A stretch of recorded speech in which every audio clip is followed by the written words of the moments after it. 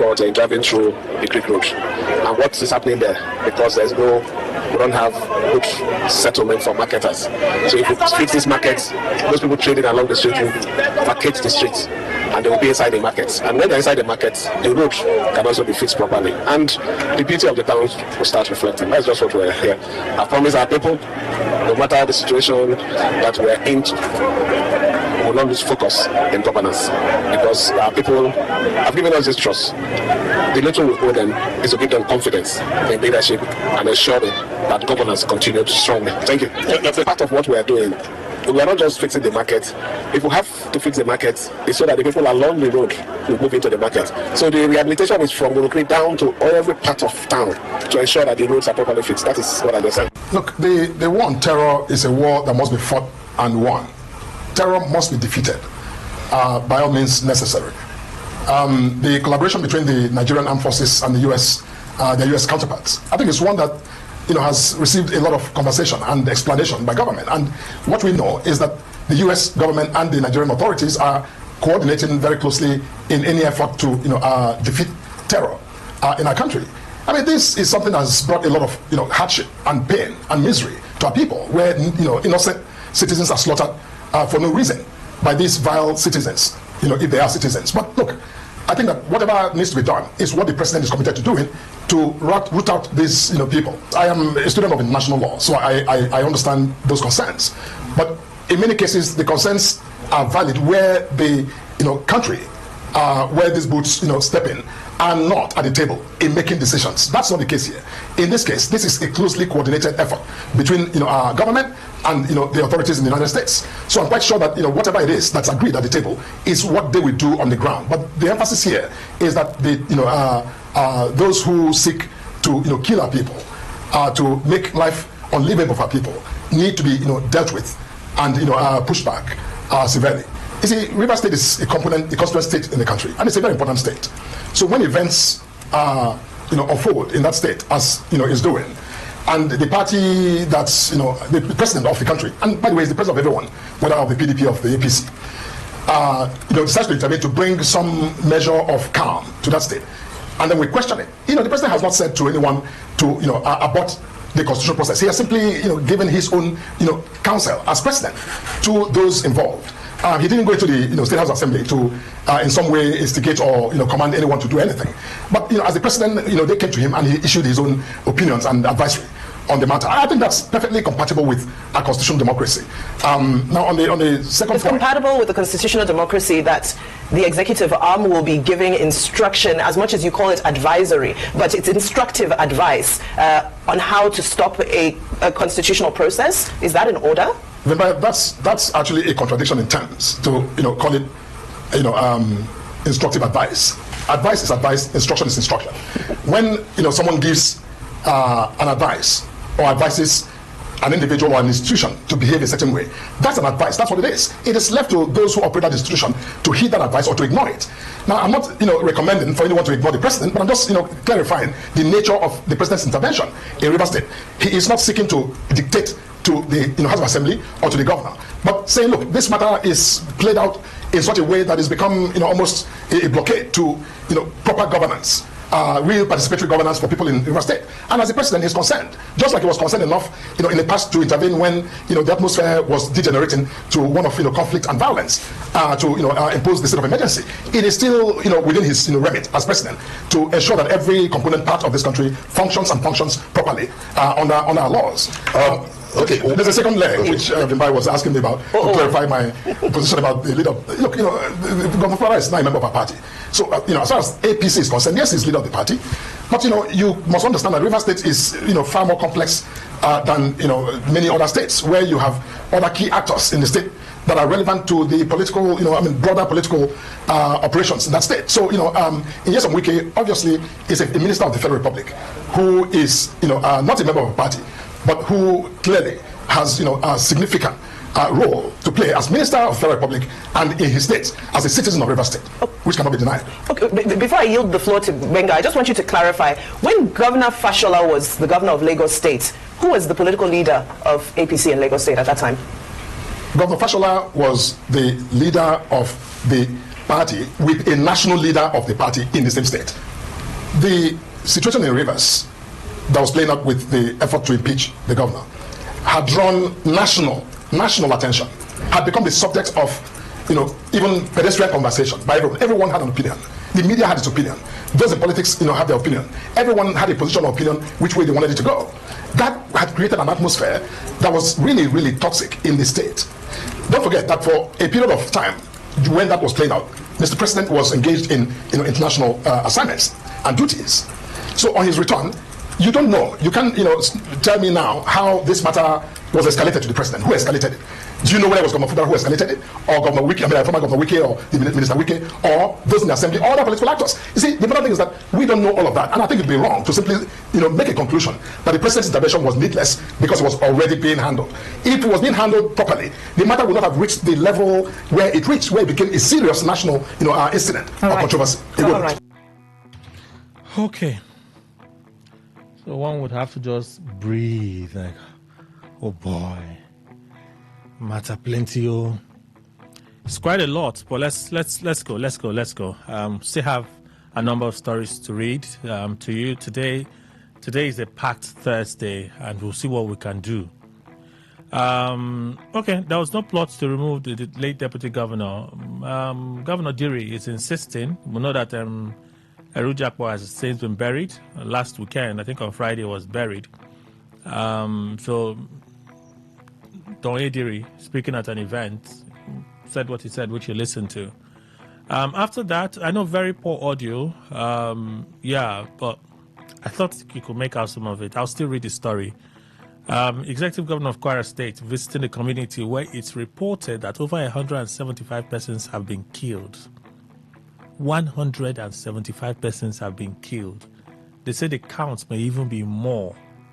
This death, that I'm telling you, it's not a case of 3 days or 1 week. It's one night. 1 night. 175 people, even more, killed. This one is not about Christian or Muslims. At least the account here states that most of them are Muslims killed. So the governor of Kwara State paid a visit to the community monarch to commiserate and assure them that the federal government was going to react. I added the react because it's react that they react. Federal government would react, at least in saving those that were taken away, because they didn't only kill, they took some away. So yeah, not very clear, but maybe you were able to pick out or make out some of the things that the governor said there. Senator Oju Tokalo speaking on governance in Nigeria, transparency and accountability. It's trending, so I just thought maybe some of you may like to hear him speak. Dr. Joseph Obele of Petron, okay, he's the publicity secretary of Petron, speaking on a statement made by Bayo Julari. Well, in this case, he said he's speaking for himself, not in the capacity that he functions in Petron. So his views there, someone said, Kelly, you really would touch. He used to be someone I would speak to like almost maybe twice every week, or once there's a petrol issue, I'll have him on the phone. When there was a lot of complexity, you know that Buhari era when you heard that they are going on strike today, you heard the scarcity the next moment, I was always in touch with him. But of late, when some of their very conflicting commercial positions when it comes to petrol and the refineries and NNPCL, I just made an day one side first. But this one, well, he said they will sue Ojulari and ask the president to remove Ojulari from office. They would even organize the protests. I wish you well. I'm sure even while he was saying it, he knew that he wasn't going anywhere with what he was saying. But hey, person go release statement. I mean, he don't release them. Now Kelly don't play them. I try to hear him. Let's move on. From that one to Eche local government area, where the very dramatic local government chairman, oh yes, I said so, because he has given us a lot of entertainment, plenty of it, plenty. Local government administration is not to be entertaining us with when you are in Dubai, when you are dancing on stage, and drama between yourself and Oyibo local government area. Come on now, come on. But what do I know? It's the person they selected, they put in that position. The stakeholders that benefit from it will be celebrating him. Which one concern me? Nothing concern me. Nothing for this matter. But apparently the guy is complaining that some of the big boys in the council, They are not playing ball. In fact, the actual story that is trending has a caption that Orwell Onyeso, who is the senator representing that constituency, he's making things difficult for the council chairman. So I think the start of that piece, you would have heard him mention the senator, mention members of the House of Assembly not attending meetings and all of those many other things that he said. And you listen to, I think it's Wajoko, I think that's his name, Wajoko also. Eche, when I conquer the local government chairman, and Rainbow Coalition, there is disunity in Eche. People not aware. Enough said. Emir Sanusi was on TV yesterday. He speaks about gender violence, talks about how culture can be used as a defense to carry out all sorts of despicable acts on human beings, decried that.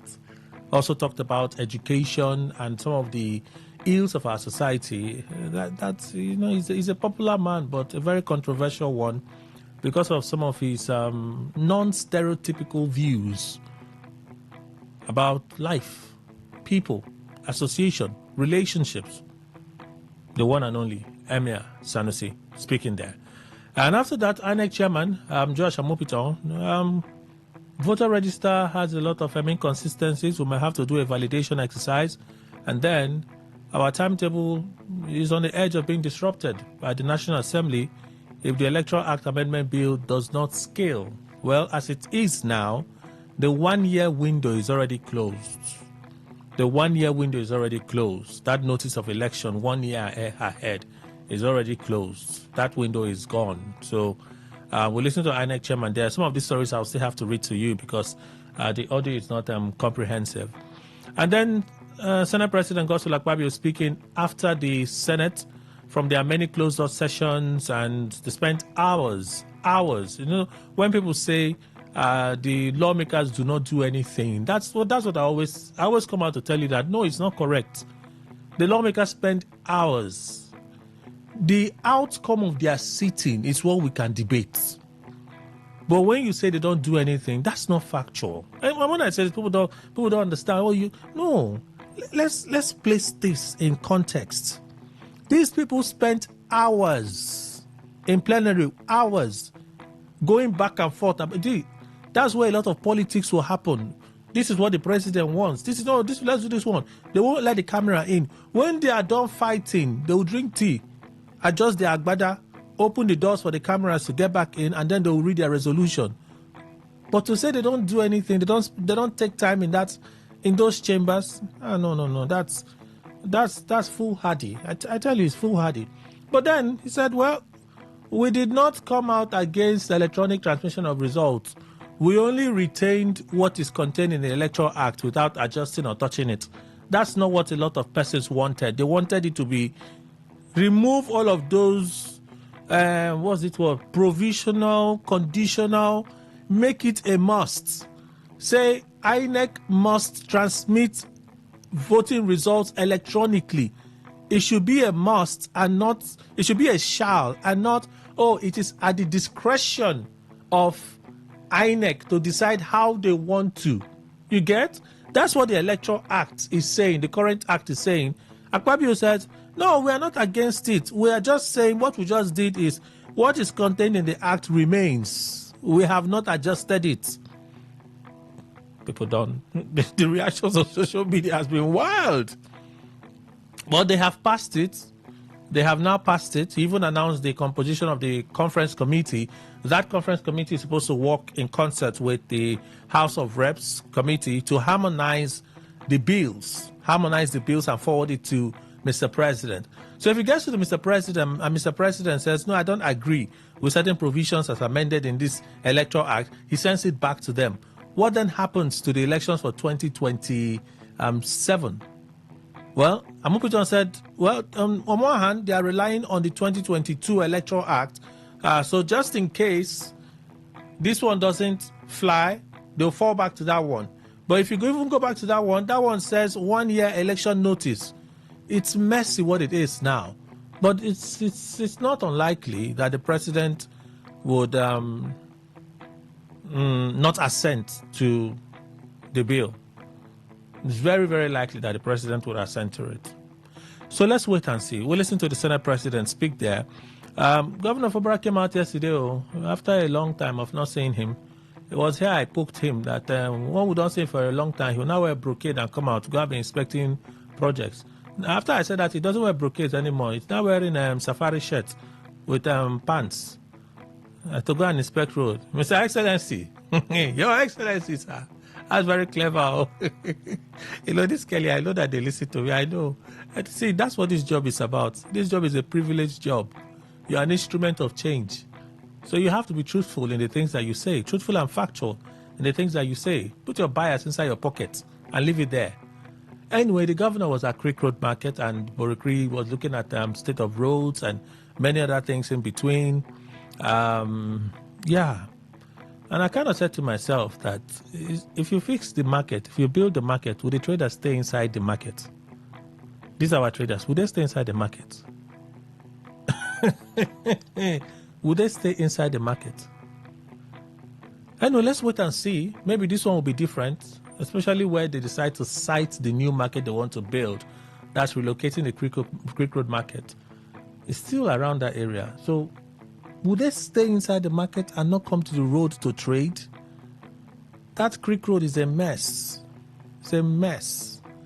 But let's see what the governor intends to do. The governor says, well, we're not going to be distracted. We'll continue to provide governance. Really? Really? Your Excellency, oh no, Rivers people, really, do you agree that with the way things are in Rivers State, there are no signs that the governor is distracted by the politics and is focused on governance? That's a big question. I just didn't ask that question on social media. I deliberately don't ask that question on social media. Maybe Faustina would on Talk That Talk later in the day, so that we can banter there. But for now, let's move on. Oh, APC spokesperson comes out with the nutcracker. Perhaps it's nutcracker. So, did you hear him? Oh, no doubt. Governor Fubara is the leader of the party, but not in a state as complex as Rivers State. Not in a state as complex as Rivers State. Those complaining about the constitutionality when the president intervened again have forgotten that there is also a political dimension to some of these things and how it affects the people. So in that interview yesterday morning, which I even mentioned here, in that interview yesterday morning, Felix Morka, spokesperson of the APC, has confirmed the report by this day newspaper. Literally has confirmed it. He did not say, oh yes, the president met with these parties. No, but when he made further elaborations on why the president did what he did, he gave an express confirmation that the president indeed intervened. He didn't even stop there. He gave a timeline. If you listen to him closely, he said the president was away when the impeachment blah, blah, blah started, when the president returned. So he gave a timeline of it. So clearly, that piece by this day newspaper has been confirmed by Felix Morka's interview yesterday on Arise News. What does it mean? We talked about that, I think that was on Tuesday. The president said, well, hold this impeachment, but every other thing, Wike is the leader. Political matter, it doesn't matter what party he belongs to, Wike is the leader of the party, is a political leader in Rivers State. Defer to him on any matter. That's why when I was saying it here that Dana Bwala is an aide of the president, but he doesn't speak for the president. And some of you came swinging at me. Oh, Kelly, you're biased. You don't like Fubara. That's why you're saying what you're saying. When I looked at how the primaries were going, and I said, these things are maybe pointers as to what is happening in the APC. Oh no, politics is not like that. Politics is dynamic. See, by now, when I'm doing my work, some of you should take paper and biro and be writing. What's this Mumu boy saying? Be writing. You should be writing. And then send me gifts. Kelly, we are sorry. We do understand. We are sorry. No, but see it now. See it. And this is still early in the day. This is early in the day. But I could have just decided to play to the gallery and just say, oh, as Daniel Bwala not confirmed now, the things that we've been saying, I would have just done that. But just because I said, let me do the right thing by giving you people the right information. Oh, Kelly, you're a bad person. Oh, yeah, this, yeah, that. Hey, baby. You see on that? See it, Felix Morka, that all of them, they've been diplomatic about this thing. Now he's come out to give the actual position. I don't finish. He also talked about the U.S. troops on ground. He talked about the U.S. troops on ground and some of the other things. You see, politics is not in being emotional. I've learned it. I brought reports. I talked about reports from the point of emotions. And when the thing turned, I'm like, wow. So I've learned in these short years I've been on this job, you don't put emotions in reporting political matters. You will mess up. Look at the facts, follow the facts, and give the people the right information. And you won't be wrong. See it playing out. I know some people will still be ready to come and accuse me. Kelly, you're this, you're that. It doesn't scratch me. And there are many more intelligent people, many more political savvy people that are on the radio listening. They hear what is being said and like, yeah, this is the factual thing. You think I'm excited by the 10 or 15 comments that come in? No, there are many more that are listening and they are silent. Take proper information and don't be getting easily angered or excited when there's nothing. Take information. Use the information if you are part of the player. So some of you shouting, you're not even there anywhere, so you just the verse, just a shout. You are even angry at me for giving you the correct information. Oh, Chineke, Ochim, 822. I have to read the stories to you now. Quite a number of stories today, God. But let's see what we can do. 0810-9510-951. Again, 0810-9510-951. Use this number to call us when the phone line is open. Send message to 0701-9339-962. 0701-9339-962. Messages, text via the traditional SMS channel, text via WhatsApp, use this blog. Voice messages you can, keep them within 60 seconds. Please, keep your messages within 60 seconds so we can listen to you and listen to the next person. All right? So that's your plug for messages. Facebook and X, you'll find posts for opinion poll there. And general post, okay, on Facebook, Today951FM. Facebook, Today951FM. There you find the post for general post and opinion poll. And then on X, at TodayFM951, X, TodayFM951, you'll find a post there for opinion poll. Post for opinion poll you will find on X. Let's race. Daily Post, bandits massacred 75 Muslims in Kwara community. Governor Abdul Razak. So, this ordinarily I would have just rolled over, but I can't roll it over simply because, the audio wasn't very clear.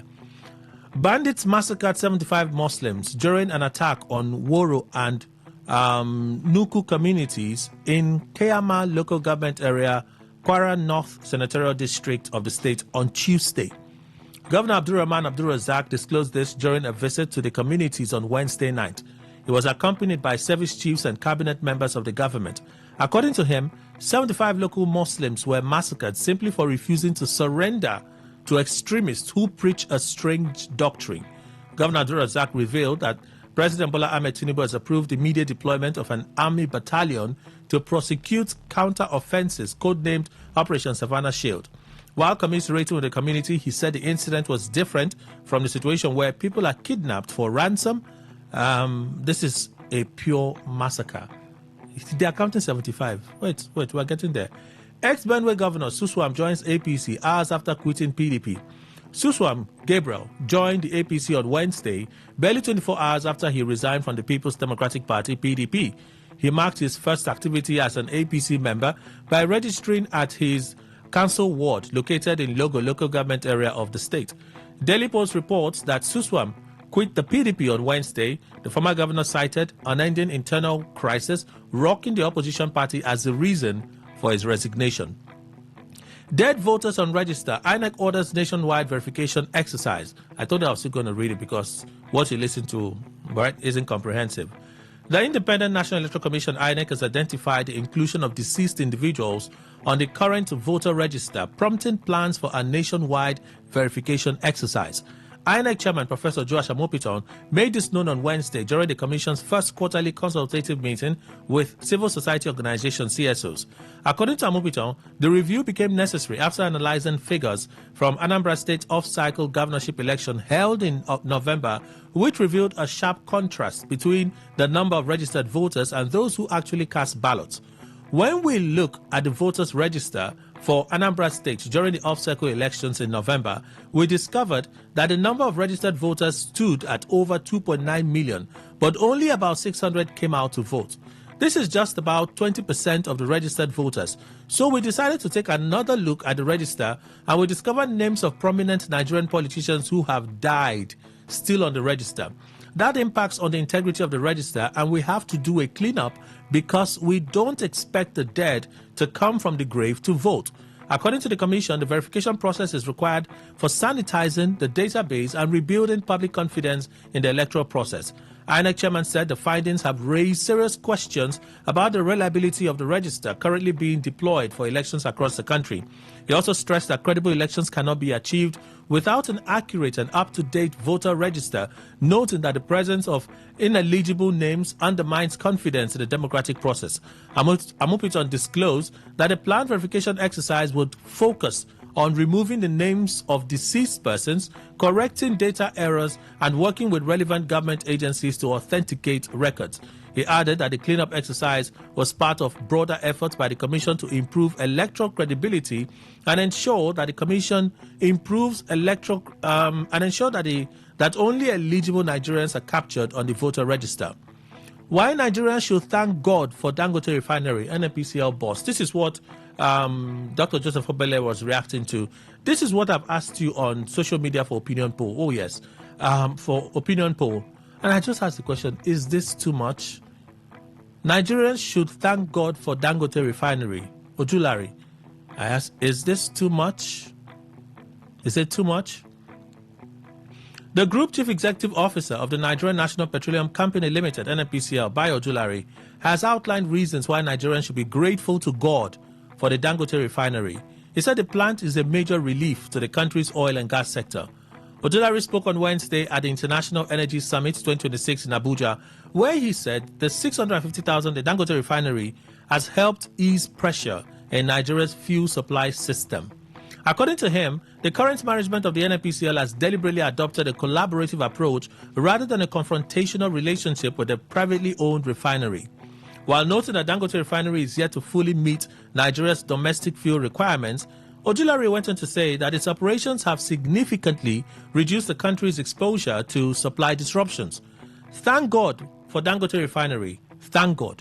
Whether you love Dangote or you hate him, say whatever you want to say. Nigerians should thank God for Dangote.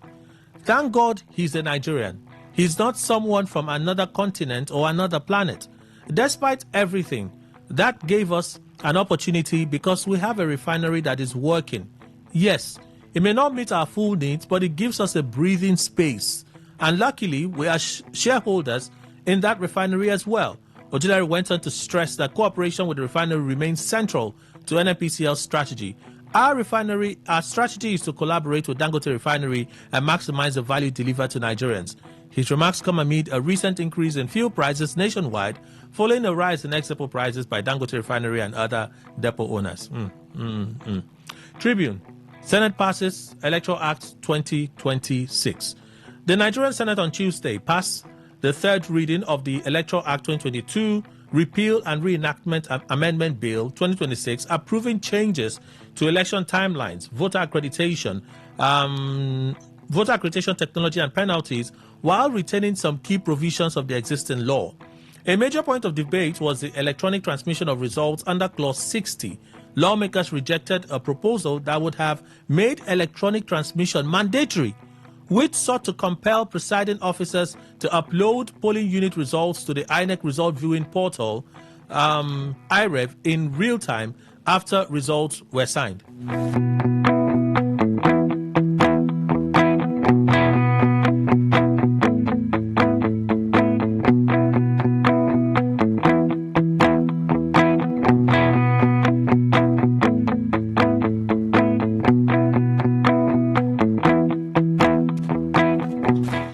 Okay, so let's continue. Okay, let me go back to that paragraph I was reading. A major point of debate is the electronic transmission of results under Clause 60, where lawmakers rejected the proposal that would have made electronic transmission mandatory, which sought to compel presiding officers to upload polling unit results in the INEC result viewing portal, IREV, in real time after results were signed.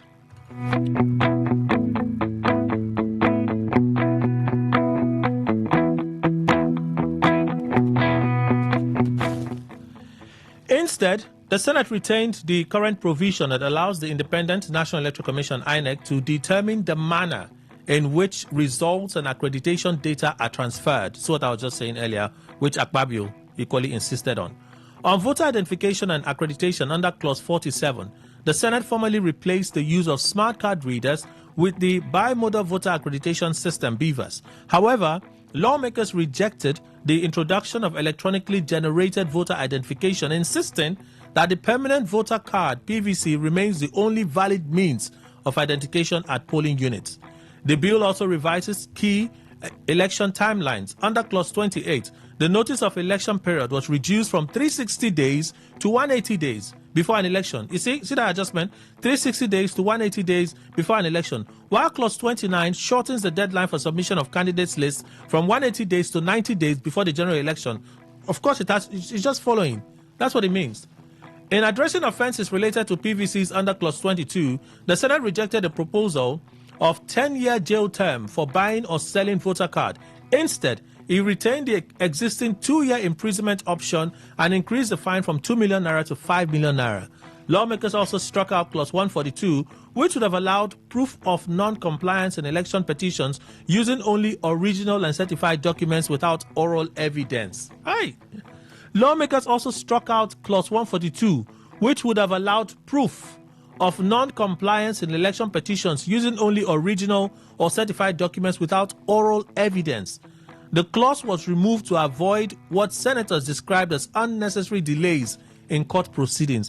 This has also been a major contention for those that go to the tribunals. Because in as much as you present the documents, the courts, even as they give you a short time, there's a short time. And that time is not necessarily at the discretion of the judge, but it's what is provided in our laws for adjudicating on election matters, right? But they always say you did not bring the witness. You did not bring the witness to substantiate the claim that you were making. Senators have said, oh, no. Using original or certified documents without oral evidence. The clause was removed to avoid what senators described as unnecessary delays in court proceedings. On ballot paper inspection under Clause 44, the Senate retained the current procedure which requires INEC to invite political parties to inspect sample electoral materials at least 20 days before an election. Political parties are also given 2 days to submit written approval or disapproval of their details on the samples. With its passage, the Electoral Amendment Act now moves to the next legislative stage, setting the framework for the conduct of future elections under revised timelines and procedures. The president would have to assent to this. It's unlikely that the president would not assent to it, but even with that, there are huge concerns here. But let's pause. Let's go to the market. When we come back, we'll read some more stories to you this morning. I told you that today there's a lot. We're coming. Port Harcourt, are you ready? Today, 95.1 FM, the voice of the people. All right, thank you again. We have guests from Dr. Vigo, biotechnology. I get that correct? Yes. Welcome, sir. Good morning, everyone. For the benefit of those listening, please let's know your name and what Dr. Vigo does. Okay, my name is Apostle Dr. Clinton Wisdom, and I'm here with Ambassador David. All right. So tell us what you do at Dr. Vigo. Okay, my listeners, I believe this is not your first time of hearing the voice on radio. The reason is because our people say when you discover a good opportunity, you bring it home, and that's why we are here again. Yesterday, we were also on a live broadcast discussing about Dr. Vigo and the good things we brought to Nigeria and Africa at large. You know, so many persons believe that they can eat anything and defecate. Some people said the stomach does not know what enters there. You can eat anything. But then I keep on telling people that you are what you eat. So it's either you eat your food as medicine, that is eating healthy, or you eat medicine as food. There are so many families that before they sleep every night, they have to take medicines. And I can tell you that most of these medicines they are consuming, the preservations they use for them normally affect your health at old age. You will take them and get relief, but then there's no permanent cure from those kind of medicines. Now, sometime last year we got a call from a Chinese company, that is Dr. Vigo.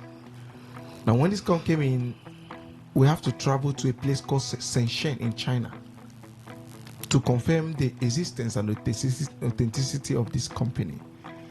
We discovered from this trip that this company have their factory that produces their products. The factory that produces all these products, and they are produced from plant and animal natural extracts, no chemicals. All right. So, and now when we came back to Nigeria, we begin to give people these products to use, because seeing, they say, is believing. Now, one of the things that caught my attention is that these products are produced organically. Most of you have been hearing about human body regeneration and restorative science.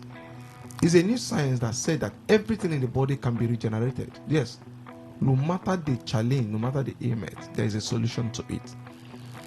And people that understand this science are living a healthy lifestyle, because under this science we have anti-aging. If you have heard about nicotinamide mononucleotide, Dr. Vigo produces nicotinamide mononucleotide. And as I'm talking to you, you don't need to go to China. They are here in Nigeria with us. And that is why we are calling for a program for people to come and join us in our conference that is coming up tomorrow.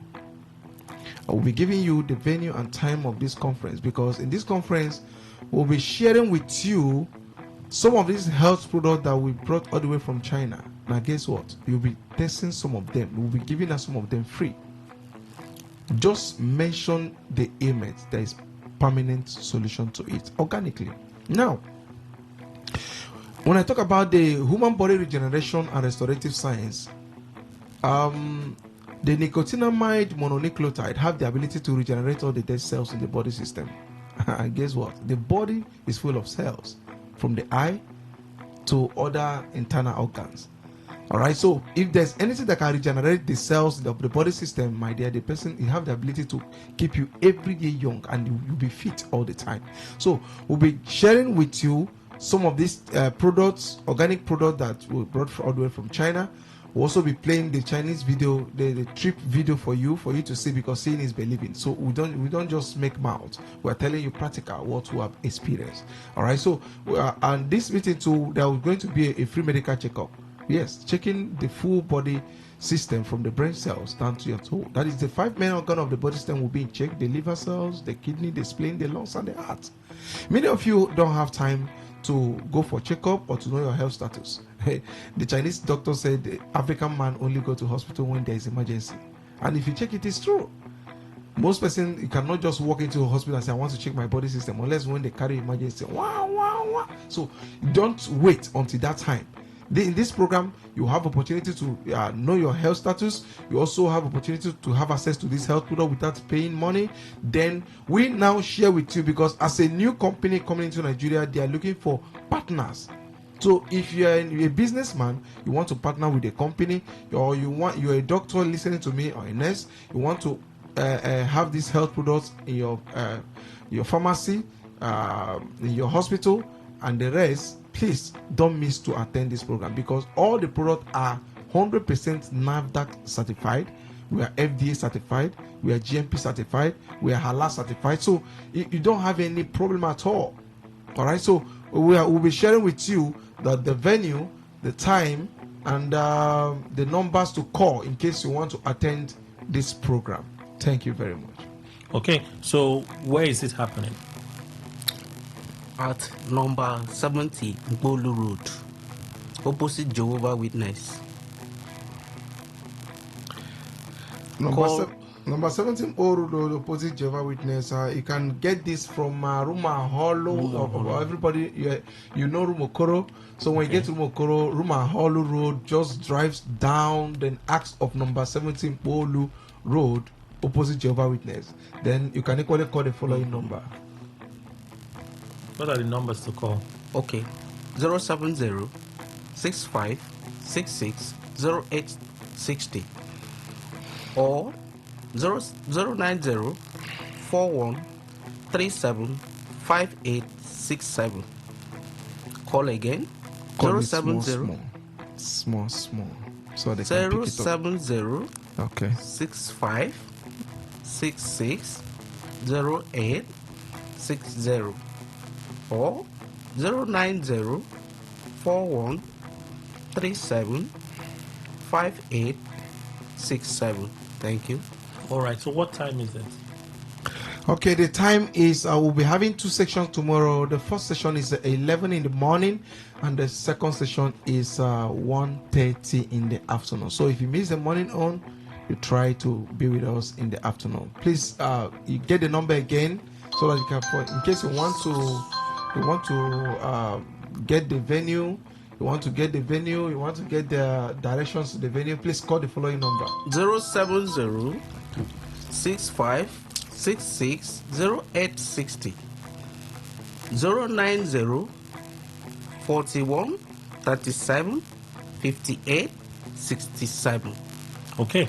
The session is free. Attendance is free. Yes, attendance is free because the program have already been paid for. All right, it's supposed to, at least on the norm, the last program we did, people paid 30,000 to be in the hall, but this one have already been paid for. So just come and expectant, come loaded, come with your writing material because your brain might not jot all. God bless you all. So your products are NAFDAC certified? Yes, 100% NAFDAC certified. We are GMP certified. We also we are FDA certified and halal certified. So it's a full loaded program for you. So anywhere you are, rush to this very program.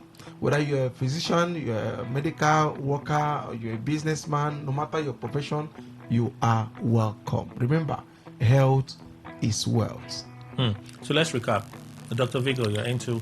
Yes, Dr. Vigo is a bioscience company into health product production. Now, we have different departments. We have the health aspect, we have the orthopedic aspect, we have the gynecological aspect, we have the household use items, and so many of them. So, and these products are produced from plant and natural animal natural extract. All right, so it's not as if there is a chemical combination on them. So this is one of the things that caught my attention. All right, so you can come and experience. Our people said, what you wear in your hand, you don't need mirror to watch. So you don't need mirror to watch this. Just come and be part of this conference. Remember, the entrance is free. Just come expectant. There will be a lot of things you're going to benefit. One of them is, like I said earlier, free medical checkup. Another one is free medicines to some few persons that came on time. Then another one is you're going to have a free gift. All right, these are these are things that you're going to benefit. Then also for people that will come on time, there will be a free medical sensitization, that is free consultation, and also free teachings on the foods to eat and some things to avoid, because believe me, in a certain age there's some food you need to avoid. Yes. So these are some of the things you benefit in the program tomorrow. The phone numbers for participation. Okay. 070 65 Need to slow down. Okay. 070 Slow down is not reducing your voice. Slow down is reducing your pace. 070 65 66 0860. Okay, one more time. 070 65 66 0860. Second number. Okay. 090 41 37 58 67. Thank you. Can you take the second number again? 090 41 37 5867. All right. Thank you, sirs, for making the time to be here this morning. We'll return to the papers in a moment. Stay with us. Thank you so much.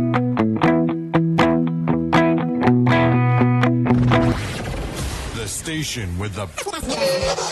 As the voice of the people, we make sure that no one misses out. On Today 95.1 FM, there's something for everyone. Our tech show, because tech is new money. Our kids show, because we love the little ones. Our gospelration, because it's the moment of truth. Our high life show, because high life is vintage. Our sports show with the adrenaline. Our midnight show, because we care about your love life. Our nostalgia drive, because old is gold. Our show for young people, because Gen Z code is on. Our pidgin bit, because na Naija we dey. Our book review, because books are a mirror. Our big stories, because big things only.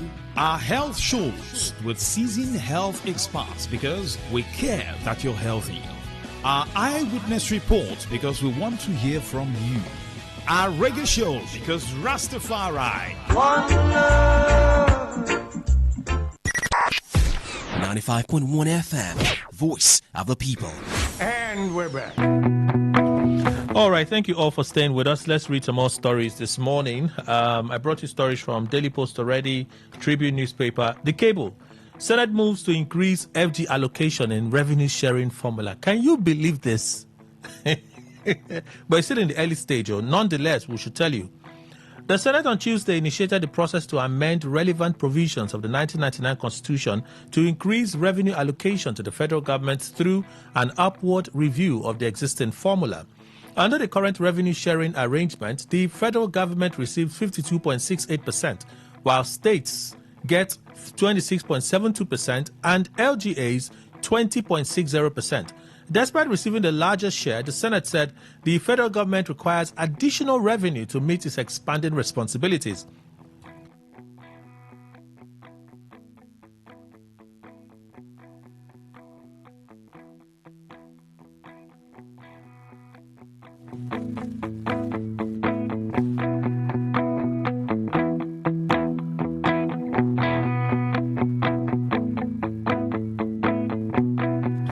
All right. Where did we stop now? The move is contained in a bill sponsored by Sunday Karimi, the senator representing Kogi West. The bill passed its first reading during plenary on Tuesday. Speaking to journalists after the session, Karimi said the proposed legislation seeks to rescue the federal government from what he described as grossly inadequate revenue.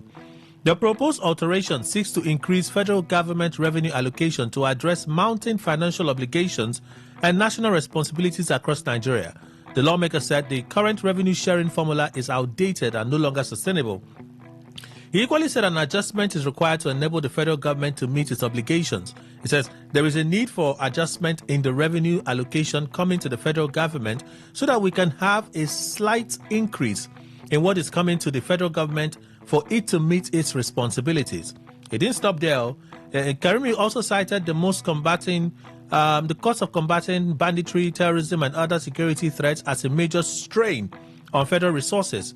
Responsibilities borne by the federal government, particularly the construction and maintenance of federal roads across the country, haven't become overwhelming under the existing revenue formula, aside the enormous responsibilities on internal security. So what is needed now is an adjustment in the revenue allocation formula to increase the federal government's allocation. He said increased revenue would also strengthen the military's capacity to fight terror. Okay. APC says U.S. support against terror won't undermine Nigeria's sovereignty. This is part of what you listen to Felix Morka speak. But the expanded thing in that interview is his remarks about Rivers State and the seeming intervention of the president again. That which we talked about, which I had a moment or two to muse on.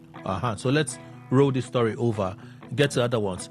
Tinubu deploys troops to Kwara communities after deadly terrorist attack. President Bola Tinubu has ordered the deployment of an army battalion to Keama local government area of Kwara State following the deadly attack by suspected terrorists on the Nuku and Woro communities on Tuesday. Ralph Ajakaye, the chief press secretary to Abdurrahman Abdurrazak, executive governor of Kwara State, told the Cable that 75 residents were killed by the suspected terrorists during the attack.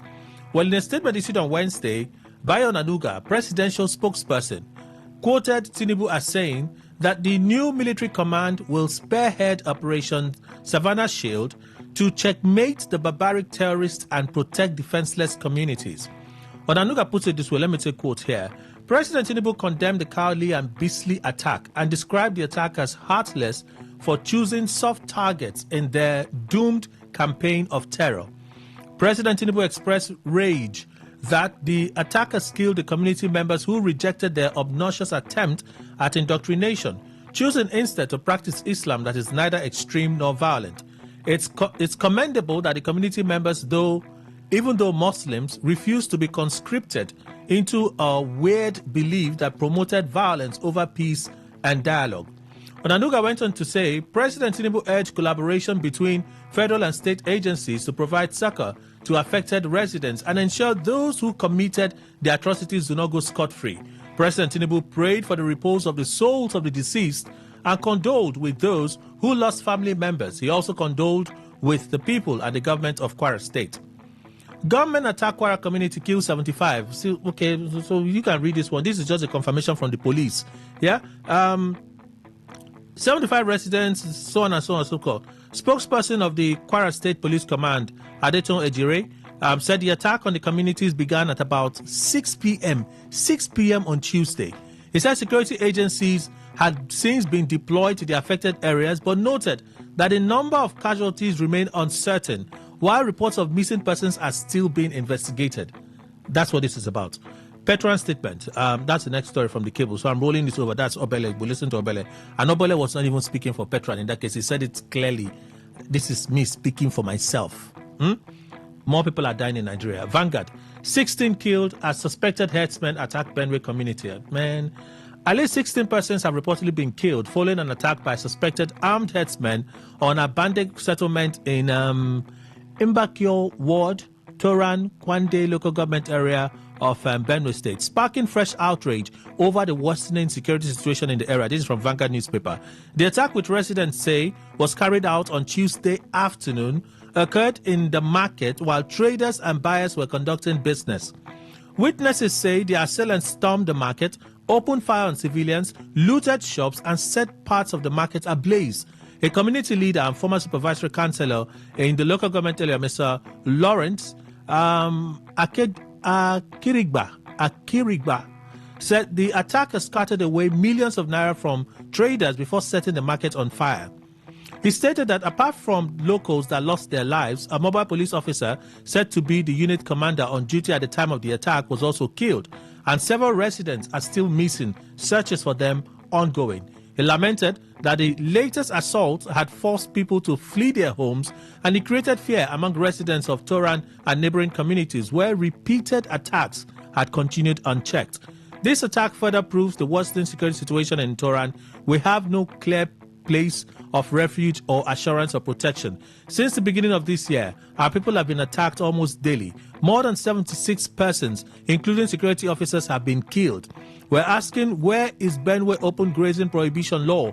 Neither the Benue State government nor the federal government is doing enough to protect us. He further accused authorities of neglecting border communities, noting that abandoned lies between Nigeria and Cameroon international border. Well, efforts to reach the chairman of Kwande local government area, Mr. Vitalis Neji, were unsuccessful as of the time of the filing of this report. The Benue State Police Command has confirmed the attack, though with a lower casualty count. In a statement signed by its spokesperson, DSP Udame Edet, the police said 1 mobile police officer and 4 members of the community were killed, not 16. The Benue State Police Command wishes to inform the general public of a violent attack carried out by suspected bandits on police personnel and residents of abandoned community, Kwande local government area of Benue State. According to the police, a divisional police officer in Jato Aka received a distress call at about 5:30 p.m. on February 3, 2026, reporting that suspected armed herders, bandits in large numbers, had attacked police personnel and residents in Abande. During the ensuing confrontation, while police operatives were responding to the distress call, one assistant superintendent of police attached to 13 police mobile force, Makodi, who was on special duty in the community, was fatally injured. The statement said in part, adding that 4 community members lost their lives. I need to stop here for now. Let's move on. Premium Times. Nnamdi Kanu appeals against terrorism conviction, seeks acquittal from all charges. Nnamdi Kanu, convicted leader of the indigenous people of Biafra, IPOB, has filed a notice of appeal at the Court of Appeal challenging his conviction and life sentence imposed on him by the Federal High Court in Abuja. The notice, which named the Federal Republic of Nigeria as a respondent, urged the appellant court to squash, reverse, and set aside the punishment handed down by the trial court. Recall that November 20, 2025, trial judge James Omotosho, the Federal High Court Abuja, convicted and sentenced Mr. Kanu on multiple counts to life imprisonment and other varying prison terms. Is this 5 minutes to 9? Wow. He's currently serving his sentence in a correctional center in Sokoto State. The notice contains 22 grounds of appeal, contending, among others, that his preliminary objections and pending bail applications were ignored, and that he was convicted despite a prior Court of Appeal ruling declaring earlier proceedings a nullity. He also argued that the trial judge erred in law by failing to resolve the procedural and competence consequences of the disputed 2017 trial. In other grounds raised in the notice of appeal, the appellant accused the trial judge of misdirection for treating his absence from Nigeria as adverse. He also said he was convicted under a repealed law, retried on overlapping facts, and sentenced without consideration of mitigation, among others. Therefore, the IPOB leader asked the Court of Appeal to allow his appeal, squash his conviction on all counts, and set aside the sentences imposed by the Federal High Court. He further sought an order discharging and acquitting him in respect of all the charges. 5 months after warning letter, Boko Haram attacks Kwara community, kills 170, abducts women and children. So this is the main story. Premium Times. At least 170 persons have been killed in Woro, a remote community in Kayama local government area. I don't think it's Kayama, maybe Kayama local government area of Kwara State, by suspected Boko Haram terrorists during an attack that lasted several hours.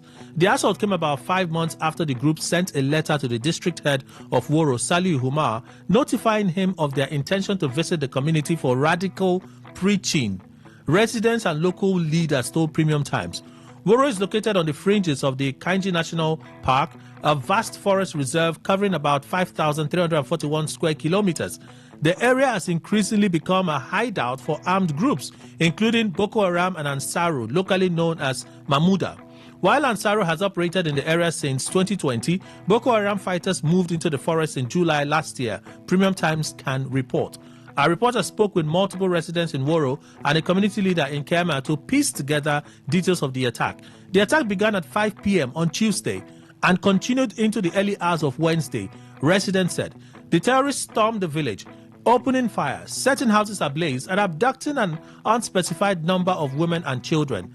Reuters earlier quoted a local politician, Saidu Ahmed, as estimating the death toll at 40, noting that more bodies were likely to be found. By Wednesday evening, however, the figure had risen sharply. A resident who spoke with Premium Times from Hayden said a search and rescue team escorted by military personnel and forest guards counted at least 170 bodies. They counted 170 this afternoon, the resident said, requesting anonymity for security reasons. Among those killed is the community leader, Saliu Ibrahim, a former student union leader of the Kwara State College of Nursing, Ilorin. Another resident who fled to a nearby forest said the attackers razed houses and shops, including the palace of the district head. The district head, like several other villagers, remains missing. They also stole his jeep. The source said they used it to transport some of the kidnapped victims into the forest. Many residents, he added, were still taking refuge in nearby bushes on Wednesday. We have been in the bush since Wednesday. The gunfire continued until this morning. I think I should pause here and allow you to read the rest of the story. Because time no day and 8:59. Let's go and read news. When we come back, I'll read the rest of the stories for you because we still have some more stories and then we'll just talk. Please stay with us.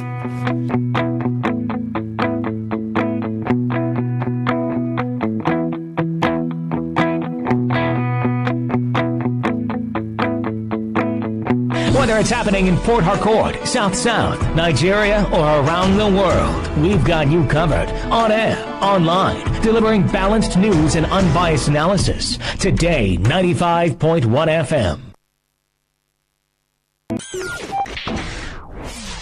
Today, 95.1 FM, Port Harcourt. News update.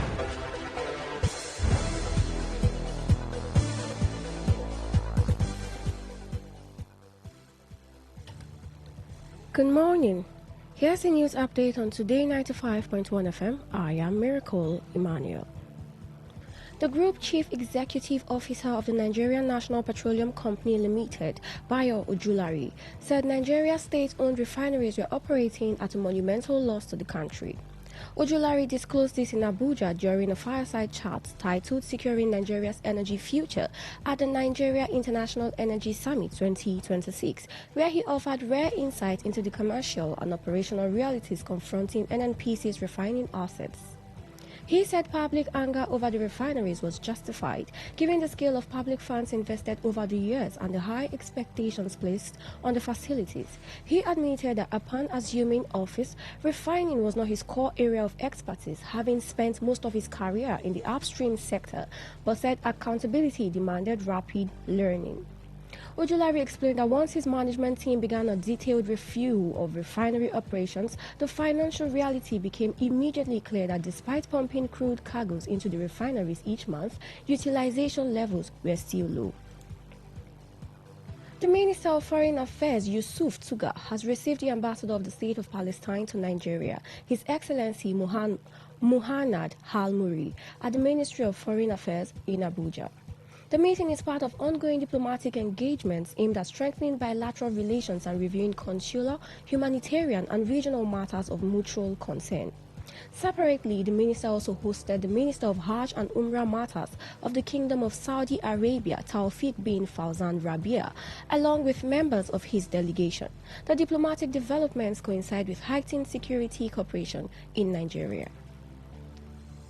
The Senate has expressed deep concern over the worsening security situation in Katsina State, particularly in the Funtual zone, following fresh bandit attacks that reportedly claimed 35 lives within 24 hours across 3 local government areas. The development came as lawmakers urged President Bola Tinubu to urgently fulfill his pledge to establish a military barrack in the area, while cautioning against any form of negotiation with armed groups terrorizing rural communities.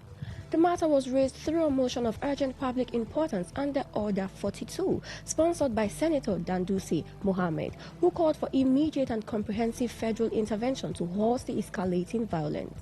Ruling on the motion, the President of the Senate, Godswill Akpabio, admitted it for debate after he received overwhelming support from senators.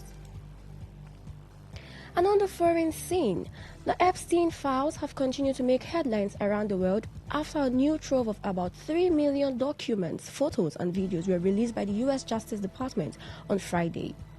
The latest release adds numerous names to the list, including several prominent French citizens, suggesting his network in France was more extensive than previously thought.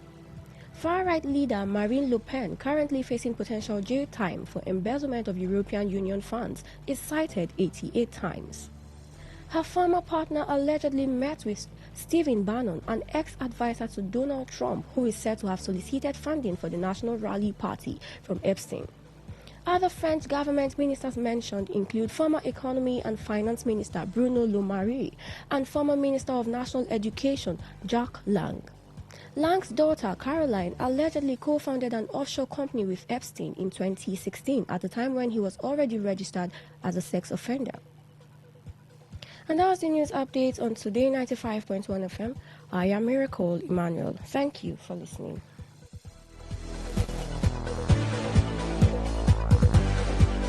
Today's news, today's entertainment, today's sports, today's issues, today. What's a successful business without sales? And what is sales without an audience? Well, do you know that you can reach 8 million listeners across 6 states in 2 geopolitical zones all at once? How? With Today 95.1 FM, you can get millions of people to know about your business. And what does that mean to you? More sales. Call 081 389-2850 now for more information.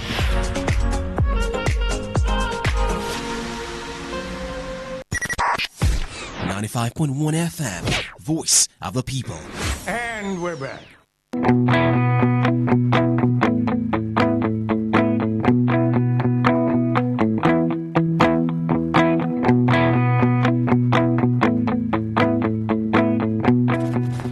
Okay, so give me 15 minutes, just 15 minutes, and I should be done with the stories for today, and we'll get into our conversation. Yeah? Why Nigeria's refineries failed, Ojilari? So it's still from the one he said earlier that we should thank God for Dangote. I think about him like, I know the ease I get, but when your country's oil company is telling you this. The Group Chief Executive Officer of the Nigeria National Petroleum Company Limited, NNPCL, Bayo Ojulari, disclosed that they halted operations at the country's state-owned refineries after discovering that continued operation was destroying value and draining public resources despite huge financial commitments. Speaking during a fireside chat, which I told you earlier, he said the company took the difficult decision to shut down the refineries temporarily after an internal review revealed monumental losses, low utilization rates, and the absence of a credible path to profitability. We were under extreme pressure. Nigerians were angry. A lot of money had been spent and expectations were very high, the official said. But the reality was that we were just wasting money. According to him, crude oil cargoes were supplied regularly to the refineries, but utilization hovered between 50 and 55%, while operating and contractor costs continued to rise. Yet, the refined products coming out were often of lower value compared to the crude fed into the system. At the end of the day, we were leaking value with no clear line of sight on how losses would turn into profits. On Wednesday, Ojulari explained that the first major decision of the current leadership under his watch was to stop the rot by halting refinery operations and conducting a comprehensive review. Political pressure to keep the refineries running was intense, he noted, but the company insisted on applying strict commercial logic. You cannot sleep when you have been trained for decades to look at profitability and commerciality. It's not possible. He went on to add that the commencement of operations at the Dangote refinery provided critical breathing space, allowing NNPCL to step up, reassess its assets, and pursue a more sustainable strategy. Whether you love Dangote or not, he said all of those things. Yeah, he said all of those things. He also identified a fundamental flaw in Nigeria's refinery model: excessive focus on financing and engineering, procurement and construction, while neglecting long-term operational excellence.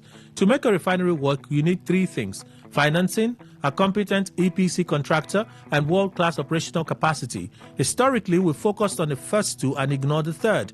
He explained that financiers and EPC contractors are paid and exit, all right, while the refinery must be operated for 20 to 50 years, a responsibility that the NNPCL was not adequately equipped to handle on its own. The system was designed for everyone to take from it, not to put anything into it.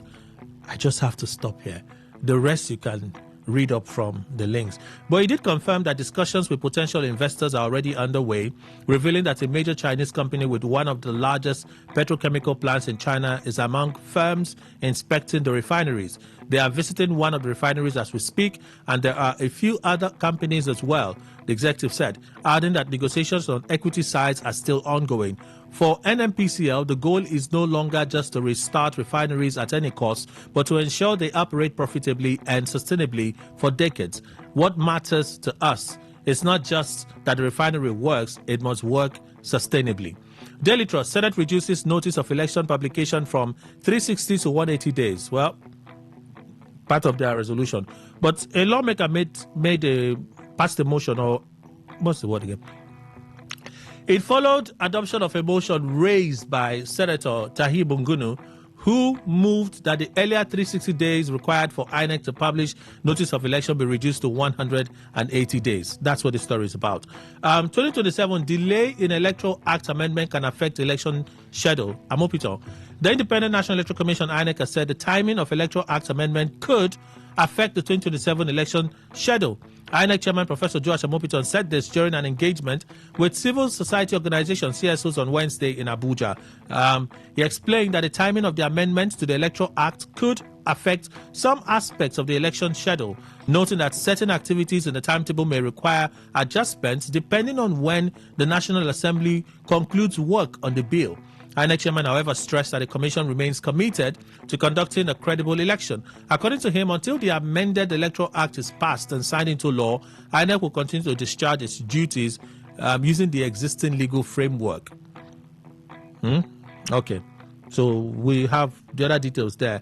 Dangote, we're not importing finished products. I'm going to roll this over. This one I can roll over. Maybe tomorrow we'll look at it. Punch newspaper. This is a very interesting story. I saw it yesterday and somehow I just skipped it. Electricity subsidy. FG to deduct 3.6 trillion from Federation account. The federal government has proposed a 3.6 trillion naira deduction from the Federation account to fund electricity subsidies in 2026, 2027 and 2028. A move designed to distribute the financial burden across federal, state and local governments, Punch is reporting. The move represents a decisive step by the federal government to confront the rapidly mounting electricity subsidy debt, which has severely constrained liquidity across the power sector, while also strengthening fiscal transparency by making subsidy obligations explicit and better accounted for. The deduction proposal, detailed in the medium-term expenditure framework fiscal strategy paper for 2026 to 2028, analyzed by one of our correspondents on Tuesday, reflects a strategic shift toward distributing the financial burden of the power sector across all tiers of government amid growing concerns over unsustainable debt and systemic inefficiencies.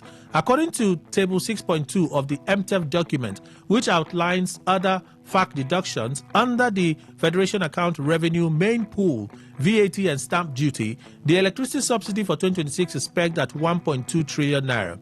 It is projected to remain at this level through 2027 and 2028, signaling the government's commitment to stabilizing the sector while preventing hidden liabilities from ballooning into a fiscal crisis. The document reads in part, transfer of NIBET electricity subsidy estimated at 1.2 trillion in 2026, budget proposal and projected to remain at 1.2 trillion each in 2027 and 2028. The proposed approach aligns with earlier statements by the Budget Office of the Federation, which indicates plans to end the practice of the federal government bearing electricity subsidy costs alone. Budget Office Director General Tanimo Yakubu, during a training and sensitization workshop for ministries, departments and agencies on the 2026 post-budget preparation process using the Government Integrated Financial Management Information System, directed that electricity subsidy costs be made explicit, tracked and fairly shared across the tiers of government. If we want a stable power sector, we must pay for the choices we make. When tariffs are held below costs, a gap is created. That gap is a subsidy. And a subsidy is a bill. Adding that from 2026, the federal government will no longer treat electricity subsidies as an open-ended obligation borne only or solely by the center, especially where policy decisions and political benefits are shared. In 2026, we will stop pretending that this bill can be left to the federal government alone, especially where the policy choice or the political benefit is shared across tiers of government. According to him, the president has instructed the existing electricity sector legal framework be invoked in ensuring that subsidy sharing is practical, transparent, and enforceable. It means subsidy costs must be explicit, tracked, and funded so they do not return as arrears, liquidity crisis, or hidden liabilities in the market. If any tier of government chooses affordability interventions, the funding responsibilities must be clear, agreed, and enforceable. Currently, the federal government finances electricity subsidies through direct budgetary allocations, primarily channeled via the Federal Ministry of Finance to the Nigerian Bulk Electricity Trading PLC. Oh yeah, let's begin. Andy Akwative, Arthur Thinker, is here. Good morning, sir. Welcome. Yeah, good morning, Kelly. Great to be here. Mr. Emmanuel Indukwe is our in-house analyst. He joins us as well. Good morning, sir. Welcome. Thank you very much, Kelly. I'd like us to begin from here. My first concern is the sharing formula. Yes, there's a pool. The federal government would share it. Federal government takes 50 something. A lawmaker is asking that be reviewed, but the government is looking to see how they can share some of the burden they carry, which is the subsidy. 1.2 trillion yearly. Planned for 3 years is 3.6 trillion naira. They say, no, we can't carry it alone. States will take part, local governments will take part. My only concern is, won't it worsen the problem? Andy? What problem exactly? The problem of? The electricity problem. Because the Gencos complain of their monies not being paid, right? So, for instance, those on higher bands, which is one band, pay as high. They say it is what we consume that we pay for. The other bands are subsidized, so they remain where they are, regardless of how much power they're actually getting, right?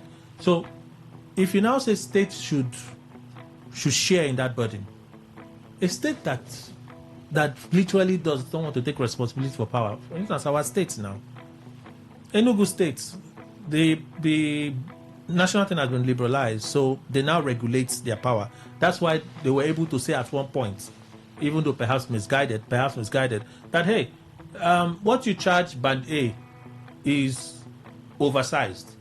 Shrink it. System came out to say, no, you are not the one paying the subsidy. The difference is on the federal government. So you are not in a position to do that. If you want to do that, take the responsibility for the subsidy. That difference stays on you.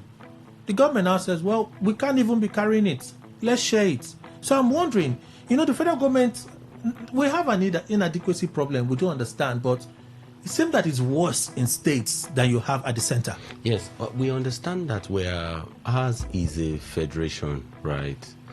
And the states are expected to operate as units that have got, if you may, also equal powers like the federal government. But you see, there's something uniquely different about our own federation. The power is mostly wielded by the federal government. By federal government, I mean the president. The president is the most powerful president in the world. In every kind of federation you have seen, be it in America, in Australia, or wherever, you found that the units indeed have got so much power, and they can even speak to Donald Trump and president in America and insist that this is not what we want to do. But you see, as much as that is a terrible thing within our system, it also provides us the leeway to get things fixed. So I think that the federal government can actually get the states, give them the vision. This is exactly what we expect done. We would give you this much responsibility and you would have this much monies. And you are expected to cater to the responsibilities with these monies. The reason Nigeria is what it is today is because we have not had leadership from the federal government. I have said here in this studio that what would be wrong if a federal government called, you say it's a federation, called the states and say to them that there are 774 local governments. In Kano, for instance, there are 44 local governments. Each of these local governments, I'm giving people 1 month. Come back with a protocol to tell me what each local government will be producing, what they have got comparative, production advantage on. If a federal government were to give such kind of order, right, such kind of order, because of the peculiarity of our own federation, wherein a federal government would determine how the states will run. For instance, if Tinubu did not come into Rivers State, the governor would not have got the leeway that he has got now. Temporary leeway. But that's politically. Yes, everywise. But right. The states could. The way Tinubu is doing it, yes, it's perhaps unique. But under Buhari, you had some of this resistance from certain governors. Yes, because Buhari did not wield the powers that he has got as a president in this very jaundiced federation. Well, if you saw the way Olusegun Obasanjo wielded his... No, even in Obasanjo, yes, even as the way, as upper hand as he tried to be, right? There were still some certain governors that resisted. For example? There are certain areas. Tinubu is playing both politics and showing strength as president, right? But by law, he knows that he cannot compel the governors. Absolutely. That's why I said our very on certain issues. Unique federation, where whether you like it or not, the state governors understand that the president indeed is very powerful. He can get their state to be collapsed in 24 hours. See what he did with us in Rivers State. Kelly, have you wondered why all the governors are running to APC? For me, very recently, I began to study it. It must be one of two things. And I pray that there will be conversation in this studio today that will make me speak to that. The federal government, the president, is so powerful, Kelly, that he can literally say to a governor that, I don't want you to have commissioners. And the governor will not have commissioners. You don't understand the power play that happens within that level, that even the judiciary, Kelly, they kowtow to the body language of the president. They kowtow to it. There must be so the executive can decide that they want to deal with the judiciary. Executive would post justices in the courts where they have got the authority to different zones. They can, for instance, in Rivers State, you can be posted to one community in Degema where you will not see light. It's the executive that is responsible for that. But that comes with the advice from the NJC. Which advice? From which NJC? No, but that's a fact. Go to. I had a case in court, yes. Kelly. Let me tell you, yes. Where the judge was actually attending to the case and was almost done with the case. We came to court one day and we heard that they had summarily sent the judge away to one community in Ahoda. And myself and my lawyer got talking. And I was asking him, what's happening? We're going to start the case de novo because a new judge will come and the new judge will start over again from there. And I said, why do you? And you needed to hear some of the things that I was told that day by senior lawyers of what's happening even in the judiciary, how the executive can maneuver. I'm not saying all of these things. I'm not saying yes. or insisting that these things may not be happening. I'm just saying on the surface. Yes. On the surface of it. Yes. There's a procedure for things like that to happen. There is always a procedure, Kelly. When these procedures are shunted. When we say these that procedures are not followed. When we say no, the president may have an interest in someone. Yes. And he says, this is the person I want. Yes. The Minister for Justice. Go and see how they're even getting judgments. Move to this court. The Minister for Justice, AGF, yes. will look at the president's literal statement or body language. Yes. And impress it on the NJC. All of this, hypothetically, impress it on the NJC to say, well, this is what the president wants. We feel that this is what will achieve. Trump, today in America, yes. is trying to influence things like this. Yes. In America, today, yes. Trump yes. is trying to do yes. this. But it's harder there. Because of stronger institutions. Absolutely. But here, where our justices are running to go and meet a minister and they are begging him for landed property, and they are saying, thank you so much, please, we would like you to appropriate land for us. If you didn't appropriate land for us, we will not be able to live. Out of 10 cases yes. that Trump pushes, right, he's getting like 7. Not necessarily. There's a lot of backlash. I said out of 10, it's yes. like 7. You can go back and check. There's a lot of backlash. Why am I saying, Trump is having so much challenge, even in America, with both the judiciary and the governors of the different states. You can go back and check. We're not going to go back and forth about it. The only thing I'm saying is, right, our system is skewed. We all can sense it. Yes. We all can sense it. Yes. But it doesn't mean that the president can just stand up and say that judge is fired. No, he has to go through certain channels. I'm sorry to announce what he wants may happen eventually, but he will not do it without those channels. Kelly, I'm sorry to announce to you that you are still living in I'm trying to use the cartoon words so that it will be very appealing to you. Fantasy land. The reality here is that the president really can wake up and say he doesn't want that judge. And that judge goes. And he will not go through the channels. That is the reality. Why I went all that way, so that I should say I wanted to say to you that because the president have got such enormous powers, I do not think, and because of the way our federation is run, I do not think that if the president wanted the electricity sector to be so arranged, I'm giving you this power, I'm giving you these resources, I want you to be able to use it like this, that any governor born of a woman operating in Nigeria would dare to dare the president. Mr. Ndukwe. Well, Kelly, you know that when I'll call it sack, when Tinubu sacked subsidy, yes, the more money was given to governors, to the states. And so federal government, in a way, may have a right to say, spend now that money, put some amount for this particular subsidy. Let us not be carrying this load. Maybe it's overwhelming us. Let us now use the specific one from this new one that you have started receiving.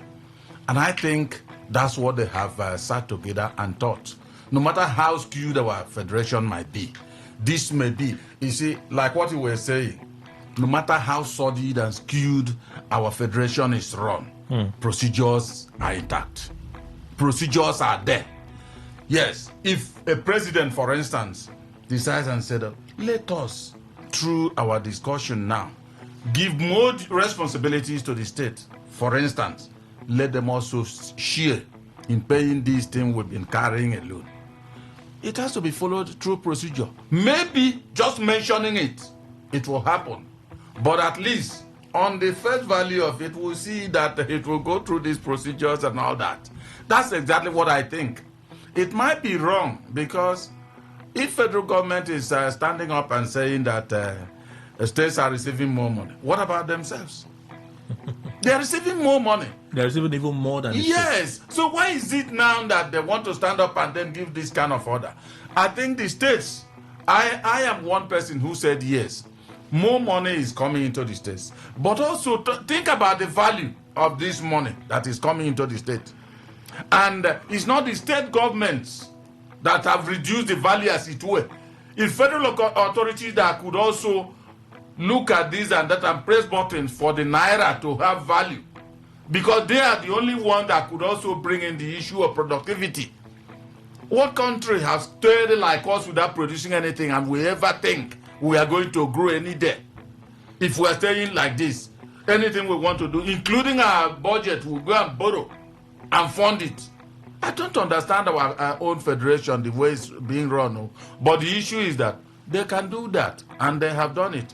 But I remember that the Governor's Forum some time ago, at least when Rotimi Amechi headed it, had some voice. But it looks as if they are emasculated right now. It looks as if even they've lost their voice. If not, if the governors also feel that now you've used right hand and given us this, and you are using the left to take it back because we will be incapacitated if we also start settling this, they could also rise up and talk. But is the union, if it's a union, I know it's not constitutionally guaranteed that Governor's Forum this and that, but then can they talk? This is the reality. Mr. Ndukwe, you know, there's even a greater concern for me here when it comes to fiscal responsibility. Yeah. The governors get into that meeting with the president, right? They have the conversation. Yes. There's no law empowerment whatsoever. They get the money. They get their monies. Your share of this bill comes, right? Rather than pay 50, you pay 30%. You say, we have this responsibility, we have this responsibility in our state. Like they always do. We'll pay the balance, right? When it goes and they review, the share of electricity that goes to that state would also drop over time. Yeah. It will drop over time. So the person who is in the government house, who made the decision to pay less than they should pay, is not affected by the lower supply of electricity. But it's the citizens in that state that will suffer, that will bear the brunt. Of course. They will not come out to talk about it in the open. Reason issues like this should be... I subscribe to the federal government taking full responsibilities. I'm one of the persons who believe that there are specific things that cannot be taken away from the hands of government, right? So if I said to you that you needed to pay X amount of money we have done our calculation. For us to sustain these megawatts to your state, you need to pay this money and allow you the leverage to do that. I pay your money to your account, you didn't. I will deduct from source. Go to court. Court is me. Okay, we have got to be that serious as president. Not that you'll be using it to declare state of emergency in states. Andy, let me give you another instance. Right? Today, Tinubu is still doing politics, playing politics with the governors when it comes to LGA allocation. Yes. Supreme Court has ruled expressly. Yes. But for political considerations, yes, the president is refusing to enforce what the Supreme Court has said. True.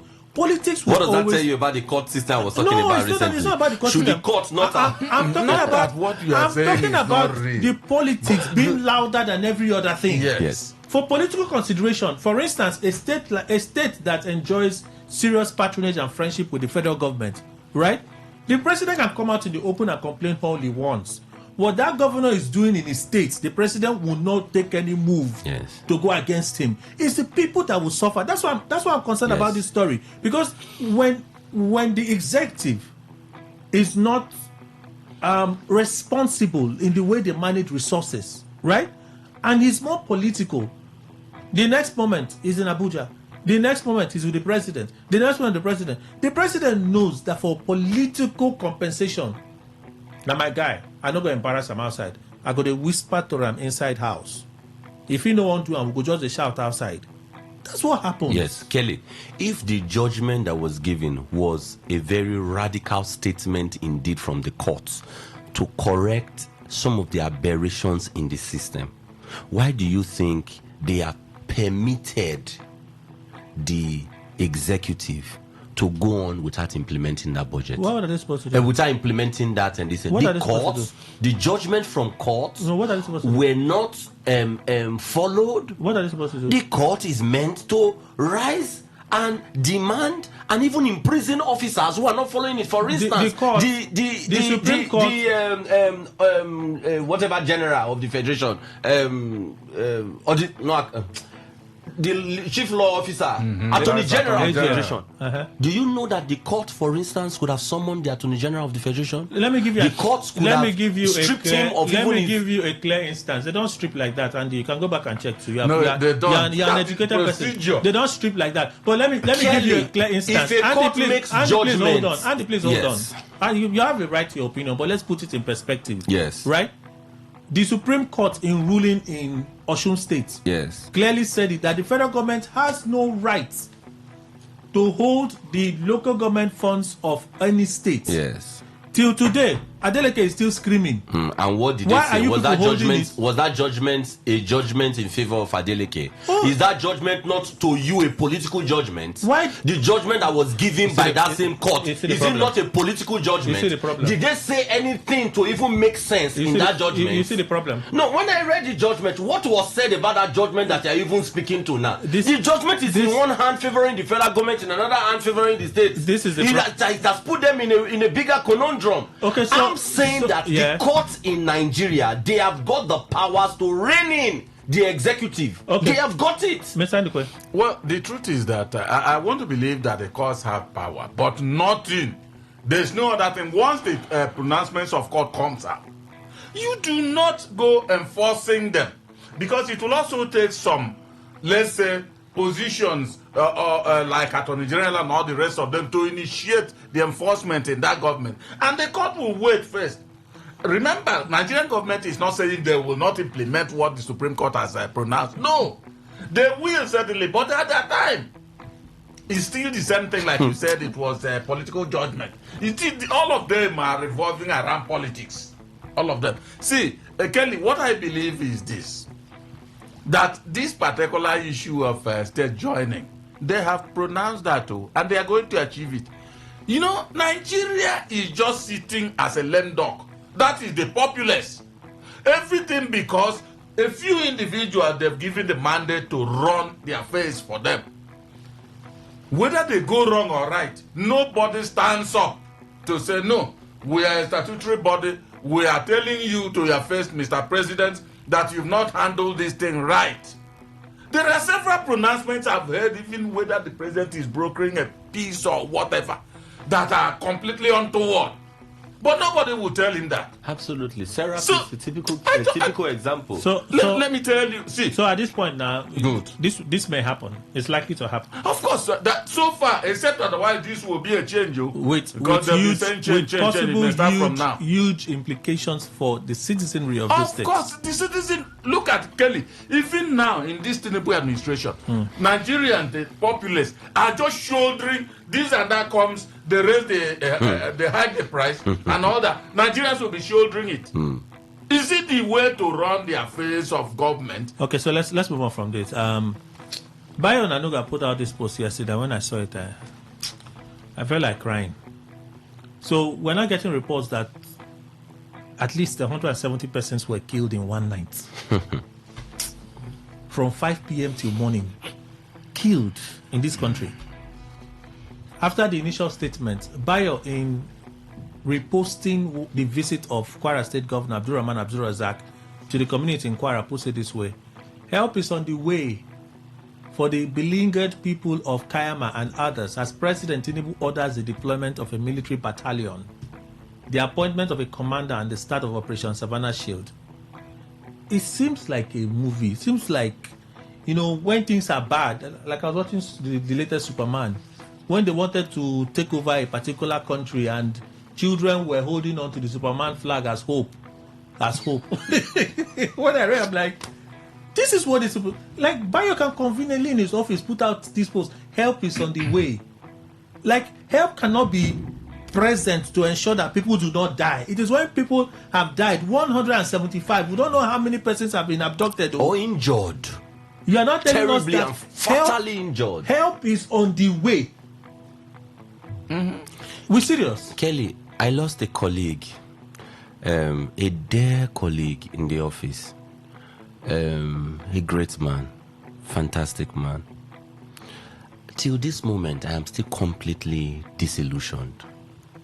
Colleague, 1, fell, heart attack, dies in the office. Until this very moment as I speak to you, I'm wondering what is the essence to life and living. But Kelly,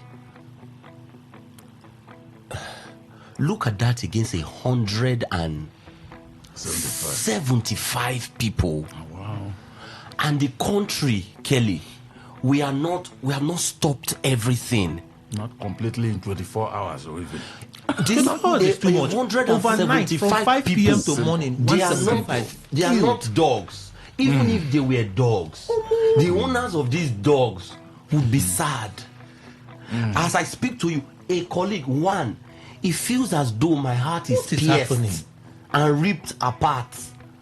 For all of yesterday, if I could not even do anything, Kelly. One individual. Do you know the families already thrown into sadness? The Constitution says to us that the primary purpose of government shall be the security and the welfare. Primary purpose. If a government and the person who is responsible for speaking for the government does not understand this responsibility, comes and is speaking to Nigerians like this, and Kelly, what really upsets me is that Nigerians, we move on. By today, both this man who has spoken, the president and everyone in the presidency, Nigerians should have taken all of them to the laundry. From all sides, how irresponsible they are. Like how totally irresponsible our government. 107. Do you know if 170 some people fell in your presence, Kelly, you will not be able to sleep? I have one person, Kelly, I've not been. If not that, Mr. Emma had given me, and I do not like to disappoint people. I wouldn't have been here today. Okay, that's why he came early. I wouldn't have been here. That's why I came early. I wouldn't have been here today. I can get Kelly. Do you because do you I get have to say this on air because now it makes a lot of sense. Because I have been Andy usually doesn't come early for the show. Completely, every of my system numbed. Now, one person, Kelly, and I'm trying to make the listeners understand this. So you couldn't sleep last night? So you couldn't sleep last night? I couldn't. I'm not kidding you. You couldn't even because I kept seeing those things you like enjoy, I kept seeing it on the floor. Oh. The resuscitation that was happening in my very presence. So you now understand the link. There's no link. Kelly. Kelly, leave link. Since he couldn't sleep at this, can do some of those enjoyment things. He had no choice than to wake up early and come early. Kelly, there's no link whatsoever. And I like that you're trying to make light of this. But the thing is, now there are 175 people. I cannot mention this enough, Kelly. If you went to UPTH and you got into the morgue and you saw 50 corpses, Kelly, I bet you, except you were medical, you saw 50 corpses, Kelly, you will not be able to sleep. But it will be worse if they are family, they are related. Now, imagine children. That's what I need Nigerians to just imagine. Children in that community waking up and seeing that their parents have been slain. What do you think they would think about this, their country? My country, Nigeria, cannot protect my father, cannot protect my mother. These evil men will come into the community where people are living and they would snatch life out of 175 people. Kelly, you see, my heart aches even as I'm speaking to this issue. It is preposterous. It is even much more provoking that Nigerians are going to go by today, tomorrow, even the whole of February, and we'll carry on like if nothing has happened. And that's why these people called government will keep taking us for granted. Mr. Ndiko, let me take a reaction to this. By your statement. Well, Kelly, it's become just a normal statement, because once anything happens, the government will commiserate with people. Help is on the way. Don't worry, help is on the way. And truly, it's an action movie. The hero is on his way. Do you know why he made that comment? President Tinubu has ordered that is it 1 battalion or whatever should go there. You see, Kelly, it's not the issue. We are not talking about your reaction. Kelly, are we saying that the security agencies, they do not know? They were not getting signals, no matter how little. They wrote a letter. Thank you very much. Boko Haram wrote that community over 5 months ago. Thank you. That we are coming. So, the issue now is that the president has merely reacted by ordering that this military, if they were stationed there, would they have succeeded? These bandits or whoever they are, would they have succeeded? The answer is no. So the president has reacted, and that is why his man. I always tell you that a child will always come up and say that the mom is the best cook, no matter how terrible the mom may be as a cook. The child will always praise the mom. And now, Nano guy is President Tinubu, who, like Buhari in the past, has reacted, and he has commiserated with, I think, the monarch of that place and all the rest of them. It's unfortunate. For me, I'm not dwelling much on this because it's just a normal thing. They will react once it happens. They can't be proactive at all. I'm up with Senator Boss of Ray Brown, CEO Grain Consulting, joins us as well. Good morning, sir. Welcome. Thank you, Kelly. Good morning to our listeners and my colleagues, my fellow panelists in the house. I'd like to squeeze out quick reactions from you on the two issues we've talked about, and perhaps you were monitoring on your way. Yeah. First, I'm greatly concerned. I feel more comfortable with the federal government paying the said electricity subsidy than sharing it with the states. I feel that states are less responsible when it comes to management of these things than the federal government. Perhaps there are other ways we could check what the federal government does against the states. So that's where I have first concern. And then, by your statement, your hero is coming. He's wearing a green, white, green cape, flying down to that Spider-Man. place. Exactly.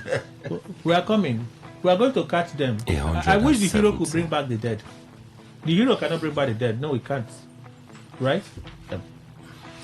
I think, Kelly, In addition to what my colleagues here have said, by the way, it looks like 2026 is going to be a better year than last year because we've seen Andy 2 times this year.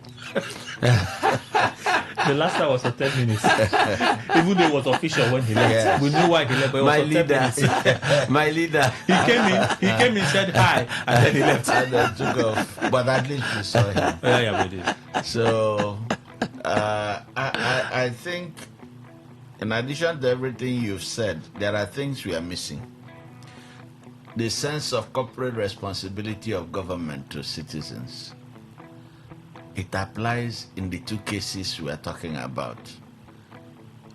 State governments have been given the impression that they are in a nursery setting where feeding bottle from federal government is their entitlement without responsibility. So when the federal government says to them, you've got to pay for power supply in your state, they don't understand it.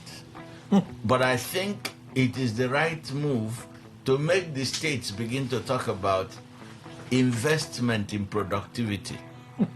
Because unless they know that their states need to be productive in order to make the best use of power supply and then begin to improve their internally generated revenue, they don't see the connection. There is a huge disconnect between the money they get, the money they could get, and what the reality today is. Look, yes. Kelly, I keep asking. In 1987, Kwara State could say, look, we are the best office furniture making state in West Africa. At trade fairs we attended, Kwara State was funding production of office furniture, which came to several trade fairs in the country. Read Tell magazine of 1987, Newswatch magazine of 1987, you will see advertisements from Kwara State on behalf of those who produce office furniture in their state. They know that the economy of the state is impacted by that level of productivity, and they try to invest in the niche, the economic niche, which that area of specialization can provide to the country. I know that River State, by 1987, was heavy on production of tires, Michelin, which was partly owned by the state government in partnership with the international shareholding nature of Michelin Tires Company. River State could go to trade fairs and say, look, we are producing tires, we are producing palm oil, we are producing vegetable oil from palm, and all of these things we have brought to the market. I went to Yola Trade Fair and we had fertilizers, different brands of fertilizers, to show to Nigerians and those who came from different parts of Africa to attend that trade fair. And you know, one of the things that caught my attention, the government of then Gongola State called us into a meeting and said, look, we like what you're doing. Your fertilizers have been ranked as world class. While other countries talk about urea production of 86, 87% by urate level, that is a quality control factor. That of Nigeria was 95%. 95%. It was way, way, way ahead of what the rest of the world was doing. I was excited when in New York at the World Fertilizer Conference, Nigeria's fertilizer was analyzed and said it is number one in terms of biurate quality. So Gongola State says to River State, Can we collaborate? That's the current party, Cross River State. Gongola. Then. Now, it's Cross River is carved from it, right? No. What is there now is Adamawa. Okay. Adamawa and Taraba Okay. were carved from Gongola. Okay. Now, they say to us, what can you do in our state with all our support so that we can benefit from the multiplier effect of these beautiful products that you have? So there was that connection between the state and productivity, internal productivity, as a source of revenue, not waiting for the federal government to send money. It reminds me of what I used to see in Europe and America, where, different states in the United States stand on the basis of what they produce. And when they say what they produce, the states get involved. The state of Michigan, the state of Minnesota, the state of Texas, they get involved in the actual production of different sectors within their state. They don't do everything, but they say this is what we do best. So those business people who come into that sector, the state encourages them. Now, that awareness, Kelly, humanizes the performance of the state government to begin to think positively about how to encourage the states, how to encourage the sectors, the business sectors that provide that capacity for them. In Nigeria, since 1999, the state governments have simply become onlookers. All they are waiting for is Federal Allocation Committee bell. So once it rings, all of them gather in Abuja, collect the money, and then Adi Usman, when she was Minister of Finance, you remember, she gave the alarm that look, once we do, the Naira suffers. Once we do federation allocation, that changes it to dollar. That all the governors gather in Abuja and change the money to dollars, and they all begin to fly out. Why do they do that? Because there is a disconnect in the minds of our state governors about productivity, internal productivity.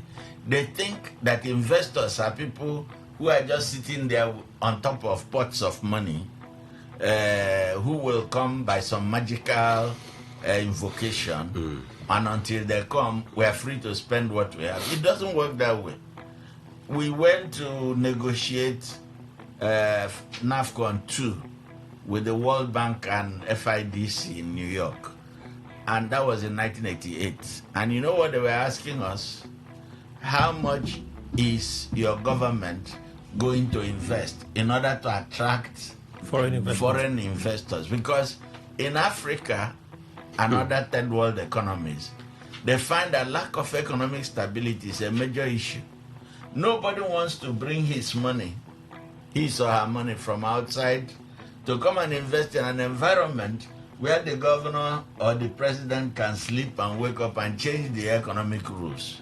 So you expect that state governors would take responsibility for today.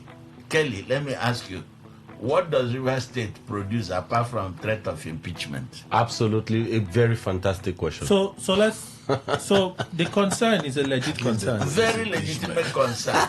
If we begin to look at the economy as the major responsibility, Andy was saying security and welfare of citizens as a promise by the Constitution, a promise severally violated by presidents of this country and governors without any consequences whatsoever. If we begin to look at that, then the economy becomes the most important business of government, first and foremost. Seek ye first the kingdom of the economy, and every other thing shall be added unto you.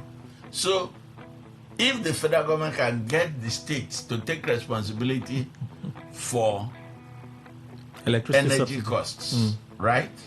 by the way, which then it means the state governments will begin to query the federal government on the tariff rate and how much is coming into, how much power is coming their to states their get. states.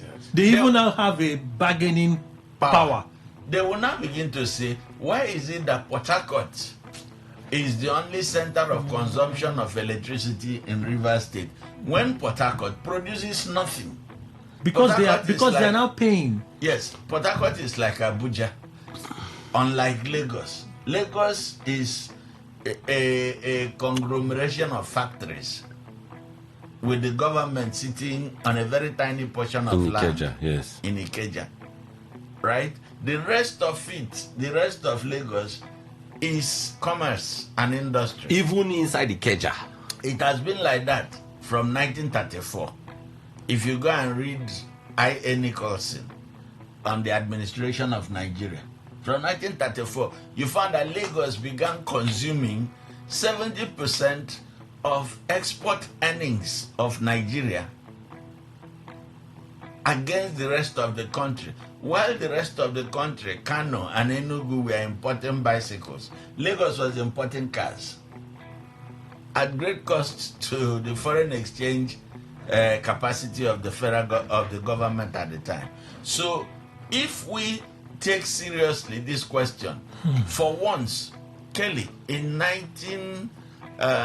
2011, the organization we work for, Grain Consulting, we ran a survey to know how seriously the governors of Nigeria take their state economies. We found that from 1999 to 2011, newspapers in the country that give front page and back page stories that the governors appear in, only 20% of the governor's time on the average was spent on talking about politics. What the economy of the state would do. The rest will be politics. The rest is politics. Look at Rivers State for 2 years. What have we done? It's Wike and Fubara. We are not talking about the fact that the fishermen in Opobo are tired of paddling canoe to the sea. Okay. So that, to my mind, is a good initiative. But the Tinubu administration has either by omission or commission failed to school our governors on the importance of stimulating local investment through power distribution. Okay. The security issue, because we have to go for the news and then move on. On the security issue, it comes from the same source. The lack of sense of responsibility. As Andy was saying, look, to be told that 10 people died in a community is a calamity. Absolutely. The calamity is the community stops functioning. 2 people dying. 10 is big. 2 people dying is beyond the capacity of any community to. I said one died in my hospital. Well, the hospital is literally on a shutdown. Yes, because of the population involved in the hospital. But in a community, I talk as a member of the leadership of my community, the Afanya and Brown group of houses. If 2 people die at a time, we have 5 working houses in Browns. If 2 people die, God forbid, at a time, our Alapu, the chiefs of Brown, and the Senapo are in commotion. How did we lose 2 people? How are we going to bury them? How do we plan their bed? Now you're talking about 100 and the president didn't wake the state to have breakfast with them at prayer to say this is a national calamity that we lost 50 people, not to talk of 175 people. And we are still carrying on. They're still counting. Bayo Nanoga is one of the sad legacies of incompetence and untrained personnel that decorate the corridors of power in Nigeria since 1999. We have to go for the news. We have to go for the news. And the president has not even been there. Been there quite. What's it going to do?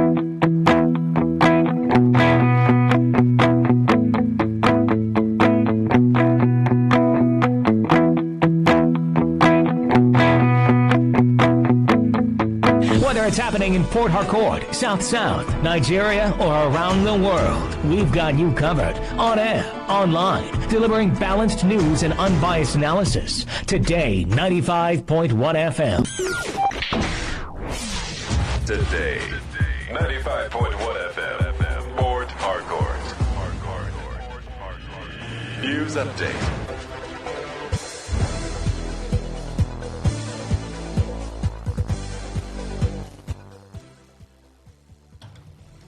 Good morning. Here's the news update on Today 95.1 FM. I am Miracle Emmanuel. Gunmen have killed 162 people in Kwara State in one of the deadliest attacks in the country in recent months. The attack late Tuesday on a village in the west central state came after the military recently carried out operations in the area against what it called terrorist elements. Recall that Kwara Governor Abdul Rahman Abdul Razak confirmed the death of 75 persons. He revealed that President Tinubu had approved the immediate deployment of an army battalion under Operation Savannah Shield to launch counter-offensives against the attackers. However, Kwara State Secretary of the Red Cross Babomo Ayodeji said the death toll now stands at 162 as the search for more bodies continues.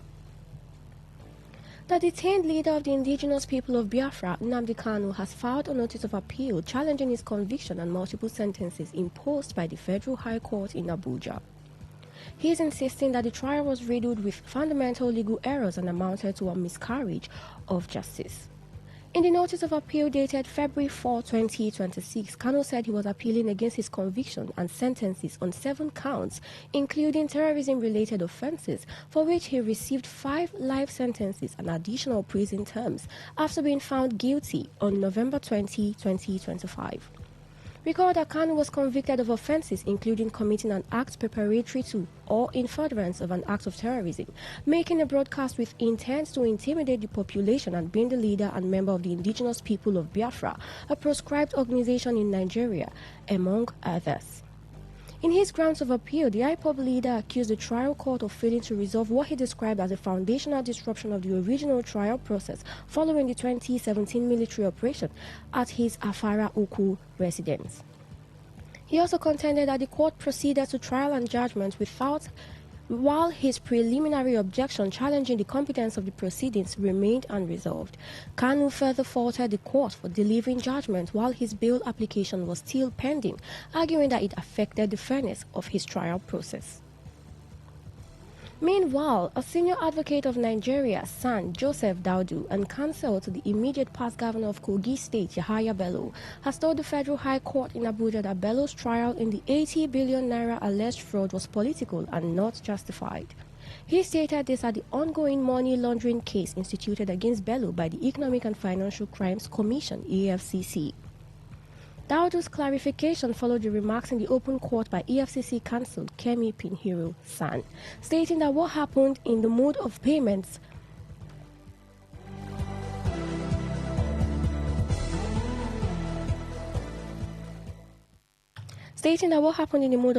by local government areas in Kogi State was stealing by these guys.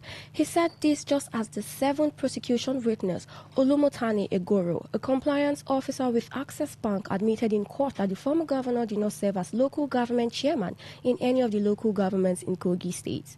The EFCC witness subpoenaed from Access Bank PLC while being cross-examined by Daudu San also reiterated that there was no mention of the name of the former governor in any of the local government transactions under investigation. He said the name Yahaya Bello did not appear either as a sender or recipient of local government's funds.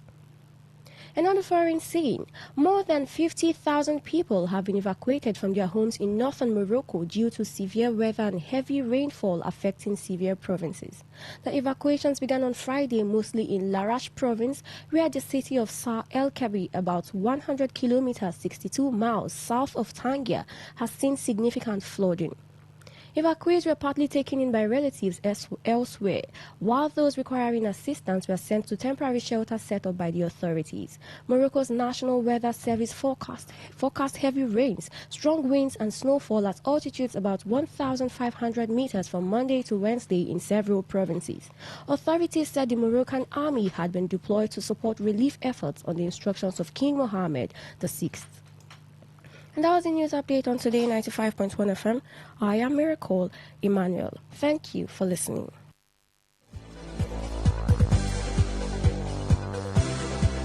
Today's news, today's entertainment, today's sports, today's issues. Today on Today 95.1 FM, Port Harcourt.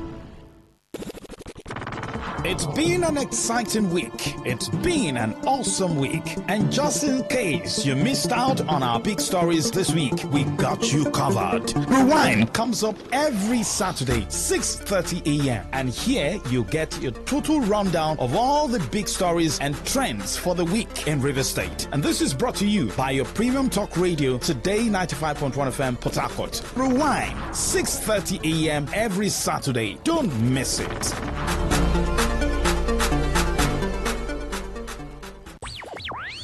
Tune in for a journey beyond the ordinary. Fasten your seatbelts. We are not just a station, we are the station. Today, 95.1 FM, the voice of the people.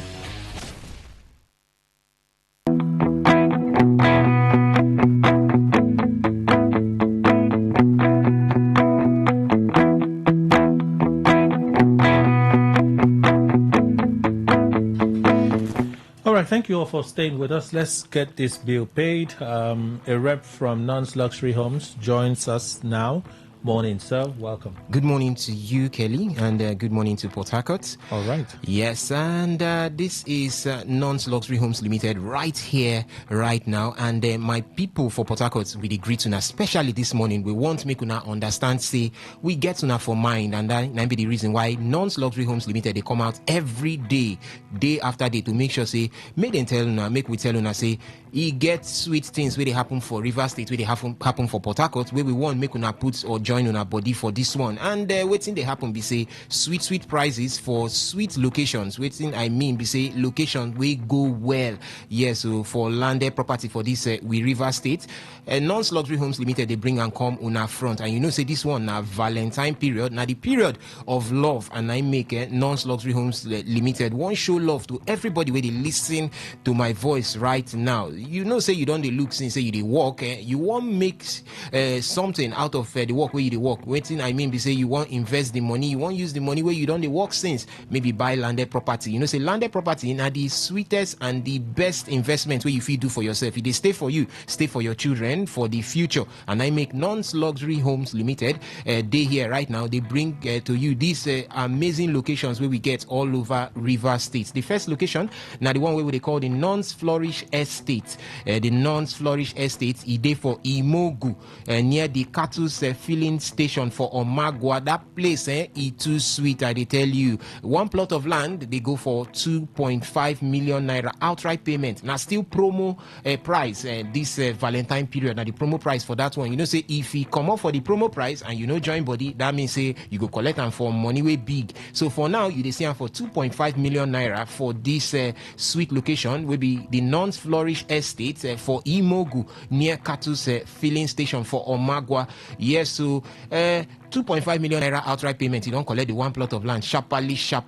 But say you don't get the 2.5 million naira, you want begin the pay small plan. They there for you.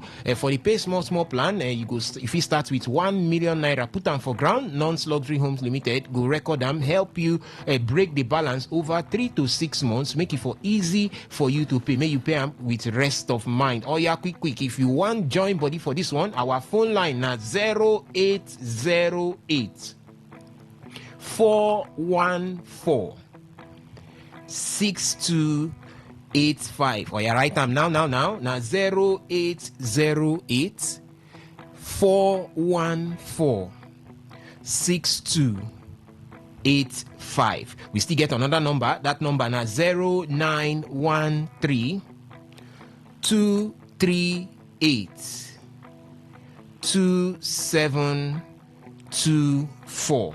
Marcola one more time. 0913 238 2724. And you want waka come our office day for number 120 Airport Road. So once you just waka come there, you go see us well. We did there, we dey wait for you. We want to show you better things. We go blow your mind. So I don't talk the non-flourish estate for Imogo, for Magwa. Sweet well 2.5 million naira outright payment. You don't collect one plot of land for this particular location, and they say you no get the 2.5 million naira, you get small money, you want join for the pay small plan, no wahala. 1 million naira, you don't enter the pay small plan, and the balance of 1.5 million naira will go help you spread them for 3 to 6 months, make it for easy for you to pay. And you know another thing wey sweet again for this all these locations where they bring come, as you pay, you get what they call instant allocation, meaning say we go point your land, we go show you your land, say now your land be this, you don't know I'm already. Then on top of that one, we go still give you 50 blocks, make you take start waiting you won't do for that land. Yes, so whether na perimeter fencing, whether na the house kwata you won't begin the build, and the 50 blocks you feel use and take start, make you take sea front before you begin to bring all that things. Now waiting Nons Luxury Homes Limited they do for you like this as a stand. And the second location where we get now another sweet one, we they call an a Nons Garden Estate for Omagwa. It near the AP Junction. Just 2 million naira, you don't collect one plot of land for this Nons Garden Estate for Omagwa. Another sweet location. Now upland no be land where water go disturb you, and they don't plan the road network well when you reach there. Now your eye now go tell you pay small plan still follow for this one. 1 million naira, you don't collect them for pay small plan, and the balance over 3 to 6 months we go break them for you, make it for easy for you to pay. Yes, so everything just dey easy with Nons Luxury Homes Limited. Still to join waiting you don't do for this Nons Garden Estate. Free deed of conveyance for all the locations, they still follow. Free deed of conveyance, we call it the power of attorney. That document go make your mind day. Say the land where you don't buy, na genuine one. Remember, say 50 blocks, go still follow them. Enter body, make it for use, do anything where you want use and do an instant allocation, still day for there. So rush now. The phone line na 0808 414 6285. I'll call them again. Now 0808 414 6285. The second number now 0913 238 2724. I'll call them one more time. Now 0913 238 2724. Our office day for number 120 Airport Road for Port Harcourt. And when you enter there, we did there. They wait for you to follow you, show you road, point you light, make you for see road. Wella. Don't forget, say this period no be period where landlord go they carry you, they play kalo. You too, you feel be landlord as it stand right now. Buy land, become landlord. For that land where you buy, small before you know you don't build them, you don't become your own landlord or your own landlady. Those persons we won't follow us, go the location, go see and where they call site inspection. Our site inspection days now from Mondays to Saturdays, 10 a.m. to 4 p.m. So once you don't knock 10 a.m., we don't begin to carry people. They go from Mondays to Saturdays to the locations made in Siam, and they make their mind for day. Remember, say the land where you buy today, and they increase the value where you get for tomorrow. The last location where we get now the Nons Agro Estate. Yes, so as the name day, Nons Agro Estate for Omawa.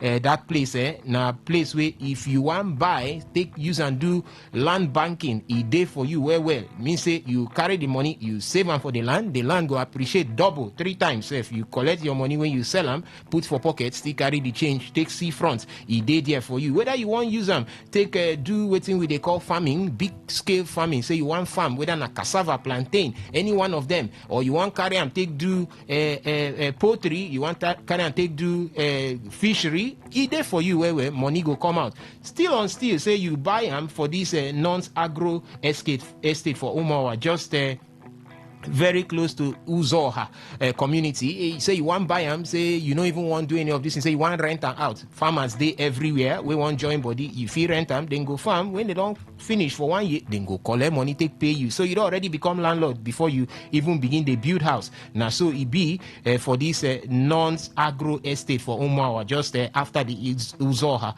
community for that place. And this one they go for 1 million naira for one plot of land. 1 million naira, one plot of land. You don't collect them.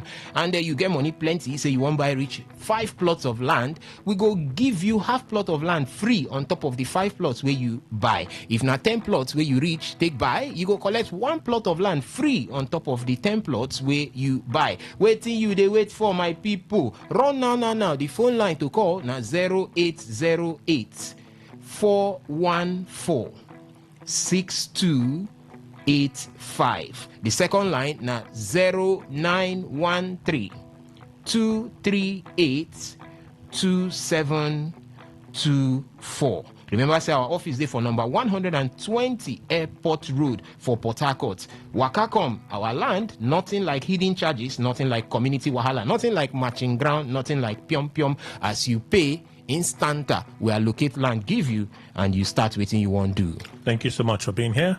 We'll continue with our review just a bit. Please stay with us.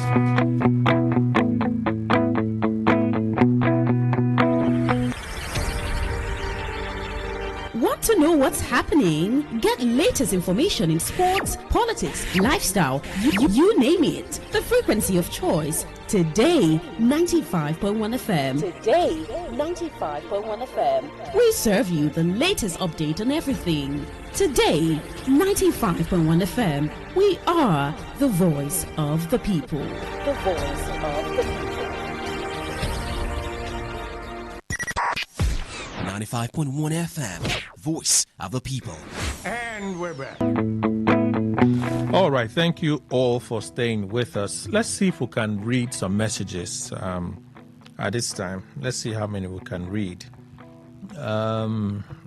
Okay, so this should be from this morning.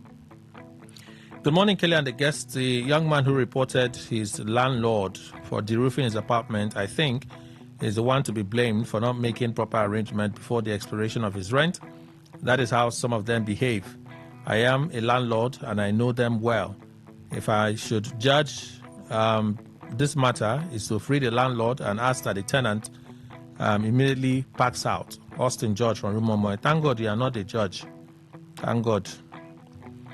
The dashing of hopes of Nigerians for comprehensive electoral reforms by the National Assembly has shown there is no hope. The explanation of Akpabio for not including real time in the past electronic transmission of result law is baseless and playing the ostrich.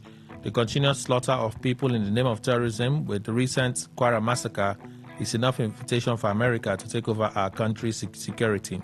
Thank you so much for sharing. I thought America said they are coming for Christians, protection of Christians. Okay. Good morning, Kelly. Mie, panelists, good morning. What Akpabio has said is true. He will say A at the back and he will choose to say B. So why are you contradicting yourself? I don't understand. You're contradicting yourself. I love your analysis and presentations indeed. Extreme intelligence. Thank you. At your work. Thank you. According to APC spokesman, Wike is the political leader in a complex state like Rivers. It's a true statement. Even those opposing the leadership of Wike are aware of it and should acknowledge him as the leader and stop instigating trouble. G.C. Ekweme from Port Harcourt. Thank you, sir. Good morning, Kelly and all our guests. Governor February inspects Creek Road Markets. 001, how far now? Also, APC national spokesman reaffirmed the position of FCT at 001. Okay, God's time from Port Harcourt. You guys are enjoying a good time. SK Oyema, Governor Fubara should or said he will not be distracted by the happenings but focus on governance. I completely disagree with him because from the look of things, governance in the state is on standstill because the governor is fully distracted by the political crisis in the state. All right, SK Oyema, you sent that message. Let's move. Let's go to what happened yesterday. I heard the House of Reps, they've also set up their conference, members of their conference committee. Both committees would meet and harmonize what the National Assembly has considered as changes to our electoral law for the elections in 2027. Already there are adjustments making the notice of election 180 days instead of 360 days. That, of course, consequently would affect every other thing. Party primaries, the timing, those that are 90 days or 180 days reduced to 90 days, and so on and so forth. But mostly what a lot of Nigerians are seemingly not pleased with is the fact that the transmission of election results will remain as it is in the 2022 Act. That has not been amended by the Senate. Also, you still have to rely on the provisions as it is when it comes to proving your case before the tribunals on witnesses, physical witnesses, as well as original documents presented. Would this further increase or perhaps would this dampen the hope of Nigerians as we get closer to the 2027 election? Andy?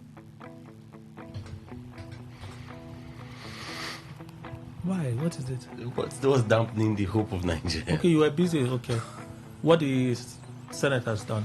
Okay, for the electoral absolutely, Kelly, absolutely.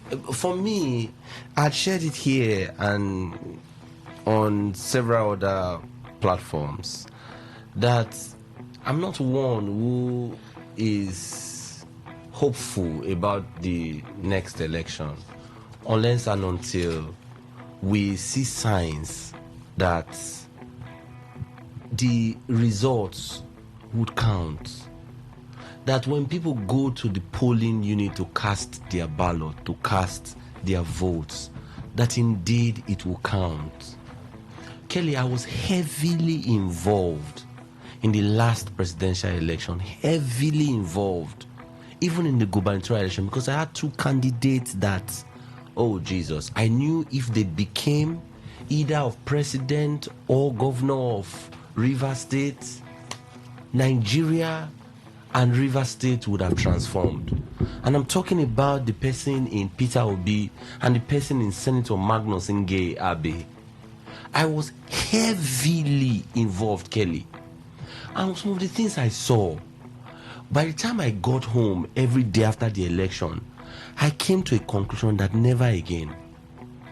My voter's card began to the name, because it's so terribly made. As a matter of fact, you couldn't put it in your wallet and have it there for a period beyond 2-3 months. It has started washing off. Your card? Yes, my voter's card, the name and everything, my permanent voter's card. Mine has been in my wallet, is intact. Check it well, please, Kelly. It has started washing off. Bring it? Yes.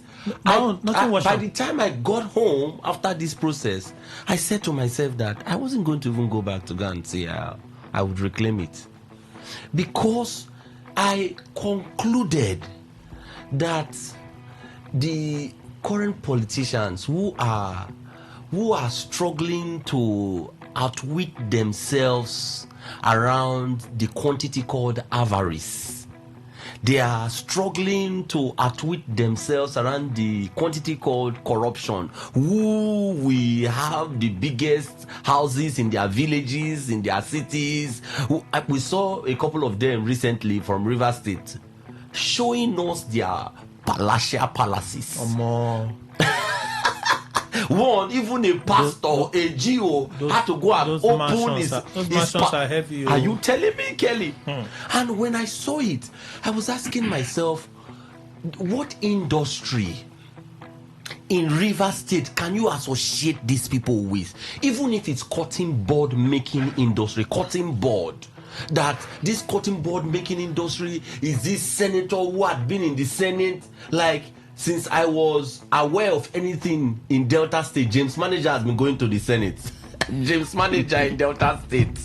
My leader, sir, James Manager has been going to the Senate.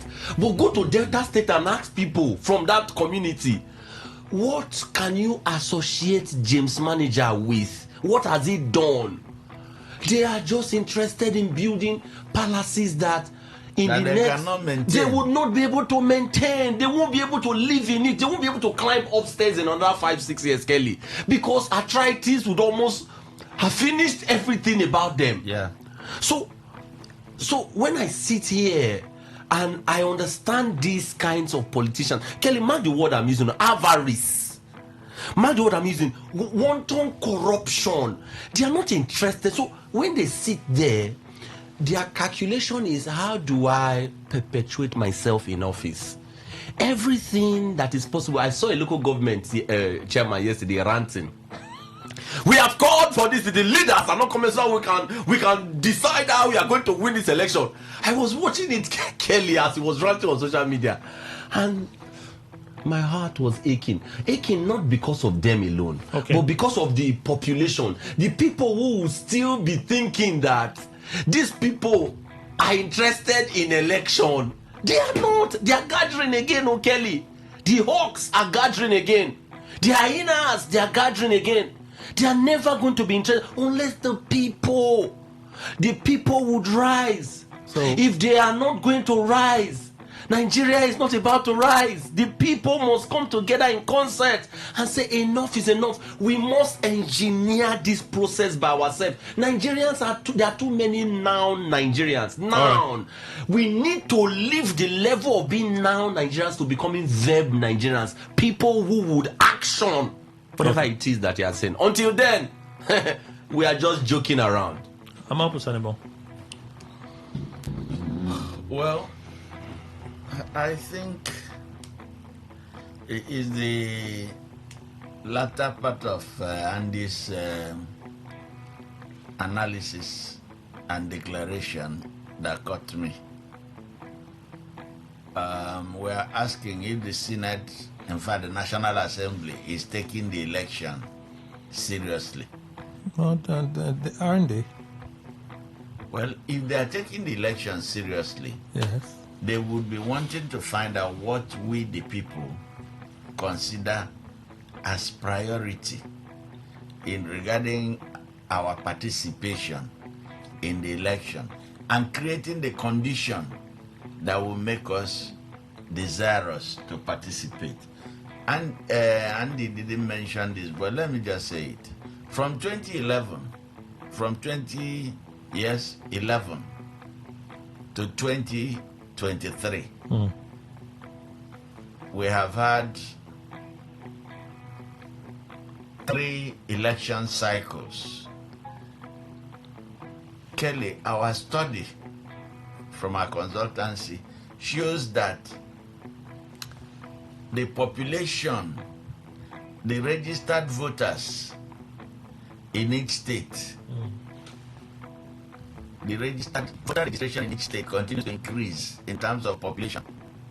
But in terms of actual voting, the population of voters continues to diminish. We've gotten to the point where the national average in each state, no state has posted 20% of the registered population as voters. Actual voters, you can find them 20%. We have a situation, a national epidemic, where 10% of registered voters have been known to vote for governors and presidents, various candidates, from 2011 to 2023. True. And the National Assembly is now asking, why is this happening? Less people are coming to vote, whereas the voter registration shows an increase in number of people who ordinarily should want to vote. And they collect big money, big budget for updating voter registration process. The database is pregnant with voters that we never see during the actual elections. So we have a Senate and a House of Reps that are products of minority votes. They do not represent the will of the people. And yet they are not bothered. By their status, they are delegitimizing democracy. Okay. Because if less and less people keep voting, it means your actual constituency power is diminishing. And any sensible politician will ask, well, look at Donald Trump in all-powerful America, on a conservative president who wants to make America great again. Might is right. Look at what has happened to him in Minnesota. He has shrunken the size of the ICE commando team from 3,000 to 2,000 plus by 25%. Meaning, why did he do that? Because people rose against the way the system is operating. A whole state decided that there will be a rescue center. Legitimate citizens who feel targeted by the American establishment can come and take refuge in Minnesota, in the state of Minnesota. And ICE went after them. 3,000 beating, killing, and because 2 people died, 2, which Nigerians will say ordinary 2. Ordinary 2. America has the outrage. The outrage is enormous. Even Republicans, die-hard supporters of Donald Trump, have turned against him. Say, no, we can't carry on like this. Our value is that no American should die on American soil, killed by an American security. But here we are in Nigeria. We have a National Assembly made up of House of Reps and Senate, who are growing fat on the Commonwealth resources of the public that never voted for them. Okay. So the thing that Andy said that we should not pay attention to is the question of when will Nigerians begin to demand from this National Assembly that we want, as far as we are concerned, our first priority is the electoral reform, to go in line with what our wishes are. Otherwise, you don't have legitimacy. The current number of people who vote delegitimizes the electoral process. All right. INEC should be penalized in terms of budget cuts based on population that participates in the election. These accommodations, understand the You question. Well, Kelly, I think the legislators, what they are doing is simply what is in harmony with their selfish philosophy, the selfish philosophy of our politics, especially Nigerian brand. That no permanent enmity, no permanent friends, but there's permanent interest. The interest of the legislators is to see themselves not be acquitted by any other person who has not joined their bandwagon. And that is why when people in Nigeria are agitating, want electronic transfer, say, don't you know that it's only when these people that the legislators allow there's electronic transfer now. It's that it's not compulsory. No, see, Kelly, the type of electronic transfer we have, if it's something that will be immediate, as soon as finished, like if you look at Americans and the one election that they had, as soon as everything is recording, that is landing at their center, everybody is taking note of everything. You won't have any argument of this person, this was manipulated. I'm not saying what you are saying is not correct. Good. I'm saying that there is electronic transfer of results, but it's not compulsory. It is at the discretion. Thank you. But that's what I'm saying now. It has to be made compulsory from the amendment of the now you're saying because if it's not done, I don't know much about what other things that we bad.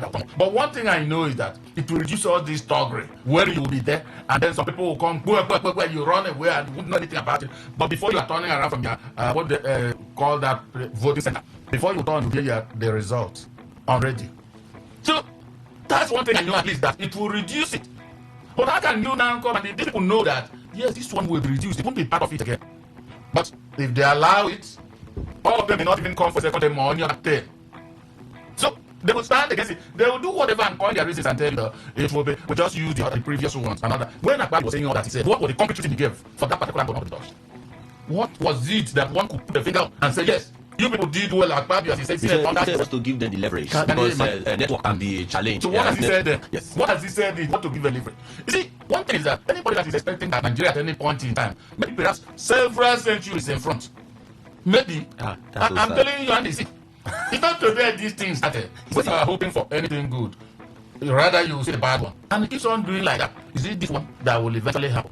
So, I am saying, well, they have done what they have done. What else can anybody do? I am one person who has been saying, since I started monitoring elections in this country, votes don't count. Votes don't count. And anybody that is saying his own, maybe according to his understanding. Okay. But you haven't changed the issue. The argument is, should votes count? Yes. Of course. And what should we do to not make it count? To make it count. To those who benefited from the system where votes don't count, they want it to remain the same. Like that. We, who are the dispossessed, don't want it to remain like that. And what Andy is proposing is that more Nigerians should get organized to pressure the National Assembly. Absolutely. To make this our own priority. We can't just keep clapping our hands and sitting down, folding our hands, and say they have done it. Let me ask a question, please. Because when they say Nigeria pressure National Assembly, how? We go and take over. We take over the National Assembly for days. Okay. If people are willing to fly themselves to Abuja, not the ones that if a politician were to do Thanksgiving or something, they will move from Degema, move from everywhere inside vehicle. They will come and converge at Port Harcourt Polytechnic. Okay, somebody who has got the interest of this country at heart. Those people are part of the enslavement mechanism of the current feudal system. They will not fund anything that will change the system that favors them. When President Tinubu won the election, so-called, do you remember those he visited first? Yes. Tony Elumelu. Absolutely. He went to his house. Yes. Right? Has he visited River State? He didn't visit state governments to say thank you. Yes. For the election. Yes. He visited individuals in their homes, selected. Yes. Tony Elumelu and so those people have vested interest in keeping the system this way. Since that election, Tony Elumelu's net worth has increased by more than 200%. There is something in the economy that benefits them from the wrong politics of the current administration. Okay. I'm up on the boys making the allegation, so we'll leave it there. Making their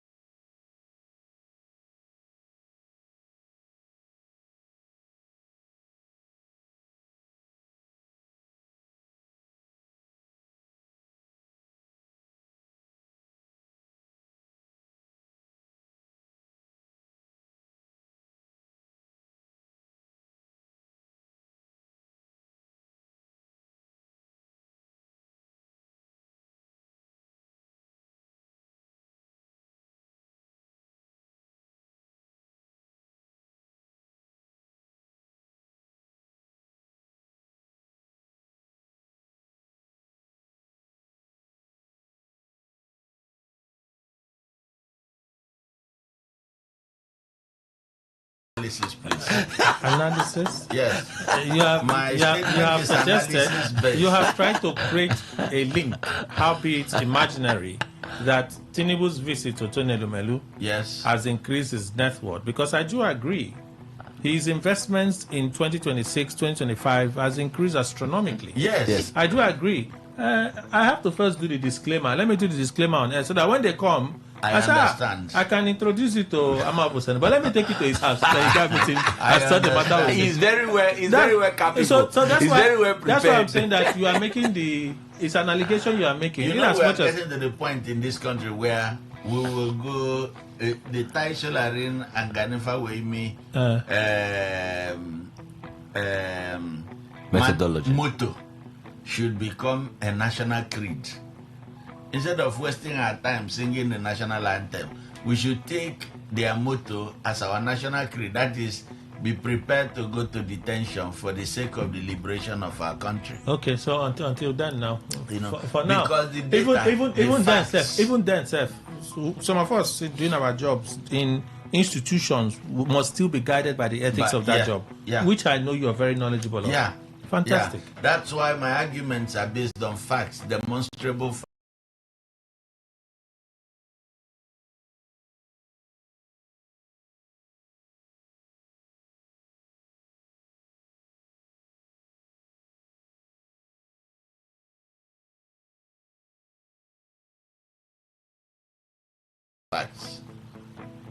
Like I said, I won't prove any further. Although the court rejected Showore's evidence. What is evidence? He showed where President Tinubu you insulted, you called the president what you called the president. They took you to court. Yes. Your defense is that Reno Bekri called this president this is one time. This and one called this one ambassador. time. This one what it and God. No, but it's going somewhere now. It's going somewhere. Please, okay. The court will decide. You know, when you touch show already, you have touched me. The court will decide. I don't want to jump in there because if we stay there, you know that we'll drag this matter for a long time. You have touched me. So I don't even want to go there. Showore should go and handle his matter in court. He said he has evidence. He has brought evidence. I don't know. I don't know of evidence. And there is more. That's why you say you have data. I know they argue with your data. Yes. I rather not delve into that arena. You already accepted some of the data. I haven't accepted anything. That President you are the one. You're implying. The president elect. No, sir. You're the one implying. Daniel Emmanuel has been investing. He did not visit me. Do you know what the visit of a president elect is capable of attracting to an individual? As a matter of fact, yes. That's why in life, in the field of business. That's why in life, one should aim to be successful. So that the president can come and visit you. The president can come to a house and say, "Hey." Then I can tell him the only man standing, the only one standing. Everybody don't like I go drink some water. Of these successes, I need to move on. We need to begin to check that. You saw what happened recently. This boy who claimed to be the crown prince of Saudi Arabia, that's scam. Yes, who a lot of people were appreciating, they were loving, they had opened doors for him. He was felicitating with the big boys and all that. They have found out he made the money eventually. So me, I'm not too excited about some of these things that. No problem. That we talk about. I just hope Crown Prince of Saudi Arabia. I hope that if they took the torchlight into some of our cupboards, they will not find some funny things. Yes, I hope so. Let us leave those that are. Which cupboards? This man, which cupboards? Excuse me, problem. Which cupboard? No, he said our cupboard. Which cupboard so are you talking about? Which cupboard are you talking about? Can we move on? My leader, can you hear this? I don't like joining issues of security. I did not call anybody's Which cupboard are you talking about? Kelly, I was here when his container arrived. Last year. Yes, when Kelly's container. His container arrived. And he screamed on air. Yes, that the containers arrived. He will not come here and be doing. We asked him out of sheer sense of concern for his well-being. We asked him what happened. He said the containers arrived. And that was the last time. We have a final story to discuss. Okay, go ahead with it now. They won't allow me. They will not allow me for somebody, a distinguished Nigerian professional who is container curious, to come and be telling me that they want to check our matter, or they want to check our I haven't said that data doesn't matter. I haven't said that data doesn't matter. But we have to. You have data. You have to check for the integrity of that data. Yes. You have to check the source of that data. Nobody has denied that. No, you have to check the source of that data. You have to check the relevance of the data. Yes. So data being data doesn't mean that data is authentic. Absolutely. No, data in itself is raw. It is when you put data through the different levels of tests, and that data passes all of the checks you put in place, that you can say, oh, this data is verifiable. It's at that point that you can now take the next steps in doing what you want to do with that data. If the checks you put on the data are self-determined, not objective, which is also a possibility, are designed to produce just one result, as in 1984, then that data cannot be said to be verifiable. No, it is verifiable, but your system, there are standards. Verification there are standards. Has faulted the data, no matter which there way are you go. standards for verifying data. There are standards. No, there are global. There are global standards for verifying data. From what is established as a global standard, you can localize it based on those standards. So if I see a data, somebody shares a piece of data with me, I'm looking at it. I'm asking myself first, what's the source of this data? Yes. That's the first question I'm asking. Yes. The relevance, Is I'm it looking at the dates of the data. Yes. From when to when? Is it relevant to this conversation? Is another thing I'm looking at. I'm looking at the same data, but these are the questions I'm asking. Yes. Then I want to look at the weaknesses in that data. How many correct spaces are filled? How many empty spaces are left in this data? The number of blank spaces, are they capable of corrupting the integrity of the entire data? Kelly, one big information. Oh. The data we worked on to arrive at the analysis met all those conditions. Well, I haven't seen the data. I don't want to jump into it. That's why I said you're making allegations. Let's leave it as allegations now, so that there will be peace and national movement. I'm up with Senegal. Thank you. Finally, so when I was reading Ojulari's statement, it made sense to me because we've been complaining about our Port Harcourt refinery. In fact, the refineries. How much is sunk into that place with little or no result. I like this story, So it made sense to me, but I still feel this anguish. Because he said, while we are doing, he said, what they've been doing is just collect. Nobody's investing in that facility. Yes. So we are happy that Dangote, in fact, we should thank God that there is a Dangote, because perhaps we would have been in a terrible situation. See, I am thankful for Dangote. I don't know if I buy his petrol all the time, right? But I'm thankful for the stability that we have. It's expensive, I agree, but I don't worry about where I go buy petrol, where I not go buy petrol. It doesn't bother me anymore. Supply a day, right? That gladdens me. But in creating that sense of competition, you have your state-owned, you have others coming in, playing. The sector is vibrant, is boisterous, things are happening. Ojulari said we should thank God for Dangote. Our refineries, apparently, they are nowhere near working anytime soon. And you say you like the story. Kelly, we can't stay here for long. Yes, so. Kelly, you know I like this story. I have been, and I stand to be corrected, the only man in the wilderness shouting in literally all the radio stations in Port Harcourt and any other station outside of Port Harcourt that invited me that our refineries have failed. There was a time when your guy, I don't know why I'm always forgetting his name. Obele. Your guy who is here, who does Saturday's shows. Maxwell. When he invited a few other people and said, they have been saying the refinery would be fixed. How hopeful are you about they are fixing the refinery? And I said it point blank to him that day. And that day I had some argument, and I said it to this man, Fine Face, the last time he was there, with Fine Face. Because he seemed to be very optimistic that day. Was saying, no, the refineries this time, from what we have seen, the project, I said the refineries will not be fixed. They cannot be fixed. You are just wasting your monies, paying people salary that you ought not to pay salary. Do you know how much we are paid individuals who have been going to work in refineries that are not functional? We are paying, we are sending them. But are we not still paying? That's what I'm the aberration in our system, Kelly. We have got as a people to say enough is enough. Do you see, the Nigerian state began the 419 first before the individuals started the 419. I even have a theory that if you stop corruption in Nigeria, Nigeria will cease to exist. The reason Nigeria is still existing is because the corruption is everywhere. If you attempted to halt this corruption right now, everything about Nigeria becomes bleak and it ceases to exist.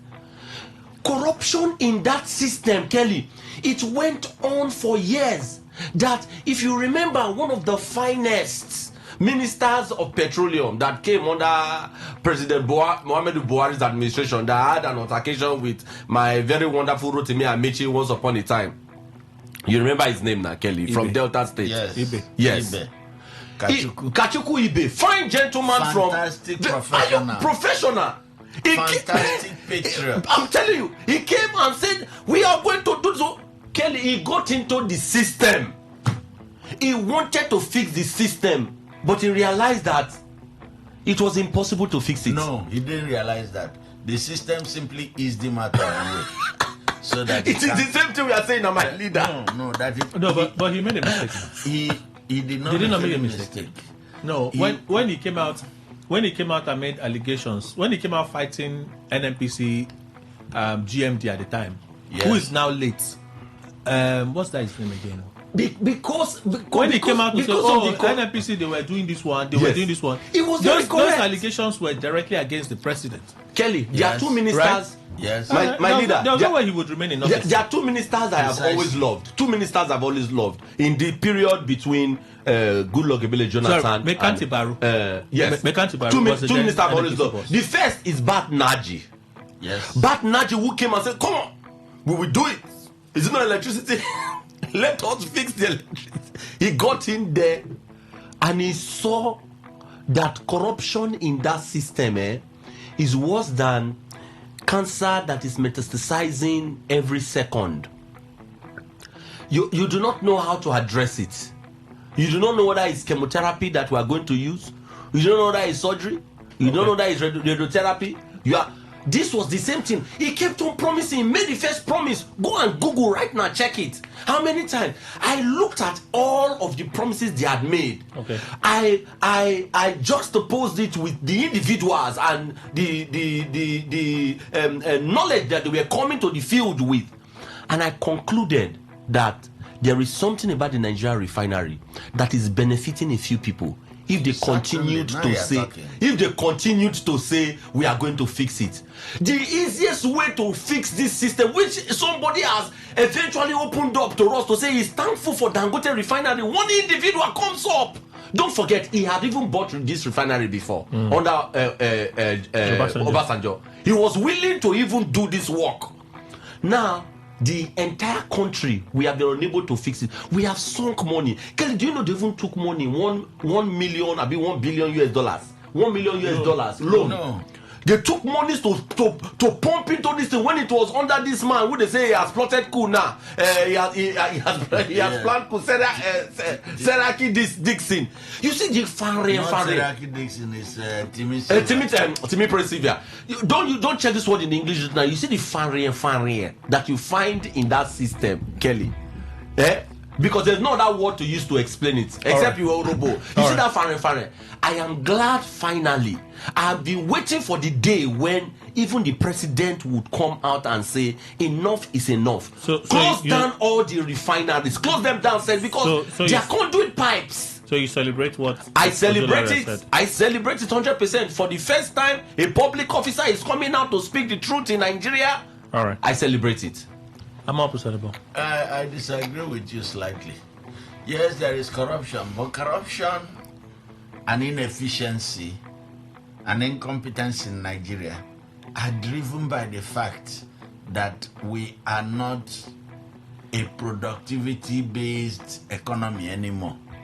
Look, by the year 2000 up to 2005 or so, the refineries were working. They were working. They were built under the military. These same refineries we are talking about became the source of dispute between Adams Oshomole's NLC and President Obasanjo in the early days of Obasanjo's administration, when we were saying how much money should we pay as the price of a liter of petrol. So the refineries were working. The problem became that productivity stopped to count. we found that we could pay bills without being productive by selling ourselves short. A barrel of crude oil, somebody did the analysis, a barrel of crude oil gives Nigeria $35 if we sell it, if the international selling price is $60 at current market price.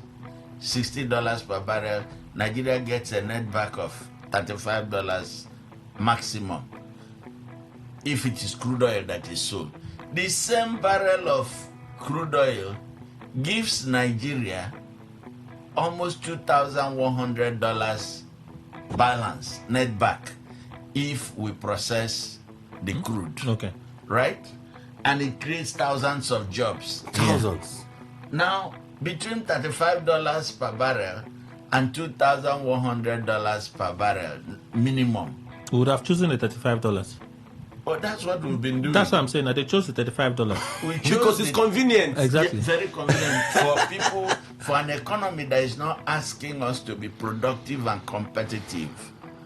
We stop being productive, we stop being competitive. When you stop being productive and not competitive, then it gives you room to bring in efficiency. People who are not competent. But isn't that what jobs. Modular is trying to address, at least going by what he has said? No. He said rather than what that refinery, the situation in their experience, right, and from finding so far, people are always collecting from the refinery, they're always collecting. Nobody has put back into the refinery in terms of maintenance. Look at how much is being put in, stabilizing it, ensuring that it's effective. It's saying that cannot continue. We cannot continue to just, it's like pouring water in a basket. Refinery staff are still going on vacation. And yes, they are being promoted. They are still going on vacation. Please. Look, if we said we get a consortium, Jesus, an international consortium, Nigeria is a joke, to say a joint venture international consortium to say run this refinery and net back to Nigeria instead of $2,100 per barrel, net back to us 50%, $1,050 per barrel. Pengasson will go on strike over a period of 5 years. Pengasson will shut down the country. Pengasson will shut down the country. And we said to Pengasson, we want you to produce your members to ensure that the refinery produces at 10%, 25%, 50% profit level in the next 5 years. Then we will become profit driven and the refineries will stop becoming a sinking hole. Right now, it is a sinking hole that for 15 years or more, we have been putting money there without expecting results. They keep telling us it will work. The loan we take, the money we put into it is not treated as loan.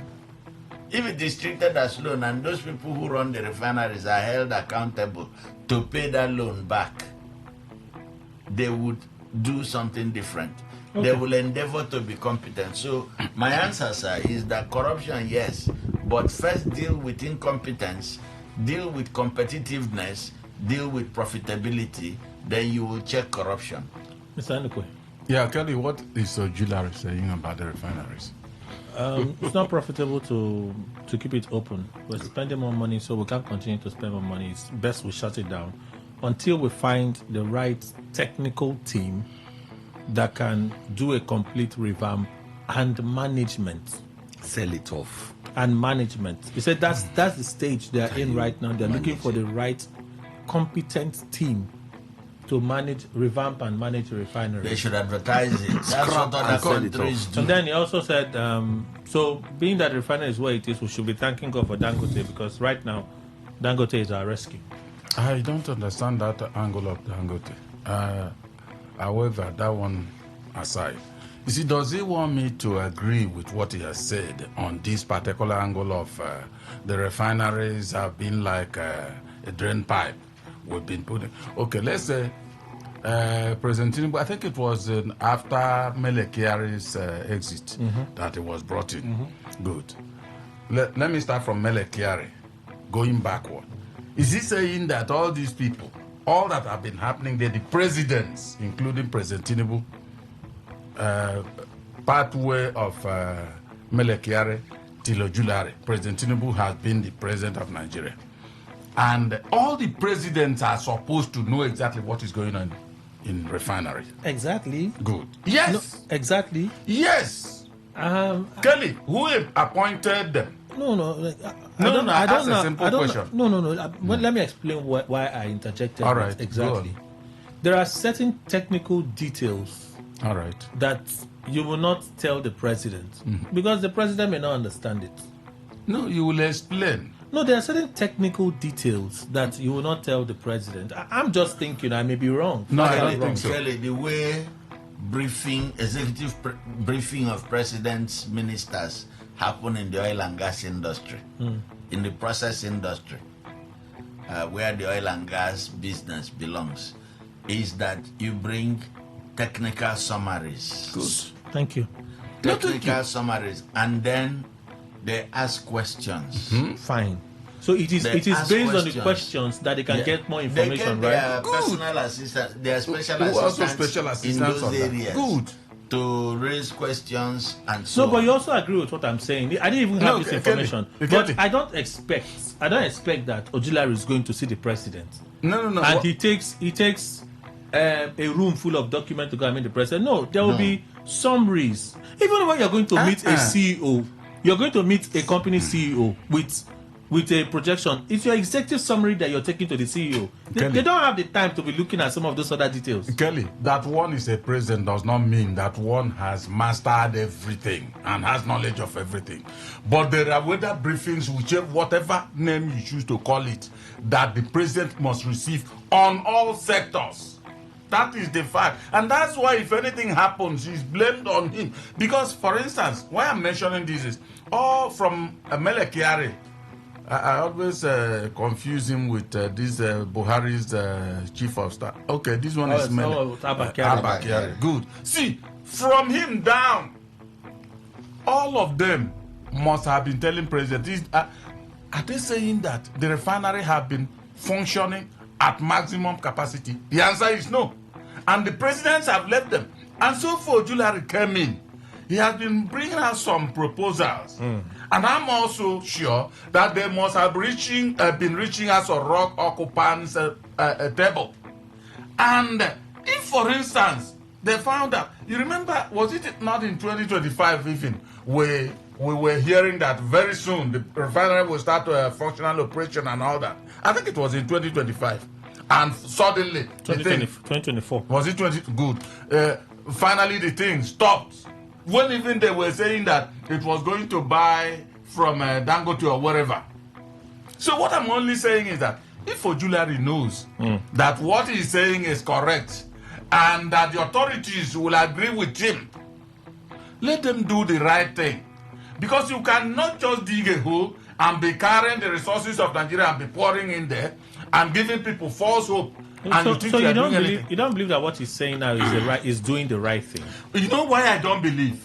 Okay. Why I don't believe is simply that I want to believe that others in past have been briefing their presidents who have been keeping quiet, and I don't think any president will come up to undermine Nigeria. I don't think so. All right. And if you undermine an NPC, you're undermining completely Nigerian nation.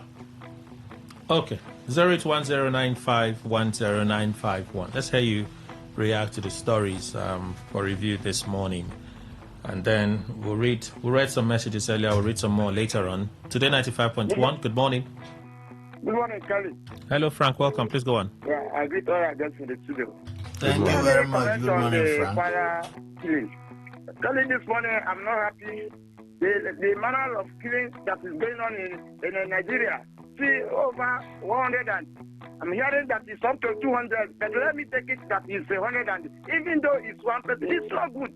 And therefore, the people that they are killing, and we have local government chairman, we have governor, we have a president who have who have said that they will protect the lives and property of Nigeria. Today, what we are hearing is negative news, and they are talking about 2027. Before we renew our hope, let us live to see whether this hope that we are talking about is good.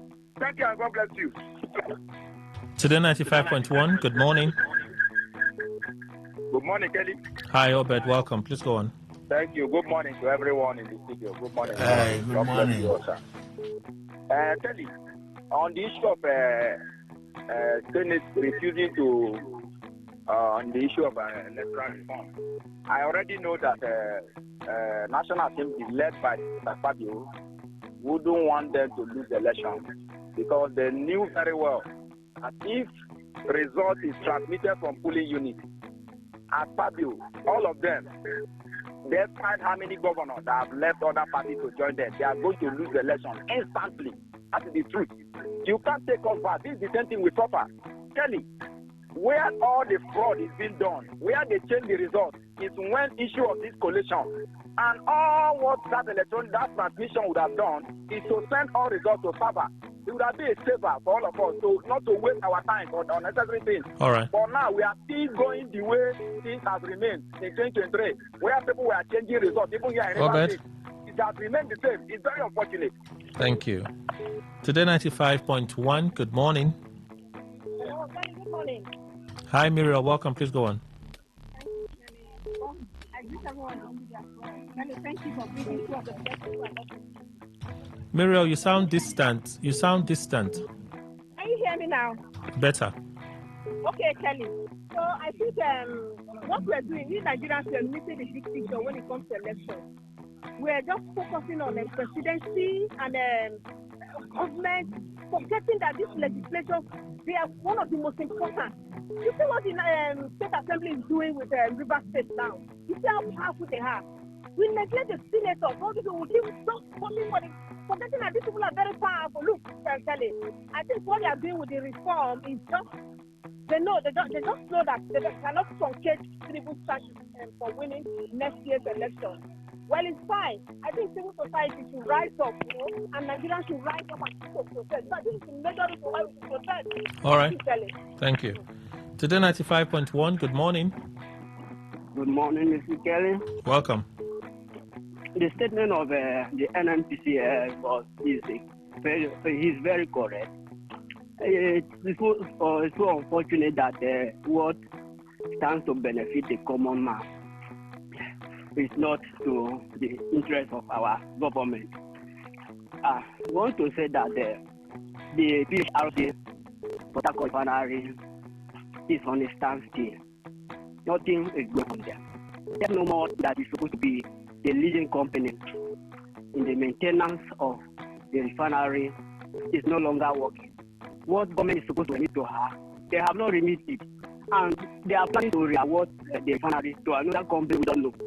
So I want to say that Dangote is the only person that come to salvage Nigeria from what do they call, fuel shortages. All right. If government is... Hello? Okay. Today 95.1, good morning. Good morning. Wellington, welcome. In terms of the electoral reform, if they are not going to transmit the result directly to the cover, that reform is null and void. It's fallacy. Nigerians should be prepared to take bullets. The issue that the local government has no result. The state official has no result. It's from the unit and the world. If it's not possible, Nigerians should forget about that reform. It's fallacy and it will not work. Thank you and God bless you. Today 95.1, good morning. Yeah, good morning, Kenny. This is Honorable Christian Chris. I'm calling from Port Harcourt. How do you think, or how do we think that the National Assembly or these our politicians will pass the electoral law? Person where they use like the court in the agreement night for going back. Now they are waiting the read here. So there's no way they pass the electoral law because the one of the polling units that is close to me here, no election is going on there. What they are doing is and they are pressing here. So that's the reason why you will not see them. They are those Jamo boys. If they pass that bill, you know, no say they go fail. They go fail. So to me, Nigeria and the election, now kitchen here go use the watch them 2020. All right. Thank you for contributing. We'll do a few more calls and then we'll just read the rest of the messages this morning. Hello, today 95.1. Good morning. Good morning. Welcome. We already know that this election of people are not really passing because they have been checking and trying to see how the thing will favor all these white. That is why you see they have been doing inner city without passing it into law. Already I know that they not passing into law. But this people, there is nothing that will make them to come back 2027 if they don't reach election. If they don't reach not. Hello? They don't have anything. Normally they don't have anything that they will use to campaign. So they have checked it and balanced it that if we don't reach, no way for us to come back again in power. So they have to leave it like that. So that is it. Okay. Okay. More calls with some messages in a bit. And then Today 95.1. Good morning. Hello? Good morning. Hello, Kelly. Hello, Kelly. Good morning. What is happening now? All right, the fellows back. Today 95.1. Good morning. Hello, good morning, sir. Welcome. Okay. I can hear you. Welcome. Good morning, sir. Okay, so maybe Hello. it's a network issue. This one said, good morning, Kelly and the pioneers. If you spend a second and do the needful, you have achieved than spending hours and achieved nothing. Confirmation by Mocha. I maintain that it's because the waters was tested and found very chill, and they're happy bathing with it. Mr. Dennis, your message is perhaps incomplete because the other part of it I don't understand it. Today 95.1. Good morning. Good morning. Kelly, how are you? Hello. Good morning. I'm calling from Okay. please, that's killing.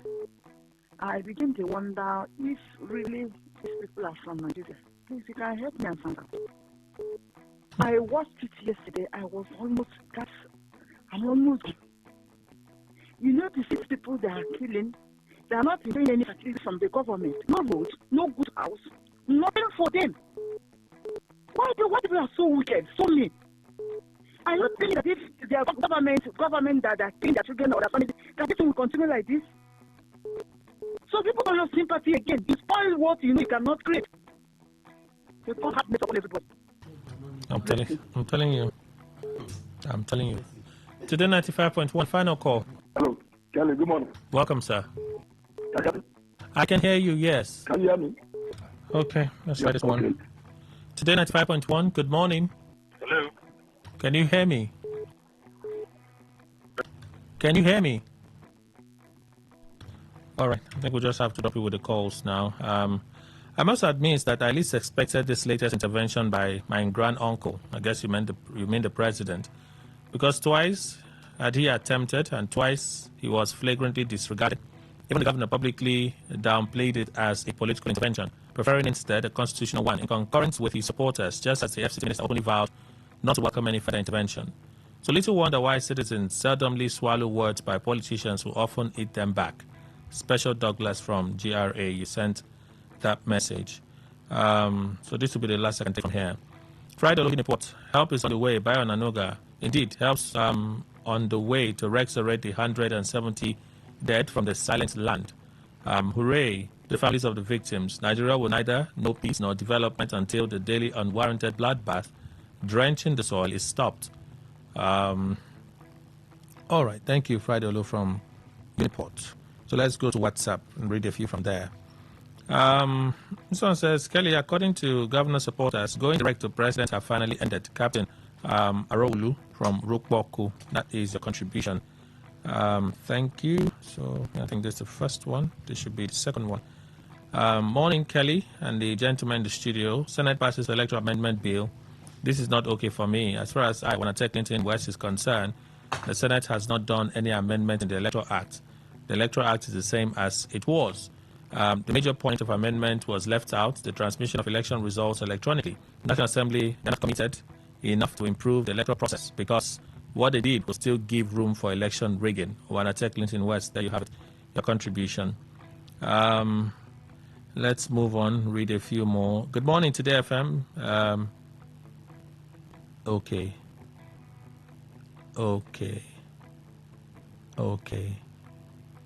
What's your name? Come on. No, I can't read it out. I can read it out. So these things sounds like me. So what you think sometimes they're praising you may actually be people abusing you in a sarcastic way. So I'm not one person that when you throw words, my body begins to shake. Good morning, and everyone in the studio. We all can now see that our bet has come to pass when we say Akpabio's Senate cannot vote to support electronic transmission of results. Peter Obi and his OB or nothing people will not do anything now to challenge this decision, knowing full well that these rigging plans will have majority effect in the South. Promise, Chinedu, you sent that message. Thank you. Good morning, Kelly. If I may ask those, the River State Governor knows your esteemed guests. Okay. Okay, Mr. B, Port Harcourt, so let's leave that. Good morning, Mr. Kelly Ogaiman, the guest in the studio. For insecurity and killings in Nigeria, Kwara State in focus. May they never come down to the southeast again. Local security network adequately equipped is the best proactive measure Kwara State government should have set up. All right, thank you. You did not tell us your name. Yeah, you didn't tell us your name, but let's move on. Good morning, Today FM. 175 persons killed in a community in Kwara State. President Tinubu and the security men are not taking citizens of this country serious. They are only after second term. Structures, borrowing of money. Please, they should resign their positions. Thank you. Ejima from Army Range. That there is your contribution. All right, so let me squeeze this one and then move. Kelly, the main thing is for every party to strengthen their agent at every polling unit in order to get real-time results and forget about all this transmission of results. From the judgment of the Supreme Court, the hammer will be on the plaintiff that the law has empowered them to get their copy from their agents instead of waiting for INEC copy. Ola from Port Harcourt. All right, some of your voice messages, let's listen to them, and then we'll see what happens next. All right, so this one. Good morning, all. Good morning, everyone. Elizabeth. Uncle Kelly, I want to paint a scenario here, and I want to ask a question. Let's say I'm always in that studio with you guys. And every morning when we resume, things always get missing in that studio.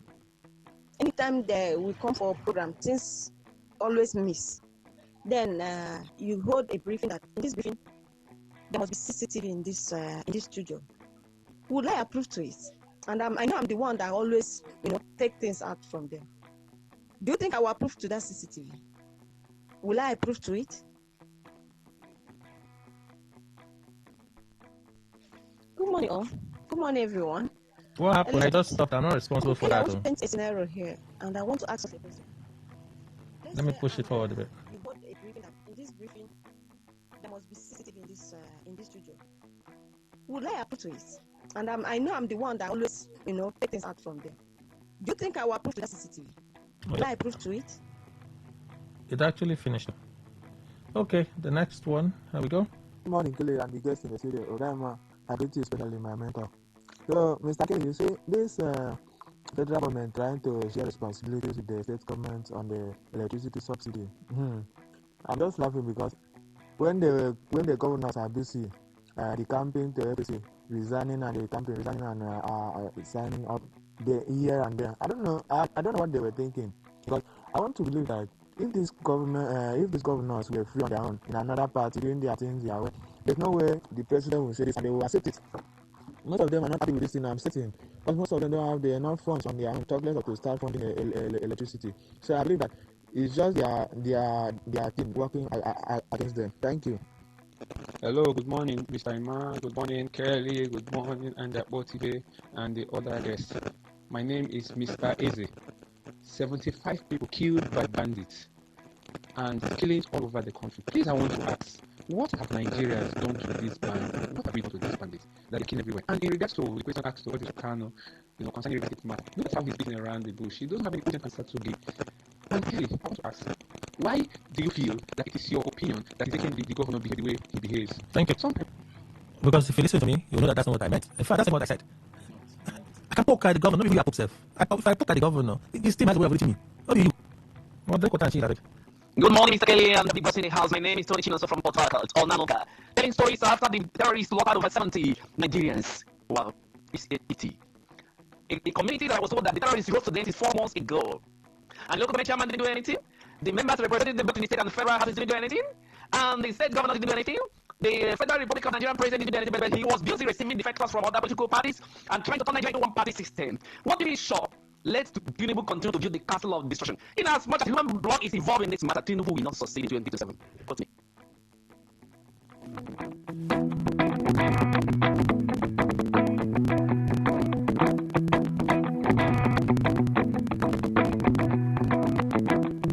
All right. So those messages done now. Some of the voice notes and the rest all that done. Let's go to Facebook. It's 11:22, so we have to go in a bit. All right. So let's do this one. Yeah. Opinion poll. General statement. Thank God for Dangote. However, it's still brain that depending on only Dangote refinery is not sustainable. We're always reactive. Amen. Or so on. Put it this way. Thank God it's a triple. This is not a shameful thing that giant of Africa and oil producing nation cannot boast of one functional refinery. Stay tuned, I guess. Samuel Bethlehem. Good morning, Kelly. Nigerians should thank God for Dangote refinery. What a shame. The government should just sell the 3 refineries. The Paradise King. Good morning, Kelly. King Paradise. We can be grateful for Dangote for his investment in the Nigerian economy. It's a shame that a country with 3 refineries cannot boast of one functional. It's a disgrace. Aquarium and Co will never allow electronic transmission results because of the intentions that they have. I just put this way. Dangote refinery cement is not good development because of the cost being high. I'm to prince out the whole country. Thank God for someone's business. The so-called sovereign states cannot build one workable refinery after 26 years of democracy. General post after this we close. Everybody know over 170 killed in Kwara, children and women abducted, and this happened after they wrote letter to them weeks before now, and the president is sending troops now. More than 16 killed. By the way, all the troops are in the south is escorting drivers while jihad is carrying villages to occupy. Nigeria is bleeding as over 100 persons are dead in Kwara. These are human beings and not fowls. See how their glorious destinies were aborted in the most gruesome manner. So lives are no longer sacred, not precious anymore. Blood not costly in this country. Chikudi Buanugo puts it this way. Good morning, presenters. Ex-Benue Governor Suswam joins APC. All of them should join APC as much as they care. What has it to do with an average Nigerian? How does it affect the prices of goods and cost of living? Tomorrow, when APC doesn't favor them again, they will still jump out of APC. Muchi Ebade, good morning. 75 Muslims killed in Kwara, according to the governor. My advice to my president is to allow everybody to protect their own region. Olowu John, life in Nigeria does not matter anymore. Our country is bleeding on a daily basis. Yet our leaders are more concerned about 2027 elections. All right. Thank you all for your messages. All right. Even the shades, the ones that still take the courage to shade Kelly. It doesn't bother me. Okay, it's your data. I need to get them out. Shaking. But we have to go. Let me say a big thank you to Andy Apotive, author, thinker. Sorry about the loss. Thank you so much. All right. I'm Abu Sanebo, Professor Free Brown, Managing Consultancy of Green Consulting. Thank you, sir. My pleasure. Let's take the opportunity to thank the VIO, the commander of the VIO team, for saving Nigerians who are road users from the traps set by his people on the road. Ambushing innocent Nigerians. Ambushing is the word. Ambushing innocent Nigerians. What does it ambushing? Look, yesterday, my wife was driving to mechanic shed, and they stopped her on the road, told her, your windshield is cracked. She said, and your headlight is not on. In broad daylight. She says, I know about my headlight because that's where I'm going to the electrician to fix it. The safety system in the car shut down everything. So I'm going to the electricians to correct it. The windshield is blued because it's cracked. I know about that. They said, okay, let's get to the office. We'll give you a paper to ensure that you are not harassed anymore. Not lied. She followed them, drove to their office. They said, drive further in. She says, no, I'm not feeling comfortable with this arrangement. Why do you want me to go there? Then they say your vehicle has been impounded. It's always women that are preying on. You are being hostile to our operations and all kinds of things. The next thing they charged her such a huge amount of money. When she sent me the information, I said, please show them this text message. We would rather meet them in court. I'm sending our legal officers to come there, get the details, and we'll go to court tomorrow. We will not do it. But so what did the VIO chief do? The VIO chief looked at the evidence. A lawyer working with us, including our Honor Chuku. Okay. I called them. And people are really angry about what is going on. What did he do? They went and met him. Important. I'm waiting for that. They went and met him and said, this is an ambush. It is illegal. And he said, okay, call the madam. Bring the paper we have given you.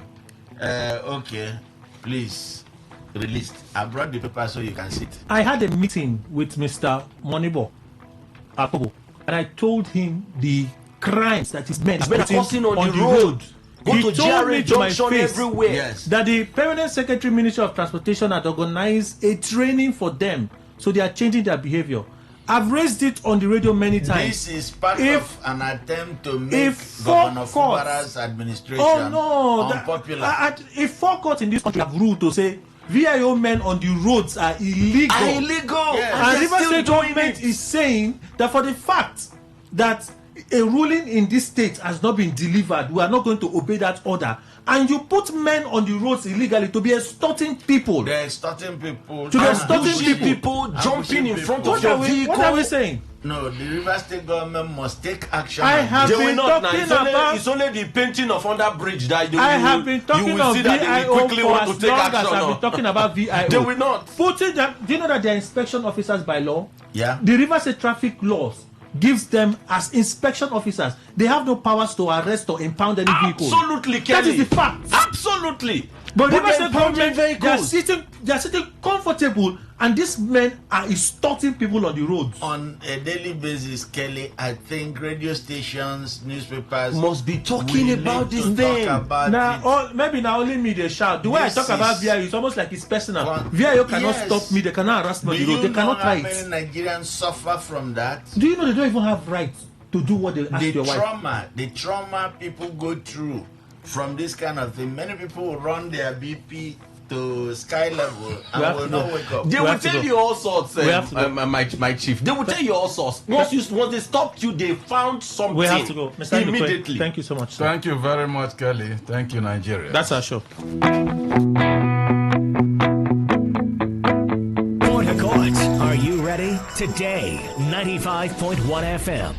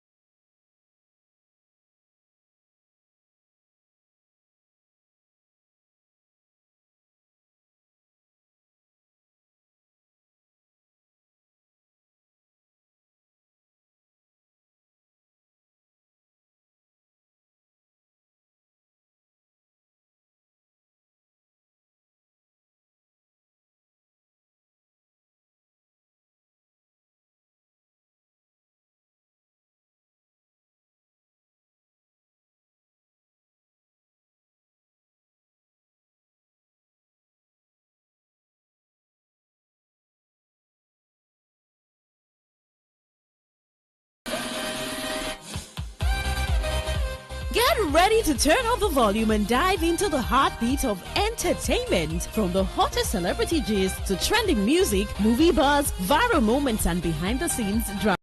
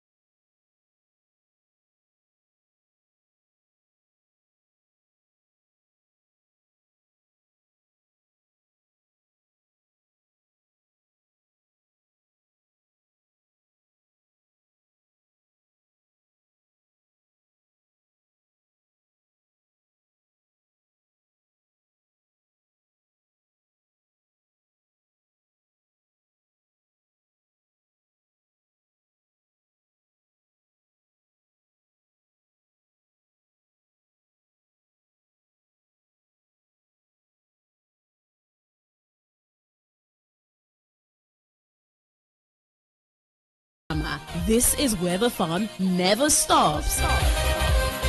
Tuning to Entertainment Today, only on Today 95.1 FM, Voice of the People, your station for pure entertainment. Weekdays, 11:30 a.m. Entertainment Today, where your favorite stars and stories come alive. Thursday, February 5, 2026. How you doing? I hope you're doing good. Well, welcome to Entertainment Today on Today 95.1 FM, Voice of the People. Still holding it down for Sina right here. Don't worry, Queen is going to be back very, very soon, okay? But just in case this is the very first time you're tuning in and listening to Entertainment Today, this right here is where we bring you all of the juicy gist, all of the happenings, the quarrels, the rumors, the gossips, the news, and everything that makes entertainment. We just bring it here so you're abreast with the happenings in the world of entertainment, especially if you've got faves.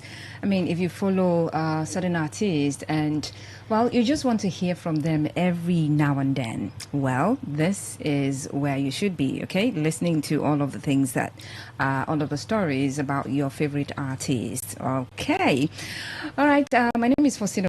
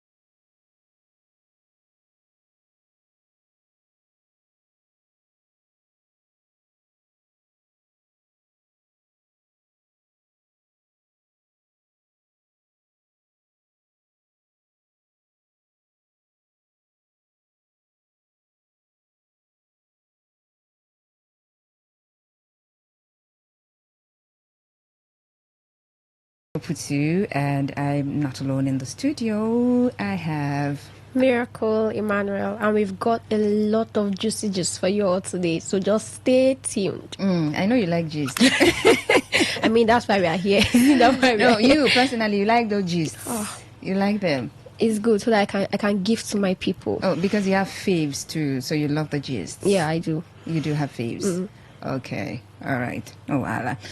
All right, we'll begin from the news segment of Entertainment Show, and of course we'll go on a short break. We'll come back and then we'll dig deep into the stories making the rounds, and of course we'll just give you some background stories as well. Okay, all right. So let's get straight into the news segment of Entertainment Today.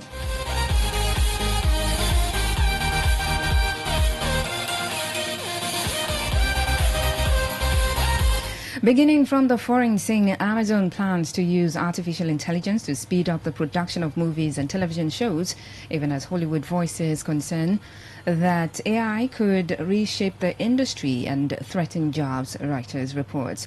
According to the report, veteran entertainment executive Albert Cheng is leading a team of Amazon MGM Studio tasked with developing new AI tools aimed at cutting costs and streamlining the creative process.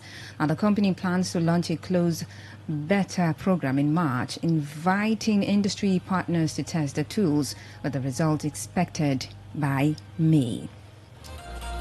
The Reuters report describes that AI Studio as operating like a startup, and the Amazon founder, Jeff Bezos, took as a team approach keeping the group small. The team is composed primarily of engineers and scientists with a smaller creative and business contingent. Now, Cheng told Reuters that AI would accelerate production but would not replace human creativity. Writers, directors, actors, and character designers will remain involved at every stage of production, using AI as a tool to enhance their work.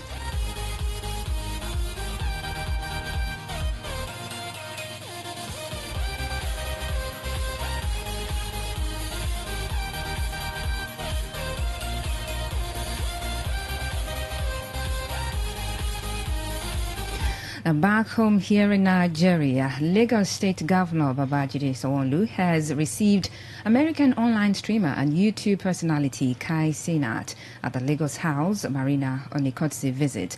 Cenat, who is on his second visit to Lagos, expresses positive experiences in the state. Now, according to Jibrin Gawat, Senior Special Assistant on New Media to the Governor, on Wednesday, Cenat is in Lagos to pursue projects and initiatives aimed at benefiting kids and young people in the state.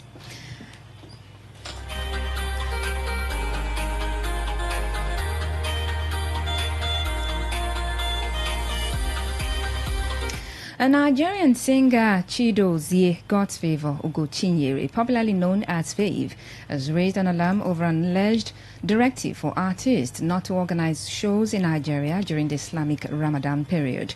Now, the baby rhythm crooner lamented that her plan of organizing a show in Nigeria on her birthday, March 13, was encountering setbacks as it falls on the Ramadan period, but music concerts are now allegedly prohibited in the period. On her X handle, she wrote, "So I was trying to do a show in Nigeria on my birthday this year, but they're telling me shows aren't allowed during Ramadan." In another post, the singer revealed that promoters have been rejecting her proposal to show back-to-back because it falls on the Ramadan. She argued that Ramadan shouldn't be affecting her or her business, stressing that she is a Christian and never heard about Ramadan practices until her late teens. She wrote, "I started this year by wanting to do my first show in Nigeria on my birthday as an independent artist, and back-to-back, promoters kept sending word to my team saying the same thing.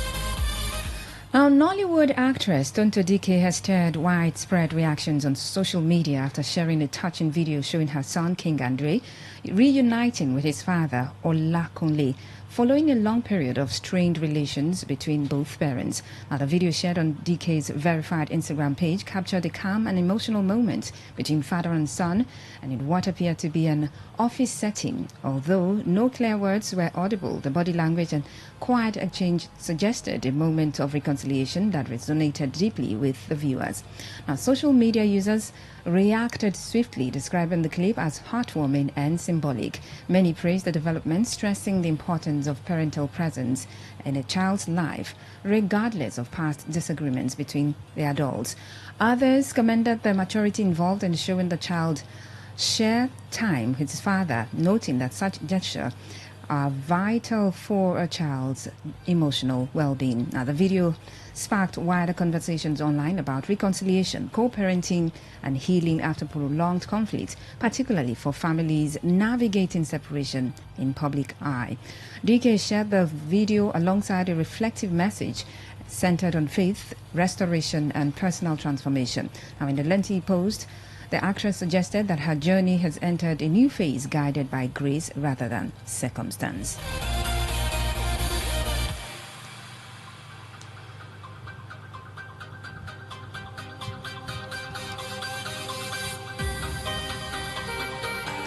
And finally, on the news segment, Nollywood singer and actress Angela Okorie has tendered a deep public apology to her colleague Mercy Johnson following the recent controversy. It could be recalled that on Wednesday, January 28th, Angela was arrested by the Nigeria Police Force Cybercrime Center in Abuja at her residence over cybercrime allegations involving Mercy Johnson.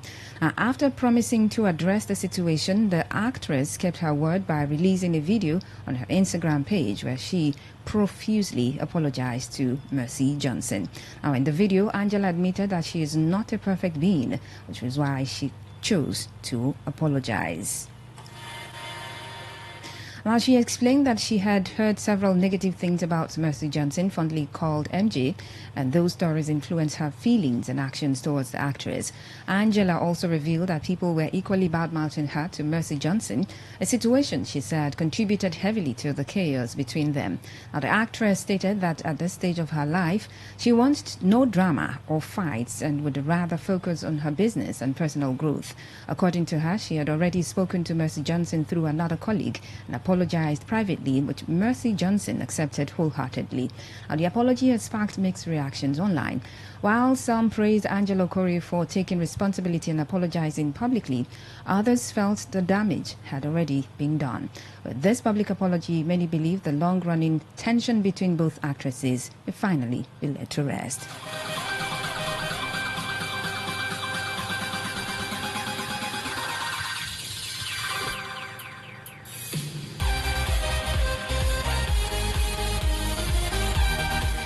And finally, before we go on the break, here's a story for you to react to. I mean, this is all over the place on the internet, especially X. People are reacting. And I think this is because of the personality that this comment is coming from. So netizens, including singer Timi Dakolo, are reacting to comments made by world's richest man, Elon Musk, saying that whoever said money can't buy happiness really knew what they were talking about. Now, Timi Dakolo, in a reaction on an Instagram post, said, "From where I stand, lack of it hasn't done that too." Okay, so in your head, you're analyzing already.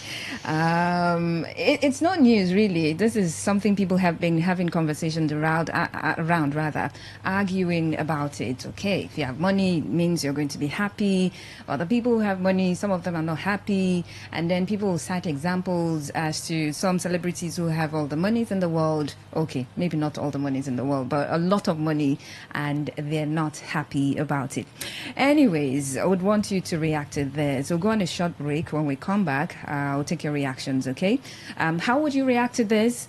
Can money really buy happiness? If it can, how can it buy happiness? Okay, so you are to drop a comment on Facebook, Today 95.1 FM, on X at Today FM 951, and of course you can send a message to 0701 933 9962. That is 0701 933 9962. That's the number to send your messages to. It is Entertainment Today on Today 95.1 FM. Stay with us, we'll be back.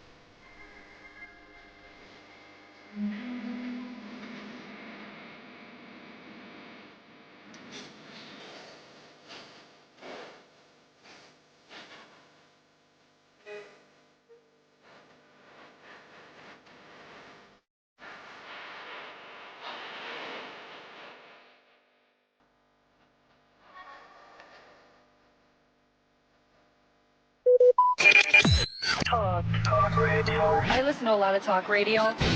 95.1 FM.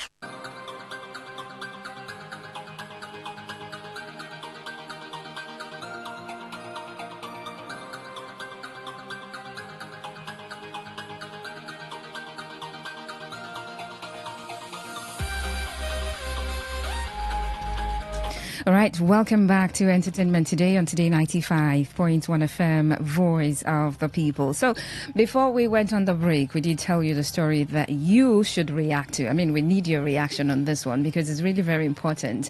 I'm sure it's something that you have been, you have had a debate about, you know, at any point, at some point in your life. Money and happiness.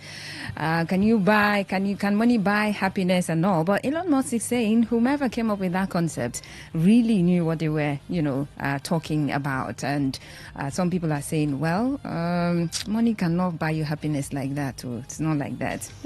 It's really not like that. Well, drop a comment on Facebook at Today95.1fm, on X at TodayFM951. There is the number that you can send a message to as well. You can send your messages to 0701 9339 962. 0701 9339 962. Let's get your reactions there. Okay. So I know that a lot of people have been talking about, well, some people have been talking about, I think it's fine or easy to cry in a Bentley. And for them, that's their explanation of money. Yes, for some people, that's their explanation of money can buy you happiness. Miracle can. There are several ways to actually look at this. Just like Timi Dakolo pointed that lack of it has not also done anything. So actually, there are several ways.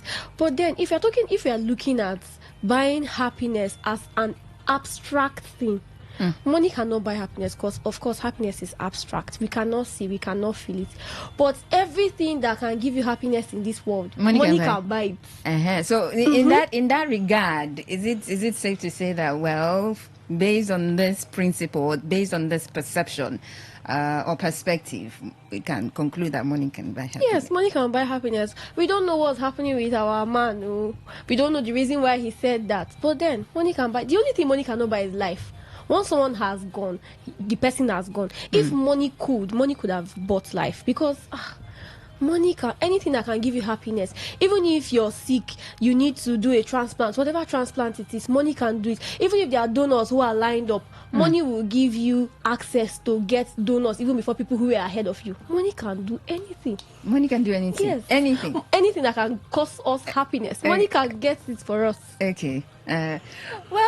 Sure that money can, in a way, extend life in a way, right? But ultimately, it cannot, because there are sometimes certain people need to be alive is no money.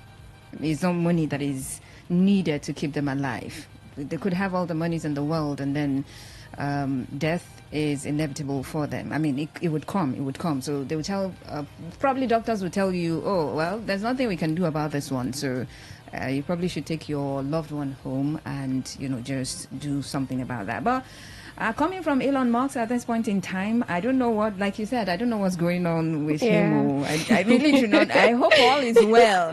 And the richest man in the world is coming out to tell you that money cannot buy. The person Should who we said be that, scared? Please, can you transfer all your money? All right, let's look at the story. We don't need to be best friends. Omotola speaks on alleged feud with Genevieve Unaji. Okay, so famous Nigerian actress Omotola Jalade Ekende has addressed the alleged feud with her colleague Genevieve Unaji. Daily Post reports that it is widely believed that the movie stars were not in good terms. However, addressing the popular session during an interview on Yanga FM, Omotola, who clarified that they were never fighting, noted that people don't need to be friends, to be best friends, but they can talk. Now, I watched a video, the video clip where she was, saying, mixing pidgin and English, exactly. And she was like, they did not even know that they were quarreling.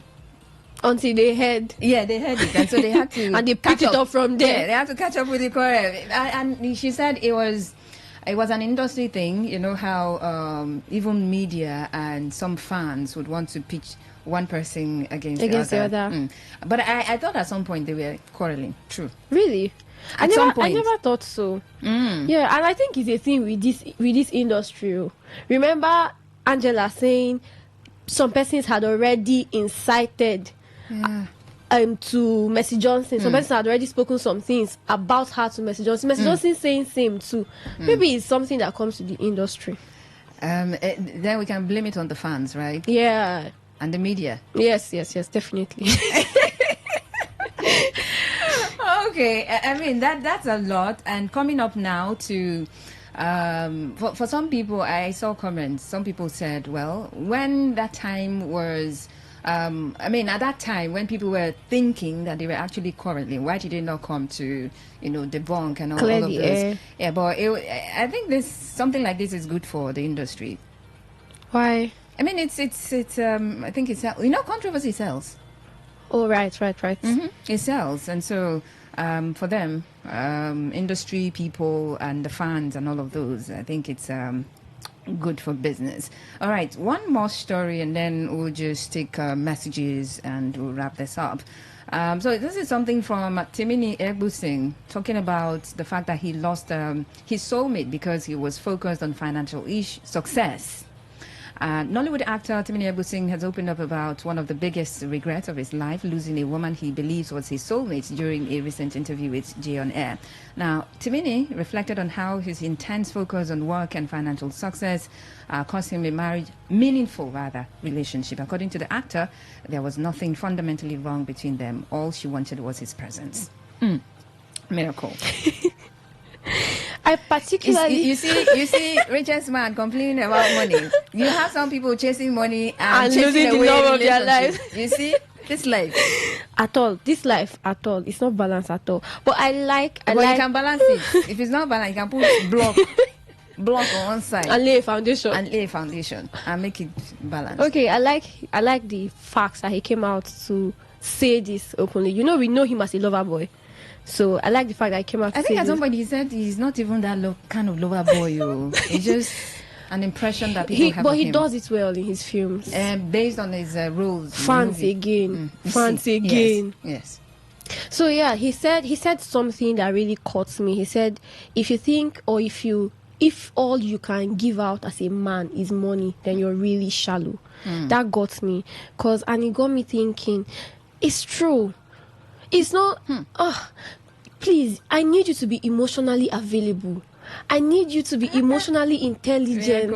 I need you to be there to shield me. Don't just give me the money. I need the money, but then there are other things. Okay. It's not just about money. Men go out chasing the bags. We need the bag, but then let us not also forget that there are other things. It's not just money that will keep the race. See, now he was chasing the bag. I'm sure he was bringing money in, but she left. I went to meet someone else who could give her emotional availability. Oh, okay. All right. So let's take some comments and messages before we wrap up the conversation. Okay. So on WhatsApp, we have a few here. Money can buy you happiness, but money cannot buy you joy. And that's from Jay. Someone says, until we know the definition of happiness, we cannot really answer that question. Ekine from Rumekini. From our traditional SMS. Oh, seems like someone is missing Queen. Hi, Faustina. No vex. Where's my Queen? Mr. Lucky. First of all, money can buy you. Before you say money cannot buy you happiness, you already sent this message on WhatsApp now. Please. This is from Aaron from Aba. Money can buy happiness, but not lasting happiness, because money is not everything. When you have a problem and with money available, you're able to get through such problem. You will become happy, but the happiness cannot be forever. Aaron, that's your take right there. Okay, so just a moment.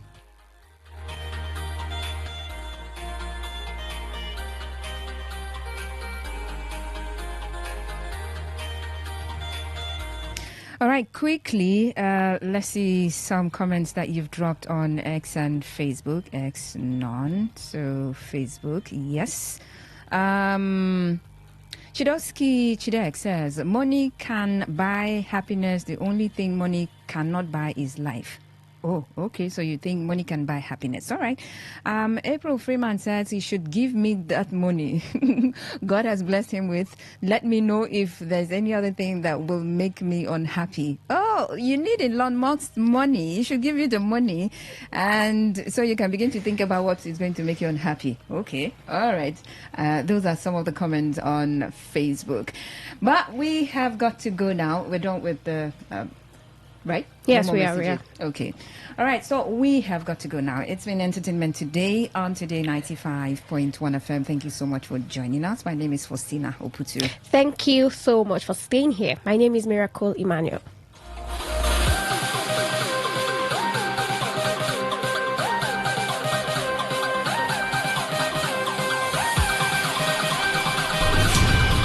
Stay informed, stay ahead. Tune in to Today 95.1 FM for the latest news and exciting sports updates. Your trusted source for everything you need to know. Today 95.1 FM, the voice of the people. What's a successful business without sales? And what is sales without an audience? Well, do you know that you can reach 8 million listeners across 6 states in 2 geopolitical zones all at once? How? With Today 95.1 FM, you can get millions of people to know about your business. And what does that mean to you? More sales. Call 081 389 2850 now for more information.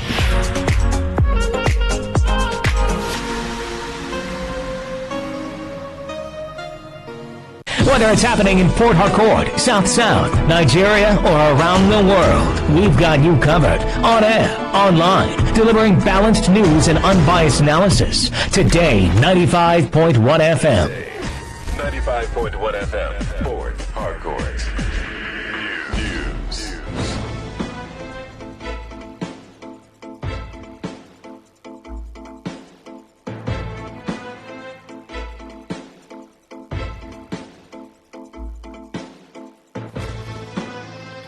Hello and good afternoon. This is the World News on your premium talk radio Today 95.1 FM Port Harcourt.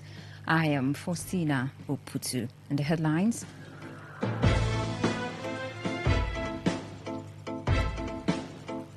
Senate rejects mandatory electronic transmission of electoral results. UK contractor details luxury property and unpaid bills in Diazani trial. On the foreign scene, China rejects nuclear talks after expiration of US-Russia treaty. Details in a moment.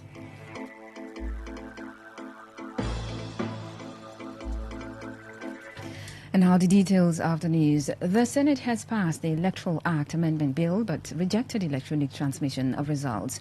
The Senate passed the Electoral Act 2022 Repeal and Reenactment Amendment Bill 2026 after the third reading. It rejected a proposed amendment to Clause 60, subsection 3 of the bill, which sought to make the electronic transmission of election results mandatory.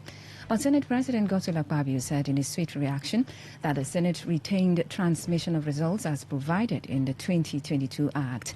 The rejected provision would have required presiding officers of the Independent National Electoral Commission (INEC) to electronically transmit results from each polling unit to the IREF portal in real time after the prescribed Form EC8A had been signed and stamped by the presiding officer and countersigned by candidates' agents. Instead, the Senate adopted the existing provision of the Electoral Act, which states that the presiding officer will transfer the results, including the total number of accredited voters and the results of the ballot, in a manner as prescribed by the Commission. The Independent National Electoral Commission (INEC) has identified the inclusion of deceased individuals on the current voters register, promoting plans for a nationwide verification exercise. INEC Chairman Professor Joash Amopiton made this known during the Commission's first quarterly consultative meeting with civil society organizations, CSOs.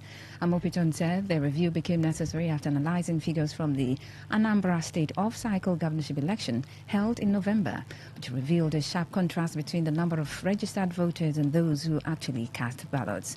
He further explained that the verification process is required for sanitizing the database and rebuilding public confidence in the electoral process.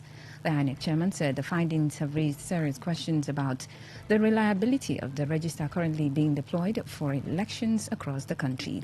He stressed that credible elections cannot be achieved without an accurate and up-to-date voters register, noting that the presence of ineligible names undermines confidence in the democratic process.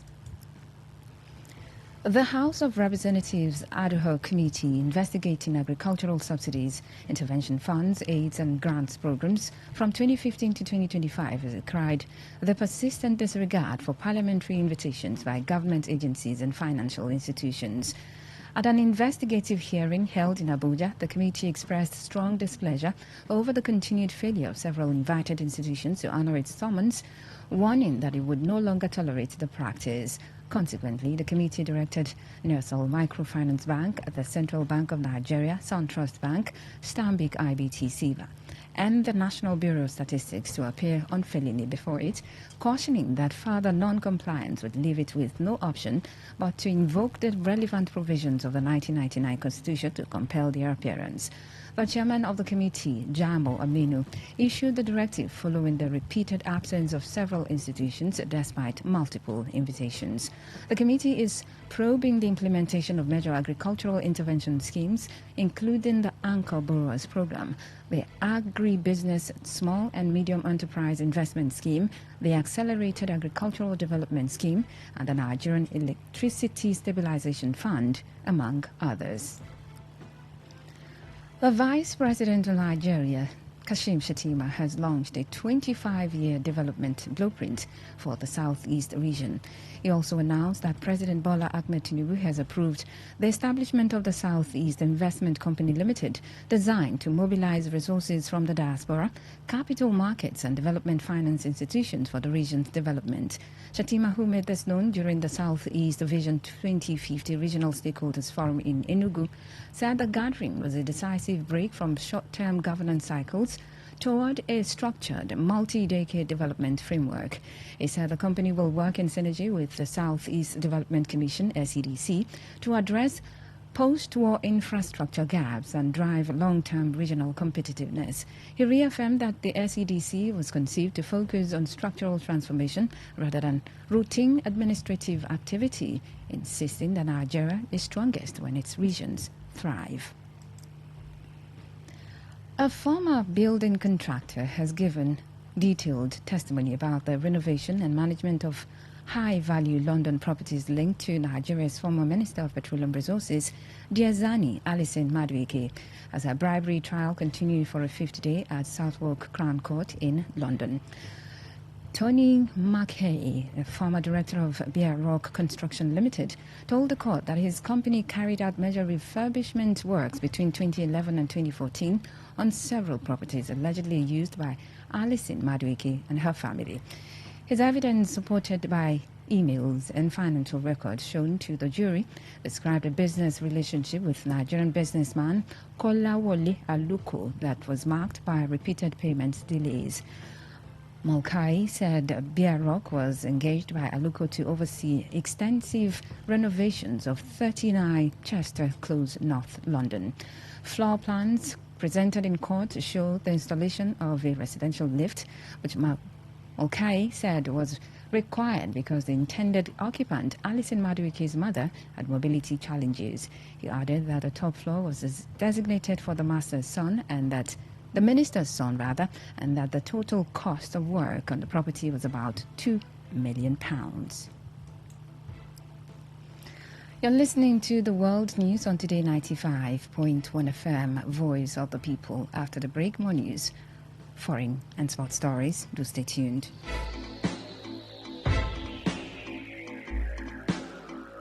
Every day, every hour, when the big stories break, depend on our 24-hour news team to bring you the latest. Today, 95.1 FM.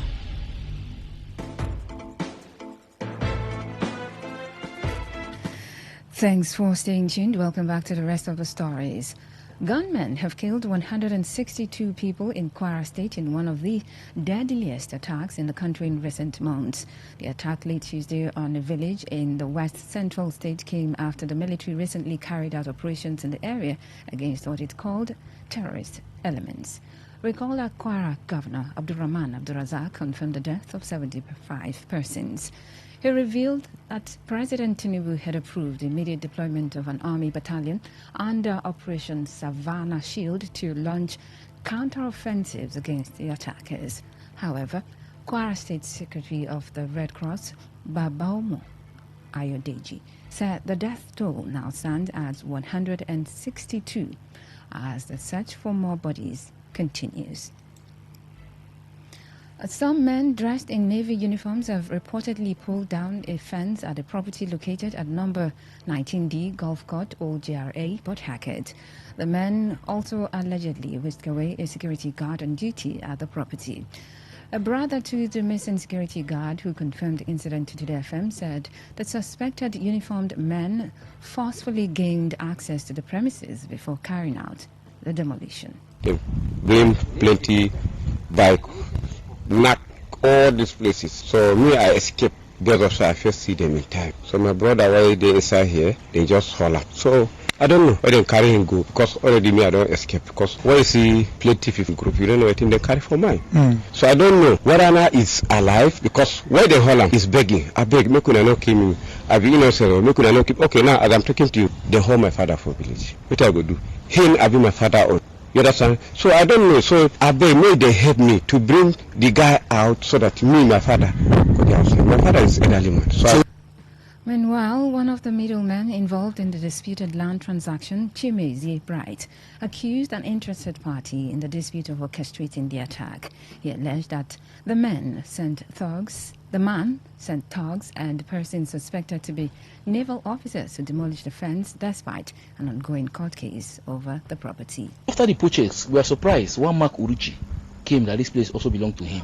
We say, we also went with Mark Uruchi to River State government to investigate. Even Mark Uruchi has gone to court over this particular property and you later came back to destroy fence. Is it that you lack confidence on the division you want to? If you say this land belongs to you, as you said, Mark Uruchi, allow Ozone Global to develop the land now. If you win, you come and take your house now. Mark Uruchi has been intimidating Ozone Global with the help of some naval officers. Late last night, they invaded this place with our security men, with thugs also.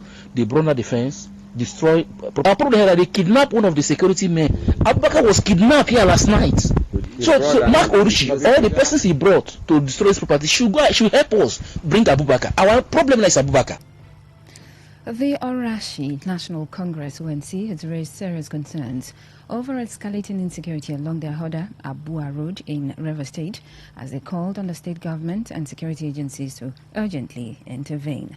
President General of the ONC, Emeni Ibe, in an interview with Today FM's Olawale Sanusi, said criminal activities by suspected hoodlums have intensified in communities including Odabo, Okporo, and Odiabede, posing grave danger to motorists and residents. He said commercial vehicles plying the Abua junction through Udebu, Igburubu and Uderi are now under constant threat, with incidents of robbery and kidnapping allegedly becoming more frequent but largely underreported. He appealed passionately to the River State Commissioner of Police to come to the aid of the affected communities, noting that both the divisional police officers in Ahoda and Abua are already aware of the situation. Calling on the state government and security agencies over insecurity in Ahoda Abua Road. The high level of criminal activities going on by hoodlums and men of the underworld who disguise as militant unknown gunmen within community. What motorists pairing from Abua Junction to all these communities, sometimes to Udebu, Oiwo, Uburubu, Edohwa, to Kurawo, to Diabede, to Abua. What they pass to Dairy is alarming, and the issue has been underreported. I want to crave the indulgence of your good office to use this medium to draw the attention of the state government and security agencies. The people of Woji in Obiakpo local government area, River State, have warned against purchase of ancestral lands at Ngbalaja axis of the community. The Woji people, through their monarch, His Majesty Leslie Ike, reaffirmed that the decision, which was taken to ensure peace and preservation of the ancestral homes, one that any form of land transactions in the area is illegal, null and void. His Majesty Ike, who also serves as the chairman of Supreme Forum of Ikwere government-recognized traditional rulers, said the people of Woji have not authorized any individual, group, family, agent, developer, or third party to sell, lease, assign, mortgage, or otherwise deal in any portion of land within the said Balajam axis. The public was also advised to make proper inquiries from recognized leadership and accredited representatives of the Woji community before engaging in any land within the said area. The Woji people further threatened legal action, including court action, to protect their ancestral land against people they tagged as trespassers. Moving on to the foreign scene, China said it would not join nuclear talks at this stage after the expiry of the US-Russia New START treaty triggered fears of a global arms race. The United States has said any new nuclear agreement would have to include China, but international efforts to encourage Beijing to join fresh talks have so far failed. However, Beijing Foreign Ministry spokesman Li Jiang said China has always maintained that the advancement of arms control and disarmament must adhere to the principles of maintaining global strategic stability.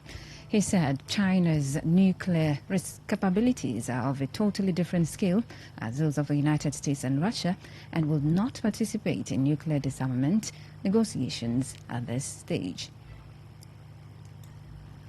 To end the news, here's a summary of the major stories. The Senate has passed the Electoral Act Amendment Bill but rejected electronic transmission of results. We told you that a former building contractor has given detailed testimony about the renovation and management of high-value London properties linked to Nigeria's former Minister of Petroleum Resources, Diazani Alison Madueke. The bribery trial continued for a fifth day at Southwark Crown Court in London. On the foreign scene, you also heard that China said it would not join nuclear talks at this stage after the expiry of the US-Russia New START treaty triggered fears of a global arms race. And that's the news. It's edited by Sandra Kenneth. For comments and inquiries, please call 0818-389-2850 or send your emails to news@todayfmlive.com. You can read our stories on www.todayfmlive.com.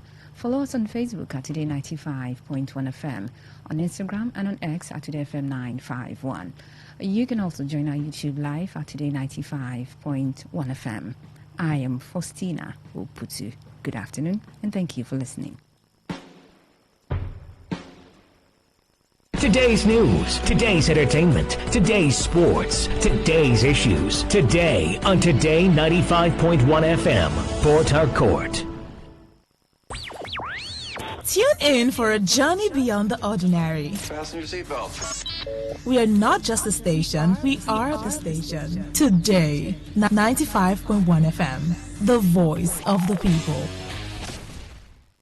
Please listen to this paid infomercial. Herbal Heritage International, the Kokoroko, for herbal medicine, where they produce strong, correct medicine, they take it, they support with country health care show. Herbal Heritage International, the Kokoroko, for herbal medicine, where they produce strong, correct medicine, they take it, they support with country health care system. Countryman, correct, bakelistic, ogbonge herbal medicine, they we know they come out for public anyhow, like a big basket. Food ground, as every Christmas, have been boundary. Sickness self, sabi medicine, we pass them. After all, monkey smart now, because tree near tree is a forest. Heritage International will use the technology of computer testing machine to see and know before attacking that your health condition. We don't become umbarumba for your life with the correct treatment. Therefore, whether definition or without definition, make you visit Herbal Heritage International. Offices way near you. Herbal Heritage International. Now you. Hello and welcome to the program Roots and Herbs. Roots and Herbs is a program that discusses health-related challenges and suggests possible ways out from the herbal medicine perspective. Roots and Herbs is put together and sponsored by Herbal Heritage International, also known as Baba Yoruba. Baba Yoruba is currently having a special New Year promo package. This New Year promo package will give you the opportunity to enjoy 50% discount on all their products and services. This offer runs while the stock lasts. And at the same time, it will give you the privilege of meeting Baba Yoruba himself at number 24 Ikwere Road, Mile 1 by Education Bus Stop, Port Harcourt. For details and inquiries, the telephone number to call is 080 33 111 946. I repeat, 080 33 111 946. 080 33 111 946. On today's edition of the program, our topic of discussion is STD and STI.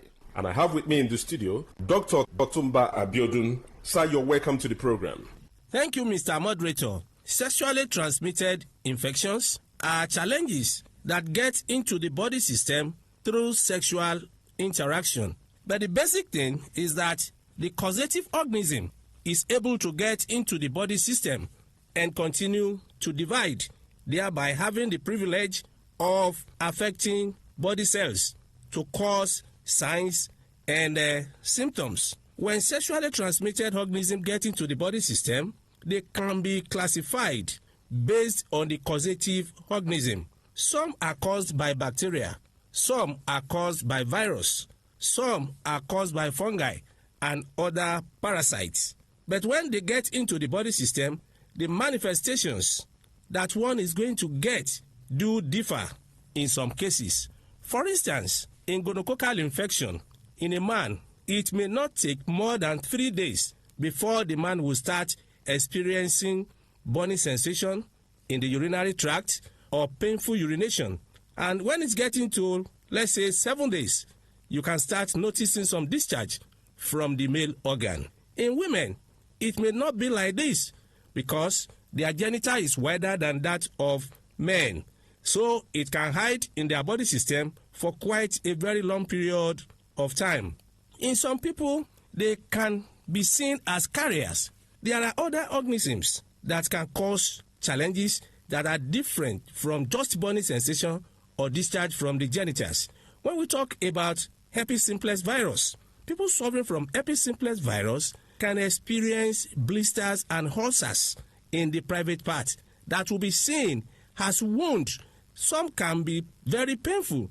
Some can even have some discharge in form of blood, and you see that as regular wounds. In syphilis, at the beginning, there can just be pimple-like eruptions around the pubic region, which may disappear over a week or two.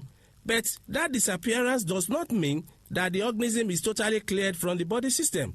It is during that period that it will be able to go into the body tissue to continue dividing, to encroach the body further. It can go to a latent stage, a stage in which the organism is inside the body as if it is sleeping or resting. But if anything happens that triggers it, definitely one will start experiencing serious challenges. When we have all this and we fail or refuse to take care of the body, definitely complications can set in.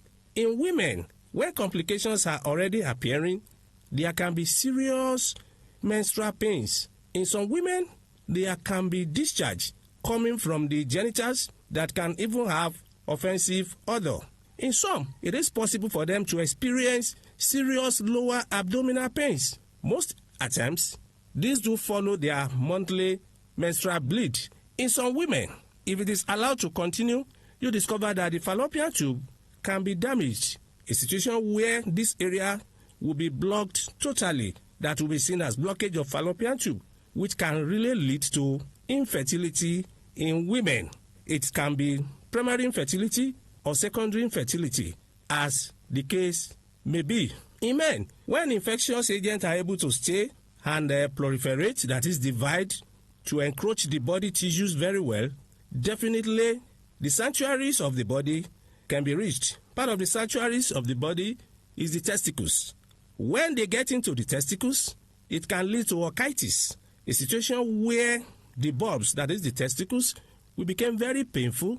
It can be swollen, and at that stage, the lifespan of sperm cells coming from these testicles can reduce, or they reduce in number. When they reduce in number, that can lead to oligospermia. But if nothing is done, and this is allowed to continue for a certain length of time in the body, it is possible for all the cells to become dead, a situation where we have azoospermia. In such situations, it will be impossible for such a man to impregnate his woman as a result of a sexually transmitted infection that has been poorly handled or that has been ignored. Part of the complications of sexually transmitted infections in men is a situation where a man is unable to stand like a man like he used to do before. And that's why we say whenever we experience anything that is strange in our body system, it is very important for one to visit competent healthcare giver who will be able to give the right advice to get out of the challenge. In other words, if one is faced with challenges that have to do with sexually transmitted infections, having burning sensation, painful urination, discharge from the genitals, blisters, wounds, mind you, having all these challenges is not the end of the road. For more enlightenment and advice, the number you can call is 080-33-111-946. I repeat, 080-33-111-946. Thank you. All right, you've been listening to the program Roots and Herbs. Roots and Herbs is a program that discusses health-related challenges and suggests possible ways out from the herbal medicine perspective. Roots and Herbs is put together and sponsored by Herbal Heritage International, also known as Baba Yoruba. Baba Yoruba is currently having a special New Year promo package. This New Year promo package will give you the opportunity to enjoy 50% discount on all their products and services. This offer runs while the stock lasts. And at the same time, it will give you the privilege of meeting Baba Yoruba himself at number 24 Ikwere Road, Mile 1 by Education Bus Stop, Port Harcourt. For details and inquiries, the telephone number to call is 080 33 111 946. I repeat, 080 33 111 946. 080 33 111 946. Let's take our sponsor's message. Don't go away. We shall be right back. Herbal Heritage International, the Kokoroko for herbal medicine where they produce strong, correct medicine. They take it, they support with country healthcare system. Quatliman, correct bekelistic ogbonge herbal medicine. They we know they come out for public anyhow like a big basket. Full ground as every Christmas have been boundary. Sickness self sabi medicine we pass them. After all, monkey smart now because tree near tree is a forest. Heritage International go use the technology of computer testing machine to see and know before attacking that your health condition. We don't become umbarumba for your life with the correct treatment. Therefore, whether definition or without definition, make you visit Herbal Heritage International. Offices way near you. Herbal Heritage International. Now You're welcome back to Roots and Herbs. Roots and Herbs is a program that discusses health-related challenges and suggests possible ways out from the herbal medicine perspective. Baba Yoruba is currently having a special New Year promo package. This New Year promo package will give you the opportunity to enjoy 50% discount on all their products and services. This offer runs while the stock lasts. And at the same time, it will give you the privilege of meeting Baba Yoruba himself at number 24 Ikwere Road, Mile 1 by Education Bus Stop, Port Harcourt. For details and inquiries, the telephone number to call is 080 33 111 946.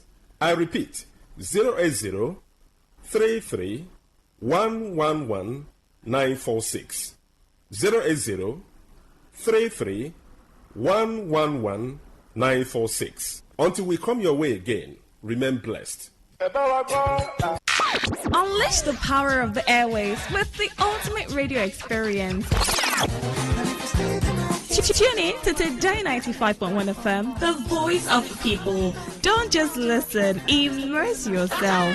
That is 100% true. Immerse yourself. That is 100% true.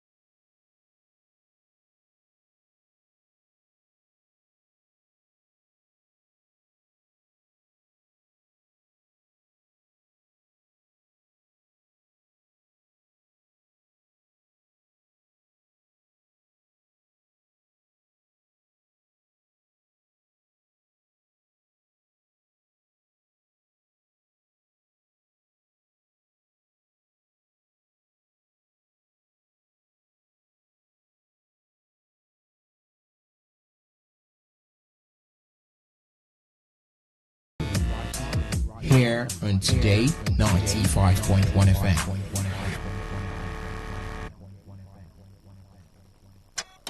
People fixing the world. I'm Myra Anubi, and this is People Fixing the World from the BBC World Service, where we go above and beyond to find new ways to tackle old problems. Now, this week, our focus is on fathers and how they can play a bigger role in their children's lives, with a groundbreaking solution in a place you would not expect: a prison. There you go. Thank you. I've just come through security and I am inside the largest prison in Scotland. Barlinnie Prison is home to around 1,300 men, serving a prison sentence for everything from petty crime to murder. It's supposed to be a really tough place. In fact, over the years, some prisoners have nicknamed it Bar Hell. Now, it's an old Victorian building with lots of high walls and barbed wire. It's been heaped in history, is it? Obviously, 200 years or whatever. It's got 5 separate halls, so it's quite a large community, I would say. Charlie Ross has been a prison officer here for over 30 years. He's almost part of the furniture. And he's now running a pioneering course called Healthy Dads, Healthy Kids, designed to help prisoners become better fathers. But why? Well, ultimately, they hope it can reduce reoffending. In prisons across the UK, nearly 30% of prisoners will commit another crime in the year after they're released. So, where exactly are we going now? We're going right up to what's called the Wellbeing Centre. Okay. So that's where we do our Dad's Only presentation. They do other things, they do like relaxation in there, art, music, all that kind of thing. And those sort of things are part of rehabilitation? Yeah, anything that we deliver now is all about addressing offending behaviour, whether that be through music, healthy dads, you know, improving relationships with their children, you know, it's all part of the big picture, if you like, it's not just one thing. It's my first time in a prison, so I'm a little nervous, but the Wellbeing Centre is a relaxing environment that doesn't feel like a jail. 8 prisoners dressed in blue and red sweatshirts are led into the room. Now, these are the dads who've been selected for the course. They take their seats and the classroom session begins. Charlie and his colleague Craig cover all sorts of parenting skills, such as the dangers of screen time or the benefits of exercise. Today, however, the main focus is on what their children eat. Do you guys know the benefits of healthy eating? Just shout them out. Better sleep pattern. Sleep pattern. Less weight. So you're saying better sleep pattern, so explain why that would be. So a nighttime example of... The men are in prison for a variety of crimes, including drug offences and fraud. One is awaiting trial for murder. But they all have children, aged between 5 and 12. There's a lot of animated discussion and laughs about junk food and how it's really hard to get kids to eat healthy. I get chatting to some of the prisoners about what they've learned. It's pretty bad for just getting them junk food and eating McDonald's and just to pacify them if they're maybe crying now. So learning about how it affects their maybe mental health or sleep patterns and stuff like that, definitely I think it helped. It was really good, yeah. The sessions are always good, you know, having a chat and everyone's kind of mental health in general was good. Do you think kids think about that when they're eating a bar of chocolate? The course happens 1 day a week for a total of 8 weeks. Now, parenting sessions are not common in prison, but they do exist. What's really remarkable about this course is what will happen later in the day when the prisoners get a chance to put what they've learnt into practice with their kids. But let's rewind for a moment, because the original idea behind Healthy Dads, Healthy Kids actually came from miles away in Australia, and it had nothing to do with prisoners. It was started 15 years ago by Philip Morgan, a men's health expert at the University of Newcastle in Australia.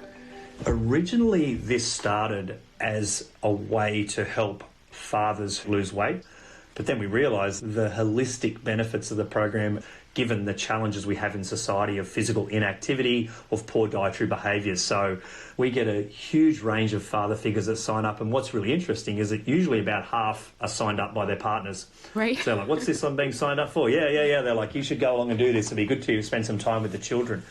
What exactly does the program involve? What do the dads do? There's a dads only session at the start, and they'd be covering the role of fathers and sports skills, how to emotionally connect with their children, and then they come in with their children together.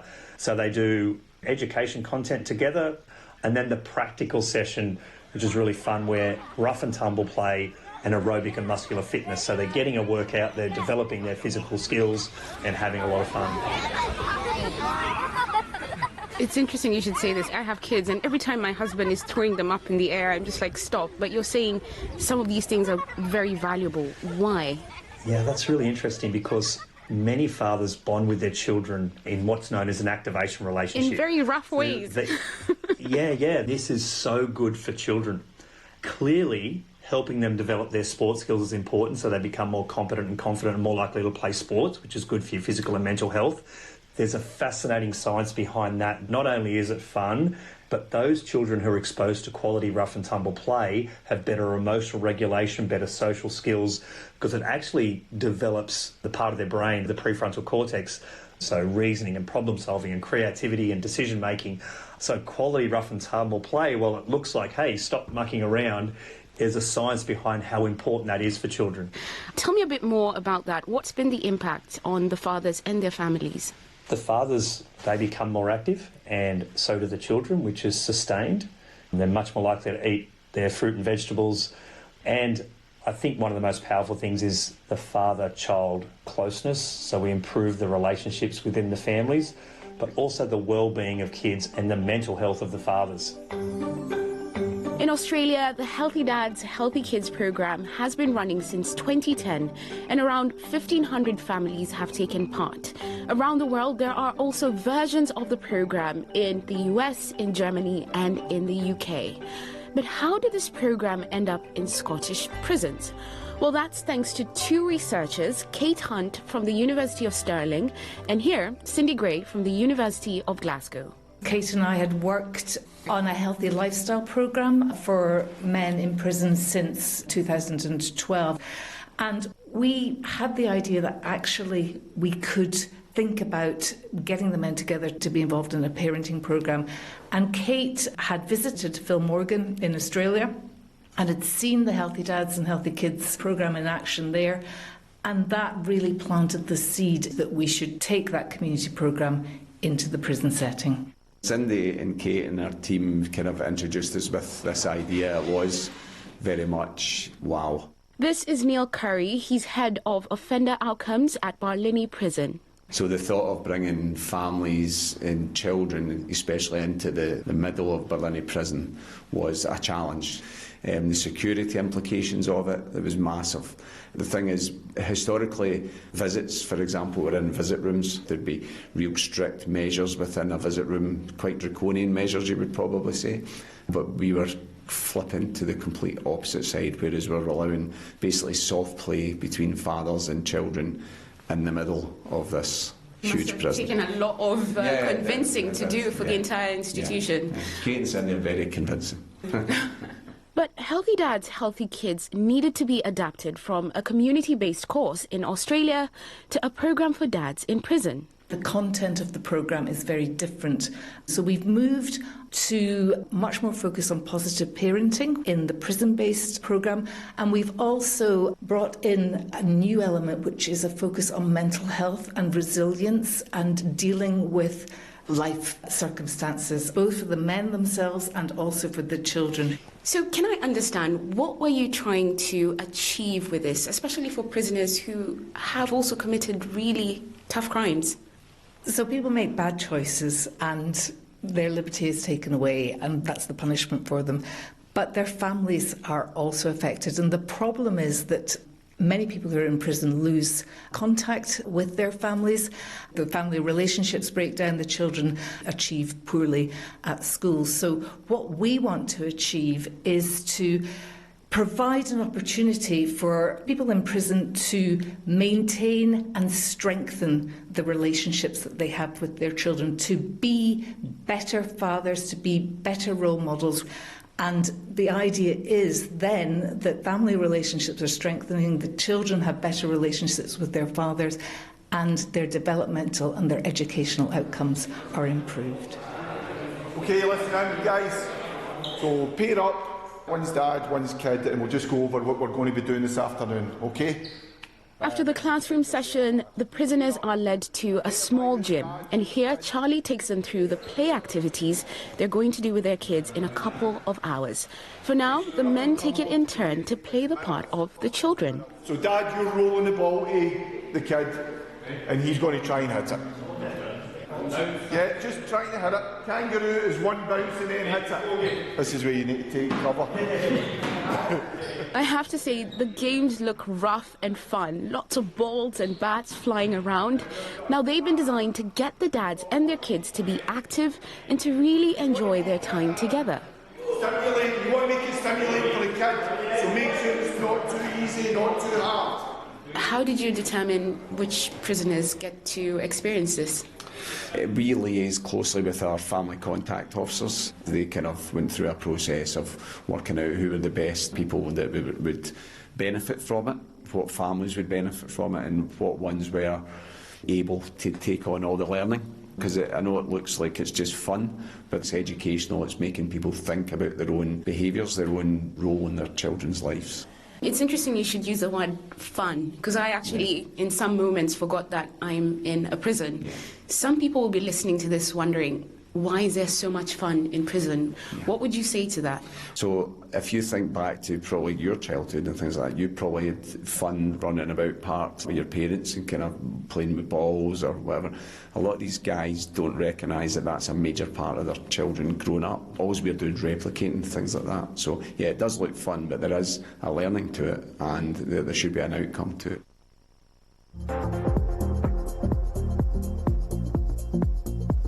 You're listening to People Fixing the World from the BBC World Service with me, Myra Anubi.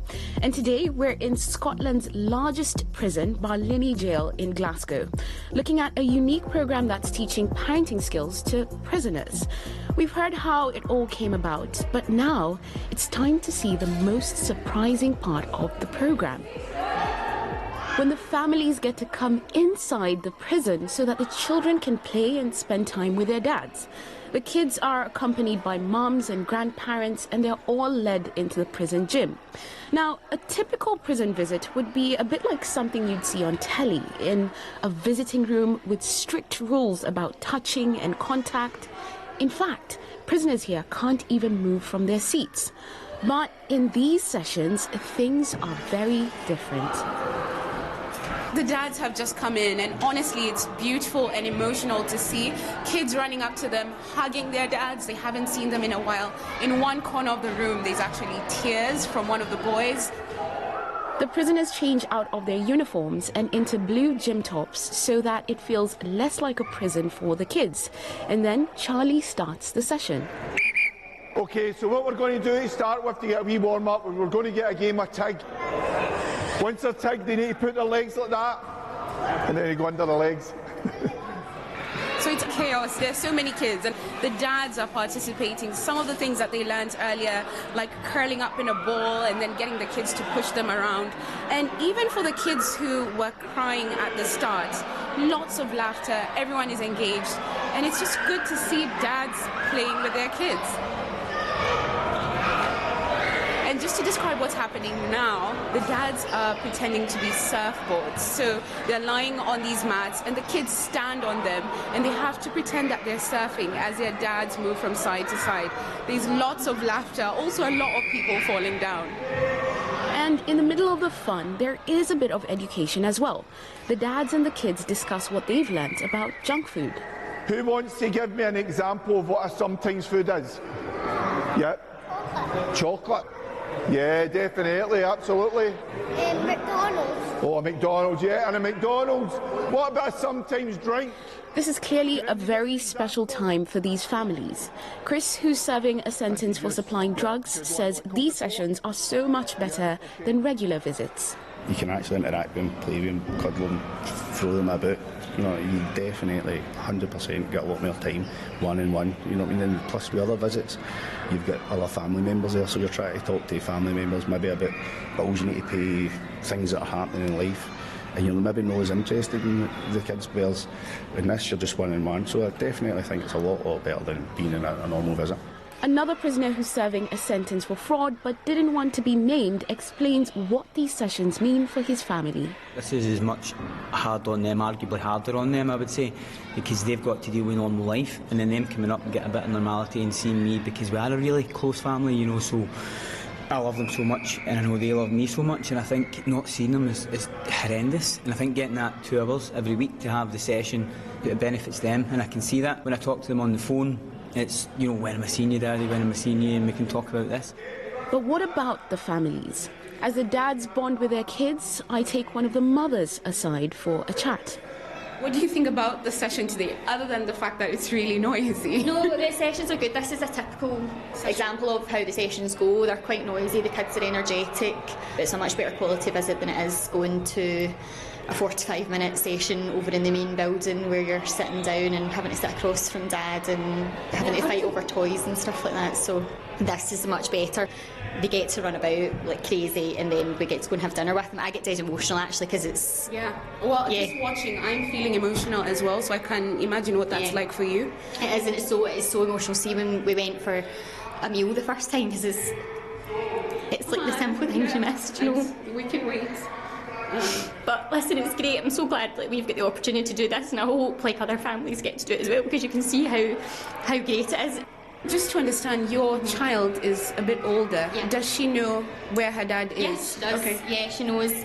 Things like this are vitally important, because I don't know how long my husband's going to be here for. I don't know if he's going to serve his full sentence or if it's going to get reduced, but it was a shock to them when we told him that he was in prison. In fact, they didn't even get to say goodbye because we hadn't shared that part of the process with them.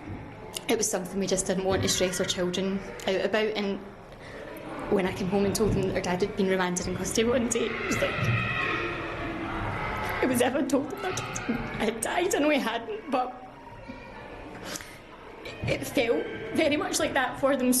So I appreciate getting to see him as often as I can. The only downside is I know this is coming to an end, but listen, we'll take it while we've got it. You see all these other families here, there's families here that have like 3 and 4 children as well, do you know? And it's so hard not having your husband at home with you. Like, I became a single mum overnight, trying to navigate that in itself is horrible. I feel almost sometimes it's me that's been given the sentence and not him. But listen, here we are. There's no denying that prison has a huge impact on families. Some of the mothers I talk to say their younger kids don't even know their dads are in prison. They've allowed them to believe that they're at work. But the reality is, these dads are in here for a reason. There are people who will be listening to this, maybe even people who've been affected by crime, who will be thinking, why are these prisoners getting these liberties? What do you say about that? Not everyone's in prison's a bad person, and also it's not your kids or your family's fault that you're in prison, so it's no fair in my son that I'm not there because I've done wrong, you know what I mean? So it's no fair that I'm not there to play games with him or teach him how to tie his laces. It's not his fault I'm in here, you know what I mean? He's not done anything wrong, it's me. I would say that you don't know people's circumstances. You know, I don't want to be here, I really don't. I'm focused on getting out as soon as I can to get my life back. Genuinely, there is bad people in the world, without a doubt, and I think people don't deserve stuff like this if they are a bad person. And I think the people that get it, the people that are behaving and trying to, you know, get their lives back on track. Today we've got doner kebab wraps. Yeah, but more decisive. What do you want? We have pasta and meatballs. We have 4 different types of pizza. Once the gym session is over, the families all gather in the canteen to have dinner together. The meal, I have to say, is a lot of the sometimes foods, right? So you've got a lot of chicken nuggets, pizzas, and plenty to go around. And just from speaking to the people here, it's clear that this is the most special bit of the entire program, when they get to sit down and have a meal almost like they're back home. The kids are talking, they're catching up on what's happening, and everyone seems to be enjoying and really engaged. I spy with my little eyes something the colour of grey.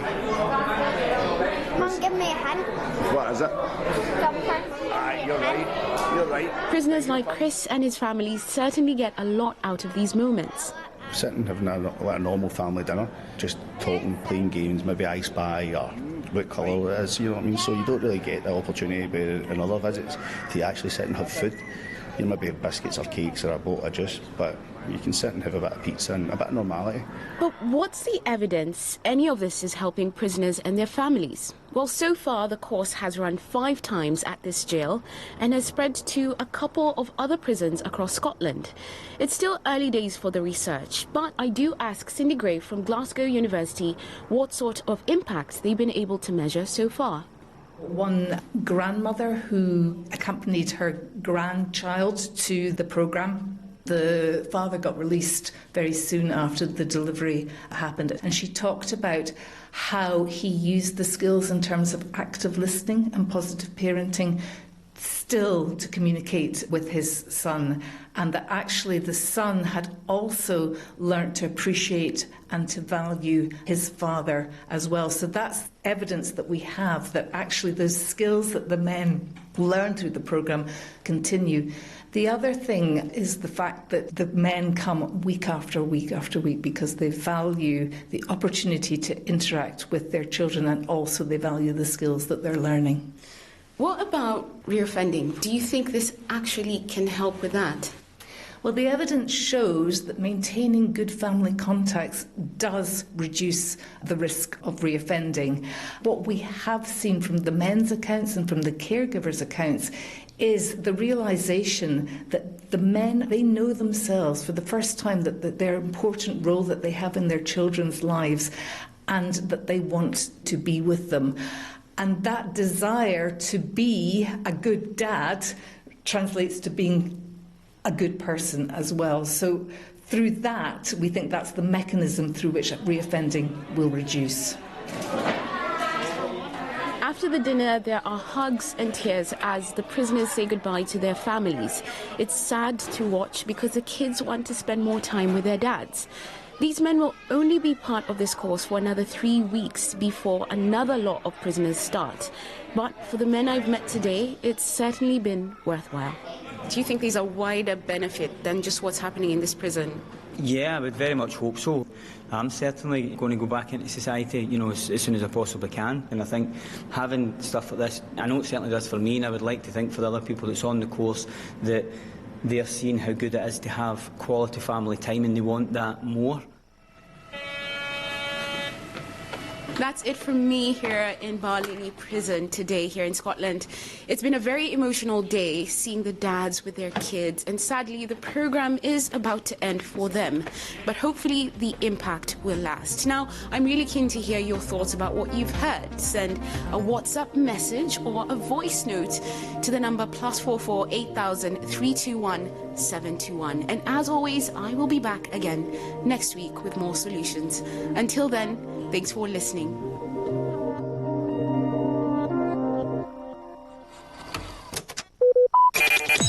Talk radio. I listen to a lot of talk radio. 95.1 FM. What's a successful business without sales? And what is sales without an audience? Well, do you know that you can reach 8 million listeners across 6 states in 2 geopolitical zones all at once? How? With Today 95.1 FM, you can get millions of people to know about your business. And what does that mean to you? More sales. Call 081 389 2850 now for more information.